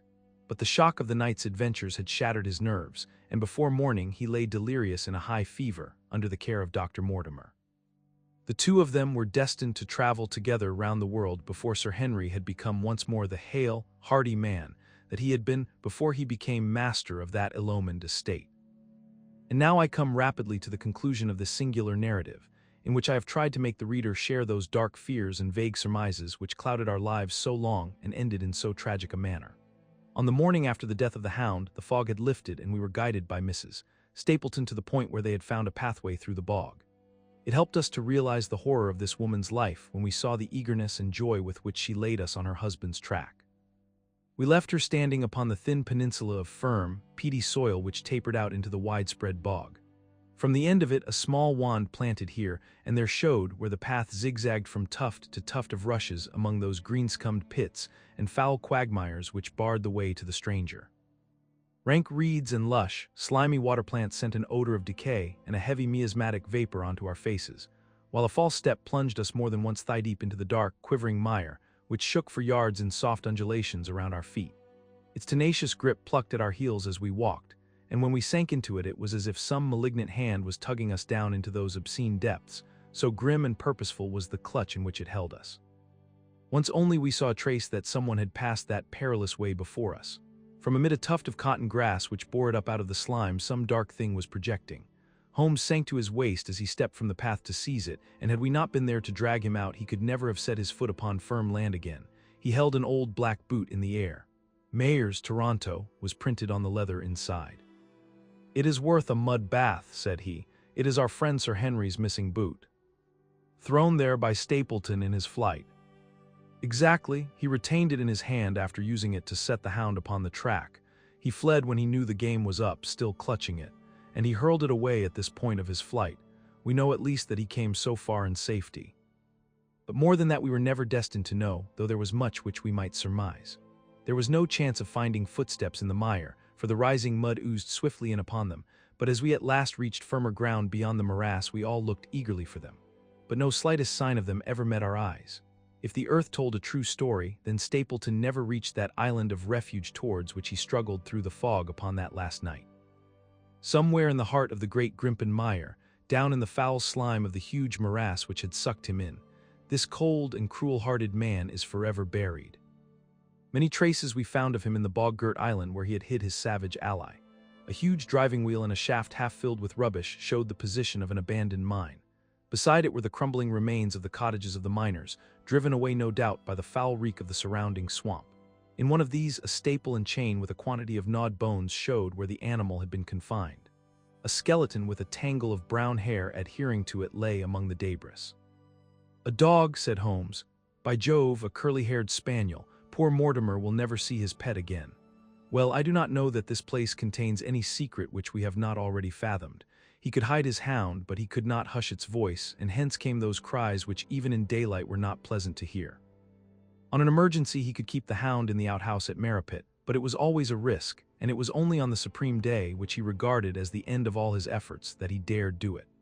This paste in the tin is no doubt the luminous mixture with which the creature was daubed. It was suggested, of course, by the story of the family hellhound and by the desire to frighten old Sir Charles to death. No wonder the poor devil of a convict ran and screamed, even as our friend did, and as we ourselves might have done, when he saw such a creature bounding through the darkness of the moor upon his track. It was a cunning device, for, apart from the chance of driving your victim to his death, what peasant would venture to inquire too closely into such a creature should he get sight of it, as many have done upon the moor? I said it in London, Watson, and I say it again now, that never yet have we helped to hunt down a more dangerous man than he who is lying yonder. He swept his long arm towards the huge mottled expanse of green-splotched bog which stretched away until it merged into the russet slopes of the moor. XV a retrospection. It was the end of November in Holmes, and I sat, upon a raw and foggy night, on either side of a blazing fire in our sitting room in Baker Street. Since the tragic upshot of our visit to Devonshire, he had been engaged in two affairs of the utmost importance, in the first of which he had exposed the atrocious conduct of Colonel Upwood in connection with the famous card scandal of the Nonpareil Club, while in the second he had defended the unfortunate MME Montpensier from the charge of murder which hung over her in connection with the death of her stepdaughter, Emil Kara, the young lady who, as it will be remembered, was found 6 months later alive and married in New York. My friend was in excellent spirits over the success which had attended a succession of difficult and important cases, so that I was able to induce him to discuss the details of the Baskerville mystery. I had waited patiently for the opportunity, for I was aware that he would never permit cases to overlap, and that his clear and logical mind would not be drawn from its present work to dwell upon memories of the past. Sir Henry and Dr. Mortimer were, however, in London, on their way to that long voyage which had been recommended for the restoration of his shattered nerves. They had called upon us that very afternoon, so that it was natural that the subject should come up for discussion. The whole course of events, said Holmes, from the point of view of the man who called himself Stapleton, was simple and direct, although to us, who had no means in the beginning of knowing the motives of his actions and could only learn part of the facts, it all appeared exceedingly complex. I have had the advantage of 2 conversations with Mrs. Stapleton, and the case has now been so entirely cleared up that I am not aware that there is anything which has remained a secret to us. You will find a few notes upon the matter under the heading B in my indexed list of cases. Perhaps you would kindly give me a sketch of the course of events from memory. Certainly, though I cannot guarantee that I carry all the facts in my mind. Intense mental concentration has a curious way of blotting out what is past. The barrister who has his case at his finger's end and is able to argue with an expert upon his own subject finds that a week or 2 of the courts will drive it all out of his head once more. So each of my cases displaces the last, and Emil Kara has blurred my recollection of Baskerville Hall. Tomorrow some other little problem may be submitted to my notice which will in turn dispossess the fair French lady and the infamous Upwood. So far as the case of the Hound goes, however, I will give you the course of events as nearly as I can, and you will suggest anything which I may have forgotten. My inquiries show beyond all question that the family portrait did not lie, and that this fellow was indeed a Baskerville. He was a son of that Roger Baskerville, the younger brother of Sir Charles, who fled with a sinister reputation to South America, where he was said to have died unmarried. He did, as a matter of fact, marry, and had 1 child, this fellow, whose real name is the same as his father's. He married Beryl Garcia, one of the beauties of Costa Rica, and having purloined a considerable sum of public money, he changed his name to Vandeleur and fled to England, where he established a school in the east of Yorkshire. His reason for attempting this special line of business was that he had struck up an acquaintance with a consumptive tutor upon the voyage home, and that he had used this man's ability to make the undertaking a success. Fraser, the tutor, died, however, and the school which had begun well sank from disrepute into infamy. The Vandeleurs found it convenient to change their name to Stapleton, and he brought the remains of his fortune, his schemes for the future, and his taste for entomology to the south of England. I learned at the British Museum that he was a recognized authority upon the subject, and that the name of Vandeleur has been permanently attached to a certain moth which he had, in his Yorkshire days, been the first to describe. We now come to that portion of his life which has proved to be of such intense interest to us. The fellow had evidently made inquiry and found that only 2 lives intervened between him and a valuable estate. When he went to Devonshire his plans were, I believe, exceedingly hazy, but that he meant mischief from the first is evident from the way in which he took his wife with him in the character of his sister. The idea of using her as a decoy was clearly already in his mind, though he may not have been certain how the details of his plot were to be arranged. He meant in the end to have the estate, and he was ready to use any tool or run any risk for that end. His first act was to establish himself as near to his ancestral home as he could, and his second was to cultivate a friendship with Sir Charles Baskerville and with the neighbors. The baronet himself told him about the family hound and so prepared the way for his own death. Stapleton, as I will continue to call him, knew that the old man's heart was weak and that a shock would kill him. So much he had learned from Dr. Mortimer. He had heard also that Sir Charles was superstitious and had taken this grim legend very seriously. His ingenious mind instantly suggested a way by which the baronet could be done to death, and yet it would be hardly possible to bring home the guilt to the real murderer. Having conceived the idea, he proceeded to carry it out with considerable finesse. An ordinary schemer would have been content to work with a savage hound. The use of artificial means to make the creature diabolical was a flash of genius upon his part. The dog he bought in London from Ross and Mangles, the dealers in Fulham Road. It was the strongest and most savage in their possession. He brought it down by the North Devon line and walked a great distance over the moor so as to get it home without exciting any remarks. He had already on his insect hunts learned to penetrate the Grimpen mire, and so had found a safe hiding place for the creature. Here he kennelled it and waited his chance. But it was some time coming. The old gentleman could not be decoyed outside of his grounds at night. Several times Stapleton lurked about with his hound, but without avail. It was during these fruitless quests that he, or rather his ally, was seen by peasants, and that the legend of the demon dog received a new confirmation. He had hoped that his wife might lure Sir Charles to his ruin, but here she proved unexpectedly independent. She would not endeavor to entangle the old gentleman in a sentimental attachment which might deliver him over to his enemy. Threats, and even, I am sorry to say, blows refused to move her. She would have nothing to do with it, and for a time Stapleton was at a deadlock. He found a way out of his difficulties through the chance that Sir Charles, who had conceived a friendship for him, made him the minister of his charity in the case of this unfortunate woman, Mrs. Laura Leon. By representing himself as a single man, he acquired complete influence over her, and he gave her to understand that in the event of her obtaining a divorce from her husband, he would marry her. His plans were suddenly brought to head by his knowledge that Sir Charles was about to leave the hall on the advice of Dr. Mortimer, with whose opinion he himself pretended to coincide. He must act at once, or his victim might get beyond his power. He therefore put pressure upon Mrs. Leon to write this letter, imploring the old man to give her an interview on the evening before his departure for London. He then, by a specious argument, prevented her from going, and so had the chance for which he had waited. Driving back in the evening from Coombe Tracey, he was in time to get his hound, to treat it with his infernal paint, and to bring the beast round to the gate at which he had reason to expect that he would find the old gentleman waiting. The dog, incited by its master, sprang over the wicket gate and pursued the unfortunate baronet, who fled screaming down the yew alley. In that gloomy tunnel it must indeed have been a dreadful sight to see that huge black creature, with its flaming jaws and blazing eyes, bounding after its victim. He fell dead at the end of the alley from heart disease and terror. The hound had kept upon the grassy border while the baronet had run down the path, so that no track but the man's was visible. On seeing him lying still, the creature had probably approached to sniff at him, but finding him dead had turned away again. It was then that it left the print which was actually observed by Dr. Mortimer. The hound was called off and hurried away to its lair in the Grimpen mire, and a mystery was left which puzzled the authorities, alarmed the countryside, and finally brought the case within the scope of our observation. So much for the death of Sir Charles Baskerville. You perceive the devilish cunning of it, for really it would be almost impossible to make a case against the real murderer. His only accomplice was one who could never give him away, and the grotesque, inconceivable nature of the device only served to make it more effective. Both of the women concerned in the case, Mrs. Stapleton and Mrs. Laura Leon, were left with a strong suspicion against Stapleton. Mrs. Stapleton knew that he had designs upon the old man, and also of the existence of the hound. Mrs. Leon knew neither of these things, but had been impressed by the death occurring at the time of an uncancelled appointment which was only known to him. However, both of them were under his influence, and he had nothing to fear from them. The first half of his task was successfully accomplished, but the more difficult still remained. It is possible that Stapleton did not know of the existence of an heir in Canada. In any case, he would very soon learn it from his friend Dr. Mortimer, and he was told by the latter all details about the arrival of Henry Baskerville.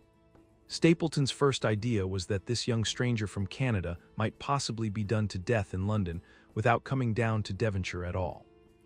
He distrusted his wife ever since she had refused to help him in laying a trap for the old man, and he dared not leave her long out of his sight for fear he should lose his influence over her.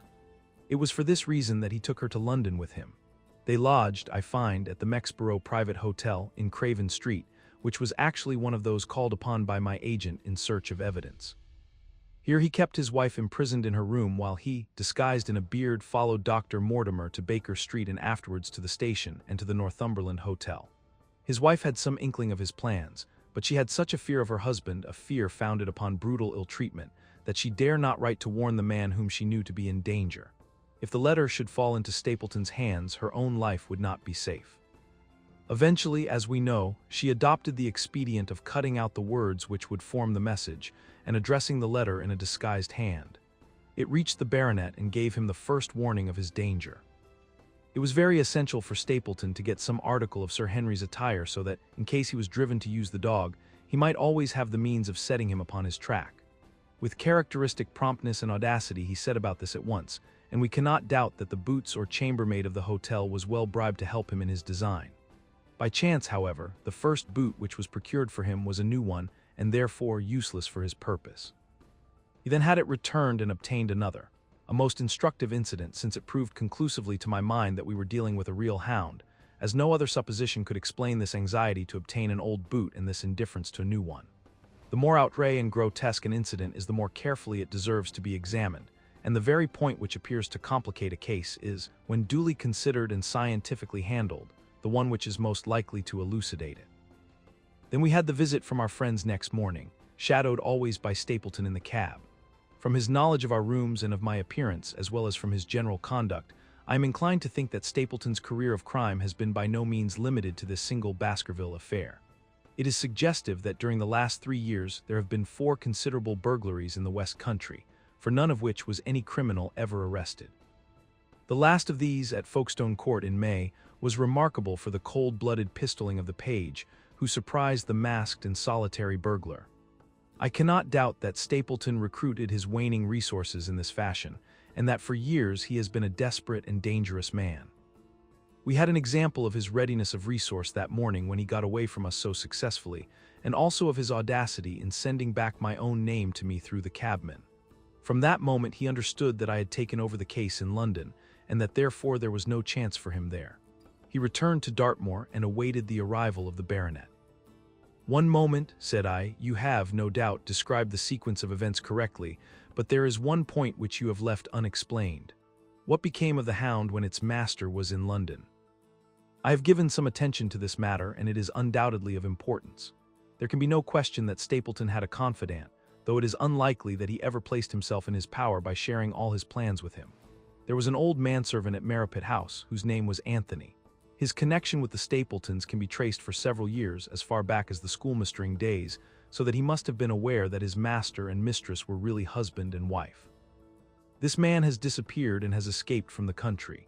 It is suggestive that Anthony is not a common name in England, while Antonio is so in all Spanish or Spanish-American countries.